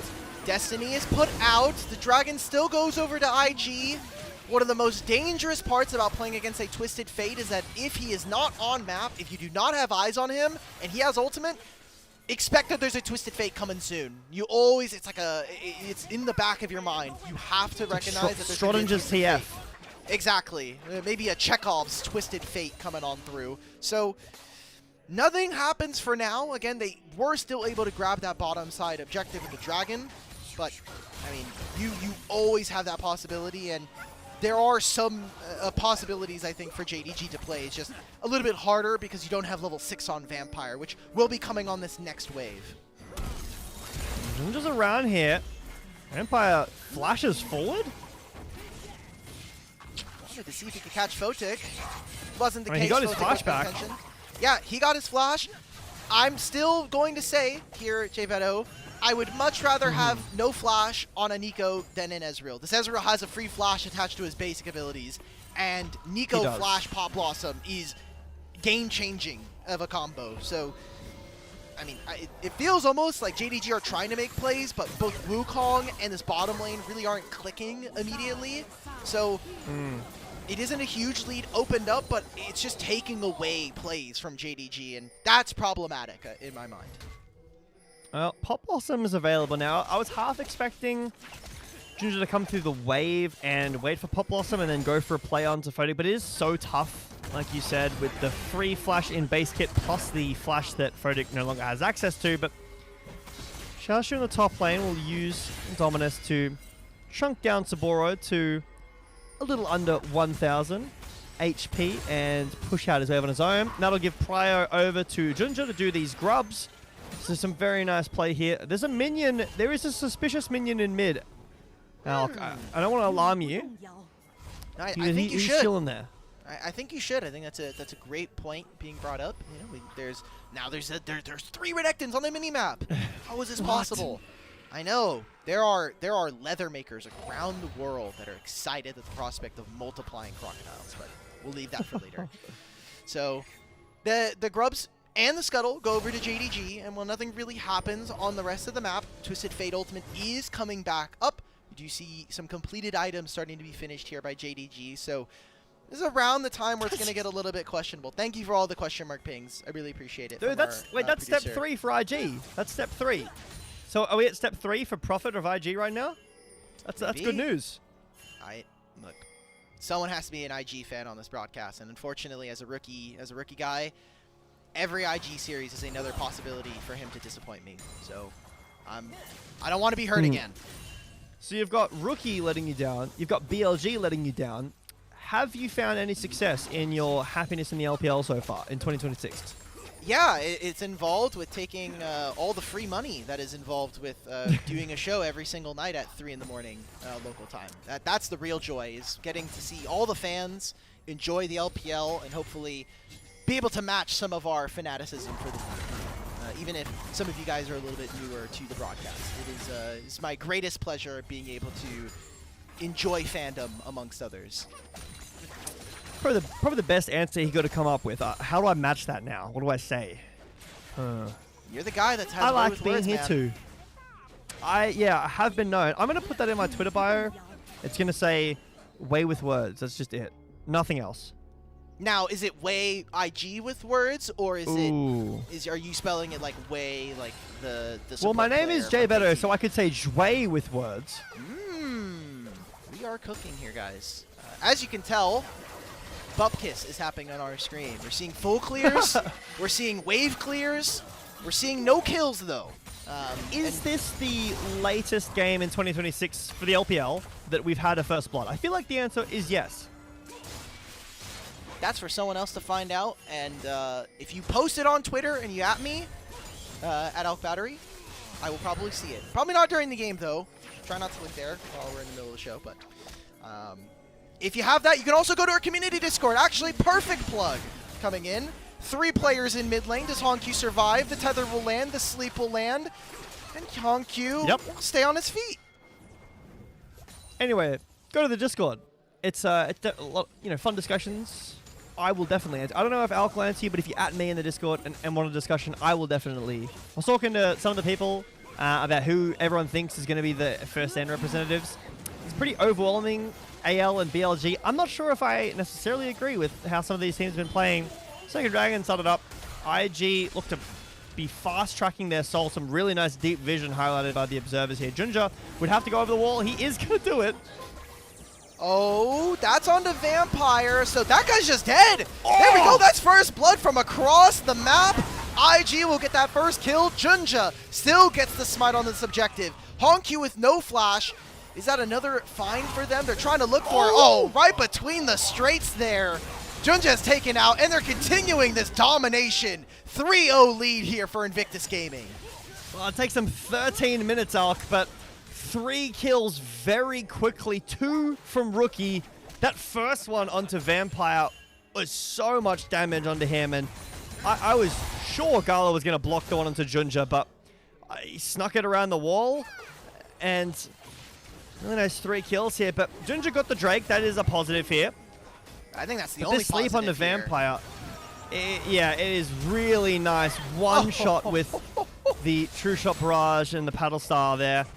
But after this, Hongq flashes out of the Cataclysm to avoid the damage, so he lives, which is really nice. But then another sleep catches Junja. Where does this Q go? He doesn't block it. It's AoE. Okay.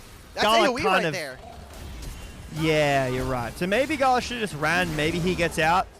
Oh, and then he flashes. Oh, that's Look, disgusting. JDG win together and they lose together. They get kills together, but they also die together out. But Jack, we didn't want to see that. You called up Tabe, or maybe you just texted him on I can't be too Discord. biased on cast, okay? What do you mean? I literally asked you, hey, how do IG win game 2? And you're like, well, if JDG just don't throw, or if they don't play very well. You gave me the JDG take even then. So what's going on here? I mean, this is great. Look, I want to see Rookie succeed. I want to see IG in Group Ascend. And while their season hasn't been great at 2-6, a win here tonight keeps them in contention for top 4. But still, like, why? How is this happening? Like, it almost feels almost magical, but I think Wei is playing really, really good, and they're playing aggressively, which is what we wanted to see with this composition. I mean, many flashbacks a little bit to there's a triple kill from Rookie on a Zoe, I think from a long, long time ago. Vampire. Okay, Pop Blossom will land, but the spells, I mean, the Spell Thief gave him some movement speed to get out of this one. Where does Wei go? Cataclysm to lock up all of the members of JDG. A single kill onto Rookie is good. That'll take his cleanse as well. Herald seems to be started up here by JDG, but I think you're losing a little bit too much on the map here. I mean, Ornn is getting some free time alongside this Twisted Fate. You're potentially losing this mid-tier one with this Trinity Force completed for Photic. They're going to move members over, but Vampire has no buttons to really play, and Gala is getting chunked. Oh, this Photic stay he does. So one more auto with the Trinity Force finish. The Sheen is enough to take down that mid-outer turret. But for IG, outside of Rookie getting caught there in top lane, this poke comp is working. They're keeping the distance really well, and JDG just don't have the tools to close the gap. When Vampire's getting one-shot like he was, like he did do in that fight. And for JDG, you're hoping that Vampire isn't one-shot every fight, but Rookie finds a really nice angle over the wall. And JDG will find the Herald. That is something to be used for this upcoming Drake. It's only one apiece and massive lead in top. I mean, we haven't really touched on this. I guess at the full tower, because the CS is not that big of a deal. So it's 1 kill in a full tower. Xiaoshu's up 1.2k.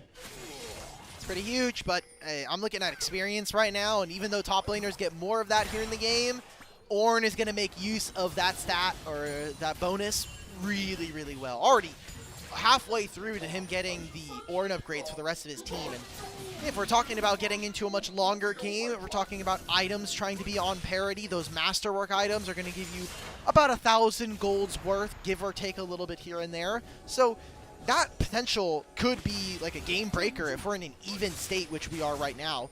50 seconds before this dragon, and while IG have a lot of summoner spells up, there are a couple of flashes that I'm looking at from JDG that might make this fight a bit of a tough ask. 40 seconds away. Rookie has double cleanse. I guess he's got the free one, and then it would be pretty crazy if you could hold on to the summoner spells from Zoe as long as like spellbook. You could have like to be fair, W's already crazy enough. That would be ridiculous. This is a champion where you don't have to land any spells and you can kill someone. Okay, so let's relax on the Zoe balance class. He's always a fun champion. I think that it's good to see. I'm really excited for our first like best of fives in like Fearless best of five, sorry, in 2026 to see what is prioritized towards the end. And we're getting close to those best of fives, but right now we're looking at this second dragon being started up by IG. No vision again for JDG around this Drake. You could try to look in, but it's a really tough ask. Flash, no flash on Nico. Oh, Jinja, he summoned up the Herald, and it's a 70 damage smite. He just got it at the very last minute. That's a free leash coming on through. Oh, and now we're using the Herald to get out of this one.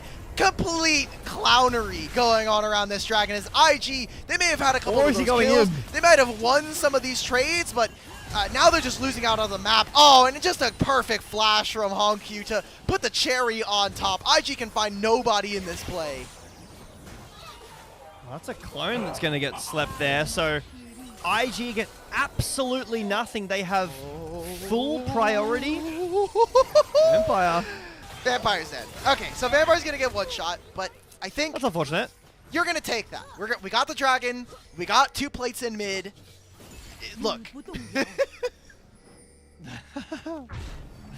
I'm looking. I'm looking at the 500 gold lead for JDG, the 2 Drakes, and I'm looking at IG having priority over the Dragon again, and Junja just goes over the wall and steals it, and they get out. I need like a mod check on if that's allowed to happen this many times in a series, but it's continuing to happen. Yeah.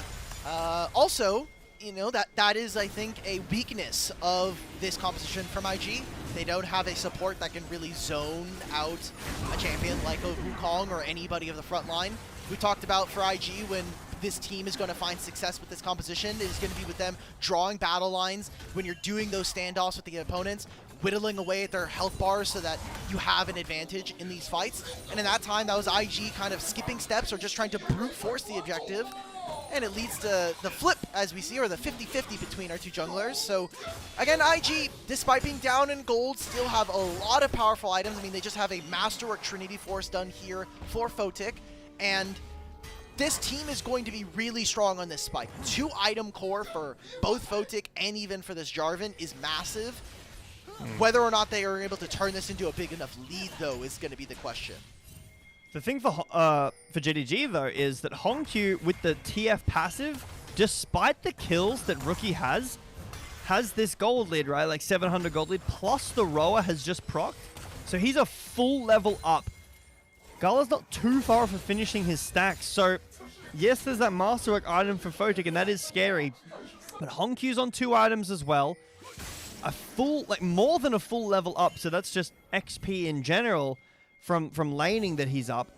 And Gala is, I mean, Sabora's dead. Yeah, I don't really got to do much here. That one was, I appreciate JDG for giving me the time, because I really was just going to go over to Macro, the Orn guy on Twitter, and see what his guide for upgrades are. I know it's generally the less stats that are adjusted from the bonus usually get more. So I'm currently still looking for this, but essentially I was going to say that if we're going to masterwork any of these items, it's probably Muramana in the future. So, but okay. That is just JDG getting a full bot lane turret, and that time it was for Xiaoshu. The top lane tier 1 was also Xiaoshu, so we haven't really talked about him here in the series, but he is really making a breakout in this game number 3 on this Renekton, a pick that we knew him for in 2025. A lot of members of IG are trying to make this play happen. Photic's also coming. Yes, Flash, and there is a TFTP to come over as well, but looks like Xiaoshu will just be able to walk out of here. Does get knocked up. Oh my god, look at the damage! That True Shot Barrage just ripped him apart. I think he didn't know he was going to take that much there. So they'll finally get that Renekton down. That's a big pot of gold that they were waiting on. Some side lane pressure being alleviated. And that was even the mid-tier 1 falling. So JDG are going to kind of lose a little bit on the map. But I think you're relatively pretty happy about that as JDG.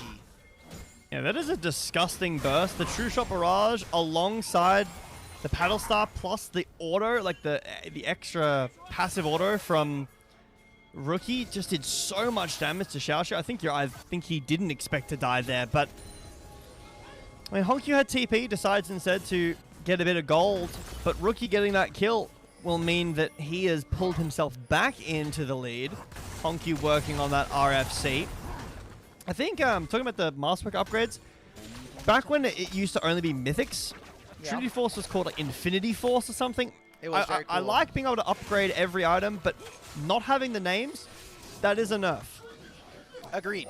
Very much agreed. I think some of the unique parts of League of Legends have been ripped out in the favor of balance, which is going to be very sad. So, here's another attempt. IG, they will have vision control again of the dragon. They're going to pull it in the exact same spot that has been stolen in the last 2 plays. Jinja's again over the wall. Destiny Gate is going to be called down. There is a bubble that has landed onto Jinja, so he is no longer able to seal it. Finally, we have secured an objective. We use the Cataclysm to put Vampire's clone in the baby cage, and nothing else is gained. But finally, IG very firmly contest this dragon, or hold on to it. Well, Hongq is in there too, so he has to flash away. I feel like every single Cataclysm has just been a flash burner. It hasn't been a combo or anything like that, but it means that no one can escape Rookie and Photic, but mostly Rookie's damage. A really nice bubble. I don't know if Xiaoshu knows that he's on a ward here, and IG are playing it off very well and said Xiaoshu will walk away, but Yeah, the really nice bubble onto Junja means that he can't get away that Drake. So this game is the closest one we've had in this series. It's 1.5k gold lead to JDG, 2 dragons each. And for IG, that dragon is exactly how it should look. For JDG, if they're not there on time first even, you shouldn't be allowed to get in. Junja getting over the wall all the time and stealing away dragons is not allowed to happen if IG want to contend some of these top teams. Ooh, we're even getting a double tier build here from Photic, so if he can get to that 3rd item and be really, really strong, then I think we have a contentious game. But maybe an argument to be had is, do you have enough time here in this one? You know, we talked about some of the scaling that's going to come through. We've already seen that team fights are starting to ebb their way towards JDG's favor, but if you can get enough time, this tier build is going to offer so much to Photic. So we'll see whether or not, we'll check back in with him in a couple of minutes afterwards. Right now, it is still a 2,000 gold lead here for Jindong Gaming, and I think they're happy about their lane setups, especially because this Twisted Fate just creates so much pressure. Again, if you're in Fog of War and you know he has ultimate, that's just a big kind of barn breaker for you. Yeah, and I think that for JDG with this TF as well, if they are in a position where they can all hit, I think basically no matter where we are in the game, JDG will win at this point and onwards. But the range is such a massive advantage for IG. JDG don't have the best gap closed targets. I mean, Destiny's been used. What are we looking Is it just for a vision? here? Vampire gets chunked out. Here's the engage from Saburo. The gold card lands onto Zoe, but it's an immediate cleanse. He's put into the bubble. Vampire fights 4 people with a Pop Blossom, and that might be the lead that JDG need as they try to open up this game. Gallo will be taken out at the very end, and Saburo's trying to squeeze for a little bit more. It's a 1-for-3 trade in favor of JDG. Maybe just enough damage dealt by Invictus to stop them from going for a Baron. Yeah, I think the start of that fight for JDG was just too rough, even though Vampire finds a great flash Pop Blossom and lands onto some important members of IG. The health bars are just too low. Gala can't win out here. So this is very strange to me. Like, the Destiny's used and Renekton is TPing in the middle of everyone. Junja goes while the Ornhorn is going off as well. Doesn't look very good, but then Vampire hits a massive Pop Blossom and Xiaoshu's allowed to unleash here, but Gala's just too low from the original fight that he can't 1v1 Photic. The bubble does a massive help in that too. Really nice play from Rookie. But for JDG, they will win these team fights like we were talking about if given a fight like that where they can close the gap. IG need to keep the distance if they want to win. That fight, remember, top laners getting access to that huge shield when they land on their teleport does allow you to play a little bit more aggressively. Also has a 3,500 gold lead available for himself, so maybe feeling a little bit like the big man on campus, big crocodile here on the Rift. Dragon spawns in a minute, and Jack, I gotta say, no flash on Gala, no flash on Hongq. That smells like a recipe for success here. Xiaoshu is just right into the backline, stopping Dre from walking forward. Destiny Gate is called as the Cataclysm lands onto this Renekton, but now he is too low, and he will not have teleport for this upcoming play, so a small skirmish has turned into a big win here. Hongq has decided, I'm Destiny Gating up in the top lane. We're not fighting for this dragon in 35. Yeah, it seems like the call is to get some more gold on the Hongq, finish this. Zhonya's would be nice. He does have TP to join, and IG are resetting, so maybe there's an option to do that, but the Destiny not being available means it's very difficult for JDG to get vision without the Nico clone. And that's one of the biggest parts of Destiny is you're able to get full vision of everybody, and there are no spell shields, so won't be able to block that. I mean, the Ornn upgraded items, the Masterwork items are all coming in now. I think we're only waiting on one more, and now level 17 has been ticked over, so that very, very important support upgrade Masterwork item will be able to get gotten right now, but Vampire on a flank, no vision on the bot side of this fight. On that blast gun, he could easily get into the Drake as long as he's not spotted. Vampire's actually gone way further. Oh, but they know he's here. He was seen. Single he was ward. seen. Oh no, can Vampire escape? He has no proto belt. He doesn't even have flash backup, so Wei will get stunned, but Saburo is here. Vampire's gonna try and turn, but it's on the 2 tankiest member of IG. How much more can we see from them? Saburo trying to land the Call of the Forge God. Even Xiaoshu's on a flank. That's the trade. It's 1-for-1. There's no Ornn, but there's no Nico now available. JDG still have a massive gold lead, but this Dragon, it's not a soul quite yet. It's just a single soul point. Can the poke land here from Invictus Gaming? I think this is a really, really strange Dragon as JDG. You need to find another pick. You need to make some other play happen. Mikhails goes on to wait to get it from the gold card. Here's the Destiny Gate. It's going to land on the Rookie. He'll cleanse out. Xiaoshu is on the flank. Junja has split open the rest of this fight, and Photic has found the first one. Nobody is on this Ezreal right now, and the rest of IG, they've now wrangled themselves back into this fight. Wei trying to help out his AD carry. Photic does die, but Wei should be able to flag and drag his way out of this one. And it is going to be Vampire who does return off of the respawn, so maybe, just maybe, JDG have earned themselves a Dragon here with no jungler alive. And this game is tooth and nail, Alk. And Xiaoshu is so fed. Everyone is scared of him. That's what pushes the backline of IG away when they commit to Saboro. But the range is massive. So Saboro goes behind, pops Dominus. The Destiny is proc. We're going on Rookie. But Ghost heal, he's so fast. Even though the stun and the cleanse comes through, he's away. And now Photic is spacing Junja. Xiaoshu can't close the gap early enough in this fight to really make a massive difference. I mean, Photic is absolutely pumping damage. We had big hopes that this guy was going to be able to perform after a very, very crummy last few years in the LPL. Hasn't really found success. We even talk about his top laner on the opposite side, Xiaoshu being a top laner that is worthy of your all-pro accolades.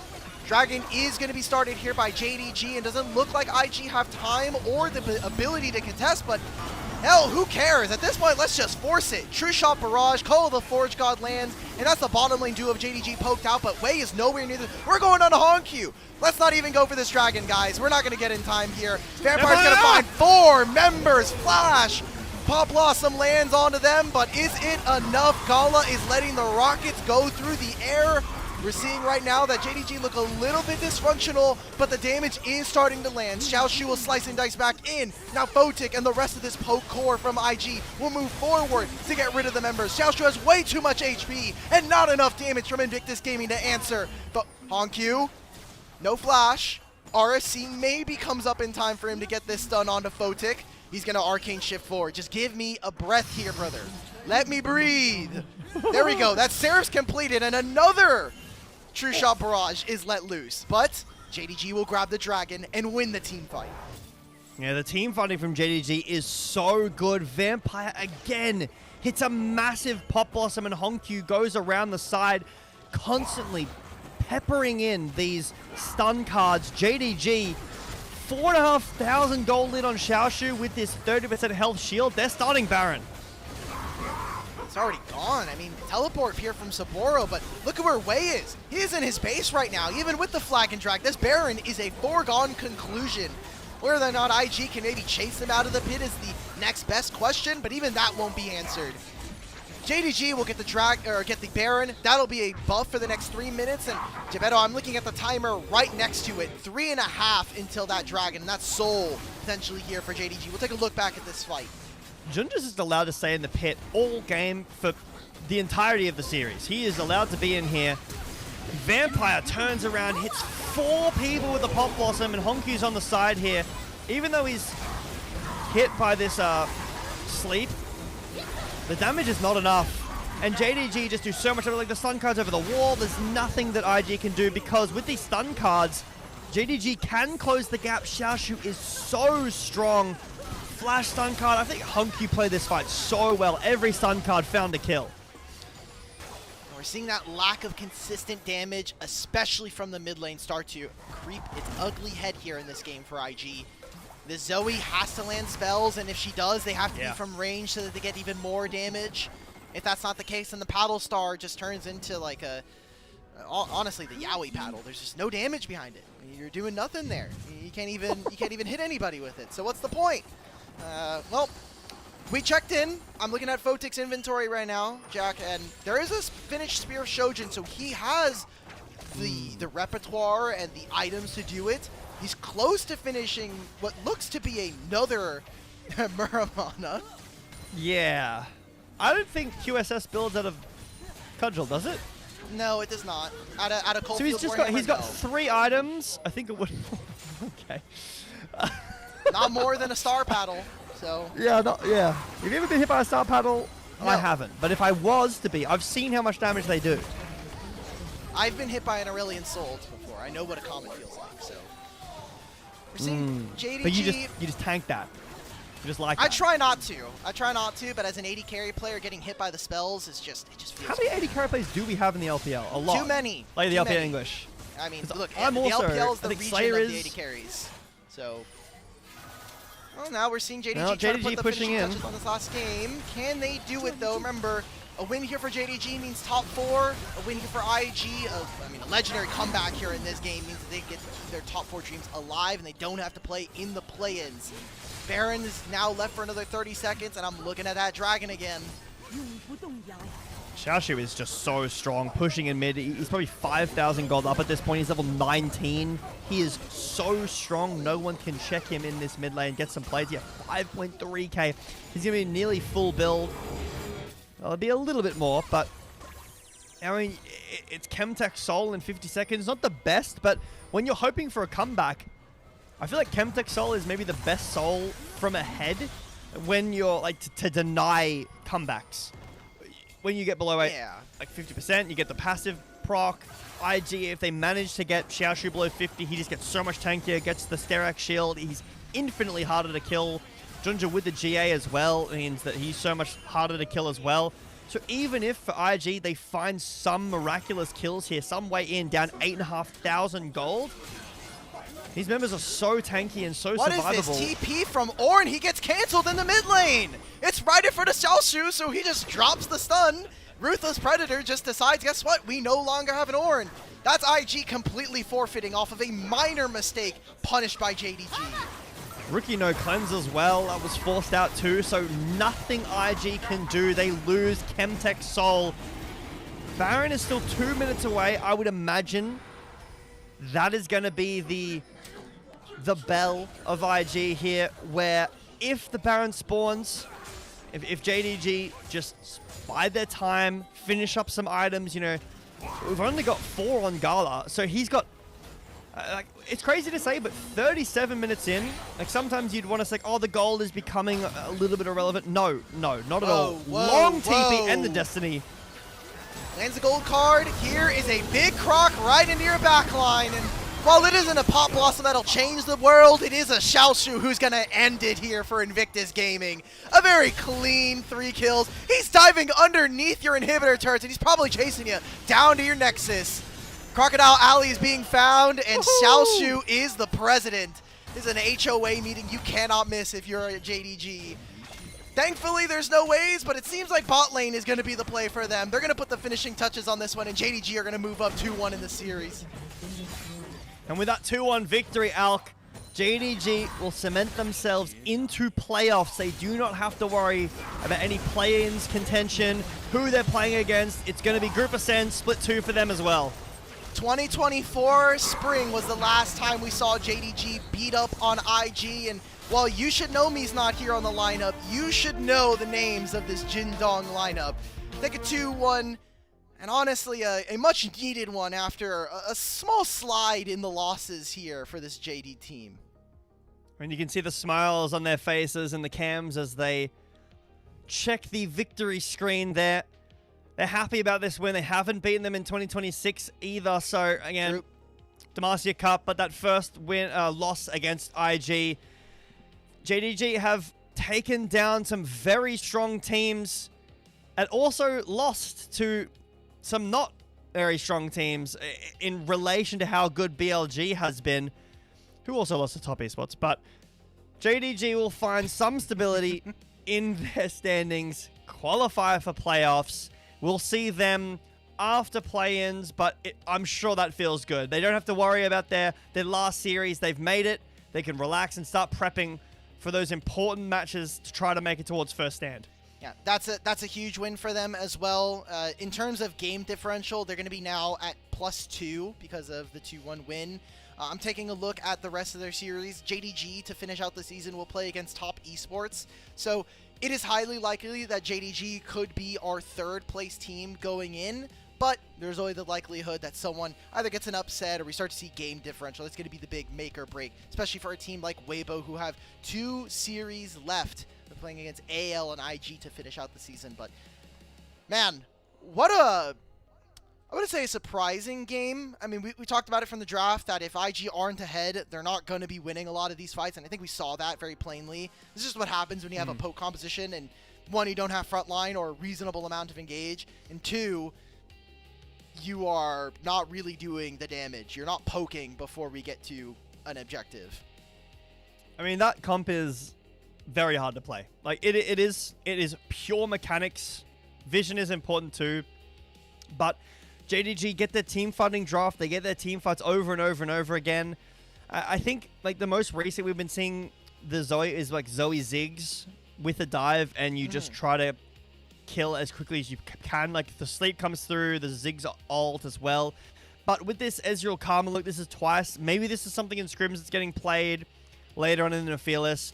I'm yet to be fully convinced, but I think it's just really hard to play. I think it's fine with if you have a bit of a better front line. I don't know if I love the Ornn with it, but I think it's incredibly difficult to play. IG give it their best go. They, played pretty well compared to how we've seen them play this season so far. They give JDG a run for their money, but JDG, well, they lose a little bit of sweat in that game. They do bring it out to a very solid, and I think this JDG team is so good at team fighting. It's a worry in game 1, but they look really good when they've got a team fighting draft and they're able to play their own game. I mean, that's what we're expecting kind of from just pulling over the CFO duo in the mid-jungle, trying to hopefully give them a little bit of direction. I'm still on the fence as to whether or not I feel like Jinja and Hongq are really working the best in tandem, so we'll end up seeing. But big standouts in that game. I think Xiaoshu's probably earned himself a player of the game with his Renekton in that game. If you want to pull the lens a little bit further back, player of the series might go over to Vampire, although this game might be a bit of a demerit instead of a praise late in one. It was pretty good. I think the Vampire did well. It found some really crucial ults, but Xiaoshu just, I feel like top lane it has been in this week, or like these 2 series tonight. I'm also thinking back to that BLG AL series with the Renekton. Like, it just goes, it feels like it swings so heavily one way. I know that support counterpick has been something that in 2025 has been really, really important, but top lane feels like once you get a lead, you are isolated in that lane because no one is coming to help you. There is nothing to do, so you just keep losing the lane. And we get looks like this, where sometimes it's the Gnar up 5,000. This game, it's the Renekton up like 5,000 to 6,000 gold by the end of the game. Ridiculous. Last year, that wouldn't have happened as much, but because of how much investing in the bot, like Scuttle is, the dragons, the bot lanes being sometimes volatile, I think that the top lane ends up being very fed by the end of the game. There's Hongq getting his interview. Yeah, I would say generally that's kind of what I agree with. I will say in this game in particular, Xiaoshu got he got a full 5 plates on top lane, then he finished off the bottom lane tier 1 as well. And when you are playing in any lane, this isn't just strictly top lane, but top lane is probably the best example because of, like you mentioned, how isolated it is from a lot of the early plays. If you are not making successful plays on other sides of the map to try to get something back, then it becomes even worse. Like, Ornn into Renekton is slightly losing, but Ornn should be, you're down 20, but I'm playing Ornn, dude. Like, who cares? I'm gonna outscale you. I'm gonna be better in just the value that I give to my team. But we also just did not see Saburo have an impact in this game. That has been a big worry, and not just for Rookie, but both of these solo laners have a tendency to fade into the background, either be irrelevant or at worst be a detriment to their team. And we've talked about for a long time strong solo laners. It's why BLG has been at the top of the league for so long. Just smash your lane and win the game. You gotta find a way to get around this. We need to see these two step it up. Yeah, and they might not have a ton of time to do so. You know, I don't exactly know. I have to ask you exactly how IG do make it to playoffs like directly, probably very unlikely, go through play-ins. You don't have that many series left for Split 1. You know, you've got, I think, one more against, I think it's Weibo on the last day. Yep. Then you've got play-ins, which is 2 best-of-5s, and then playoffs if you make it to that. Hopefully this IG team does make it to Group Ascend, make it to playoffs. But then after that, that's, you know, your Split 1 done. How many games you have left is running out. So how much can you get done? How much can you improve before you're on break? And then we're into Split 2 talking about MSI contention. I know that's a while away, but it will catch up to us very quickly. If this IG team, if these solo laners cannot pull it together, we're going to blink. And we're going to be having this conversation about IG again, not making it to MSI, not performing well, maybe even not making it to Worlds. I don't think It's Them Brothers January. was making It's MSI. February. I know. Them Brothers was not making MSI in this form. It's tough. You know, these are big shoes to fill, right? For Photic and for Saboro and for Jway, you're taking over for Thashai, Gala, and Mako. Those are legendary names here in the league, and those are always going to be really tough shoes to fill. We do have an updated standings graphic available for everybody here at home. We'll note, unfortunately, we do not have it color-coded for JDG, but they are locked for playoffs top 4, so they will be able to make their way in. They do not have to, as you mentioned, do those play-ins. They don't have to play additional best-of-5s to get in. So I think a big worry off of their back. Thank you. A big color bar definitely helps. And IG are not able to get the 4th place. They cannot get 3 wins. They cannot get more than 3 wins, even if they win their next series. They're also -7 in game score, so they're never making. Or there's actually -9 right now with this loss. So that's tough. So they should they be green? Like are they locked play-ins other bracket? There's no way they can get anywhere else. So correct. This means that Weibo and Top Esports have to fight for the last remaining spot here. I know that Weibo plays against IG on their last day, but it's a tough, you know, ask here for both these teams. You'd love to make it into the upper bracket. You do not want to face the risk of like 2 best-of-5s losing. You're not in Group Ascend for Split 2. Okay, let's get away from this graphic. This big blue bar is messing with me, man. I don't want to see it anymore.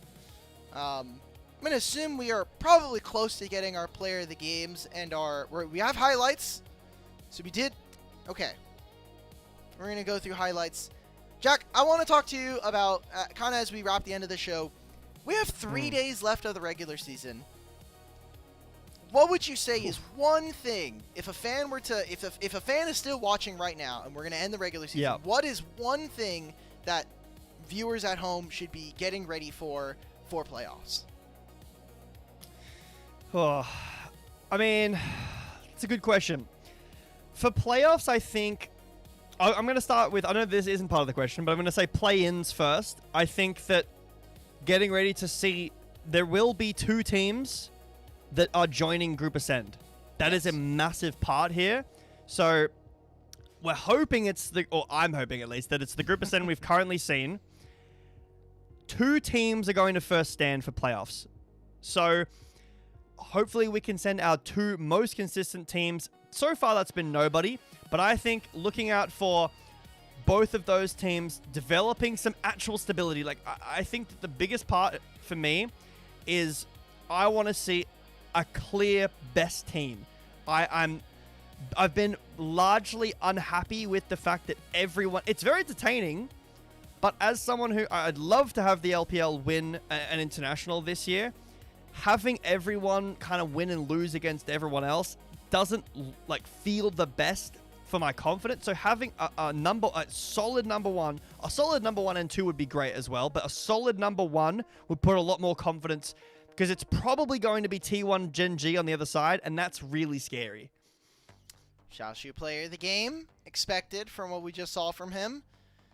Now, hopefully the LPL does not grief me, and us, I guess I should say. This is not a solo venture. Player of the series. Now, I'm going to go take a look, and I know I kind of spoiled this earlier. Gala has the most player of the games or player of the series for this team at 2. Vampire and Xiaoshu are both at 1. I'm expecting that this will probably be a Vampire player of the series. Oh, okay. So pretty much everyone voted for Xiaoshu.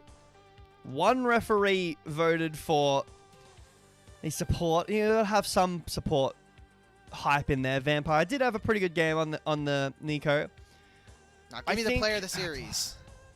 It's a tough one. It's... Go on. Yes? Come on. LPL? What? Hongq. Nah. Hey, he did...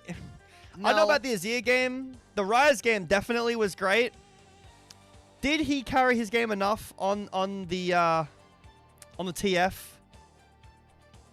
Maybe. That is probably one of the more fraudulent ones we got on the broadcast. There's mid lane bias here. Can't be having mid lane bias. We've already got. You know what? Actually, hold on. This helps my narrative from earlier. A player of the series. Perfect. Yes.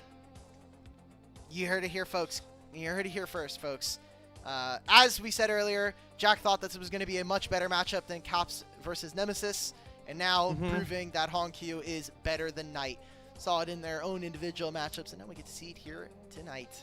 That's the end of our broadcast, however. We do have JDG taking a 2-1 victory over Invictus Gaming. And then earlier, we had an LNG 2-0 stomping of Ultra Prime to close out the day. Everybody at home, I want to thank people, whether you are just a viewer or you're part of our official team here on the LPL English. We do want to thank our elite coffee supporters, Aaron, Soup, and Mung. Their pledged financial contributions help level up the broadcast to help and give back to the cast and crew who bring you an everyday LPL English product. Now, for myself, Jay Beto, the mod team, the production team, Ilya here, and our socials crew, we want to say thank you guys for watching, and please stay tuned for tomorrow as we come towards the end of our regular season here. Playoffs and play-ins start on February 9th, so make sure you're keeping up to date on everything LPL English, and everyone, have a great night.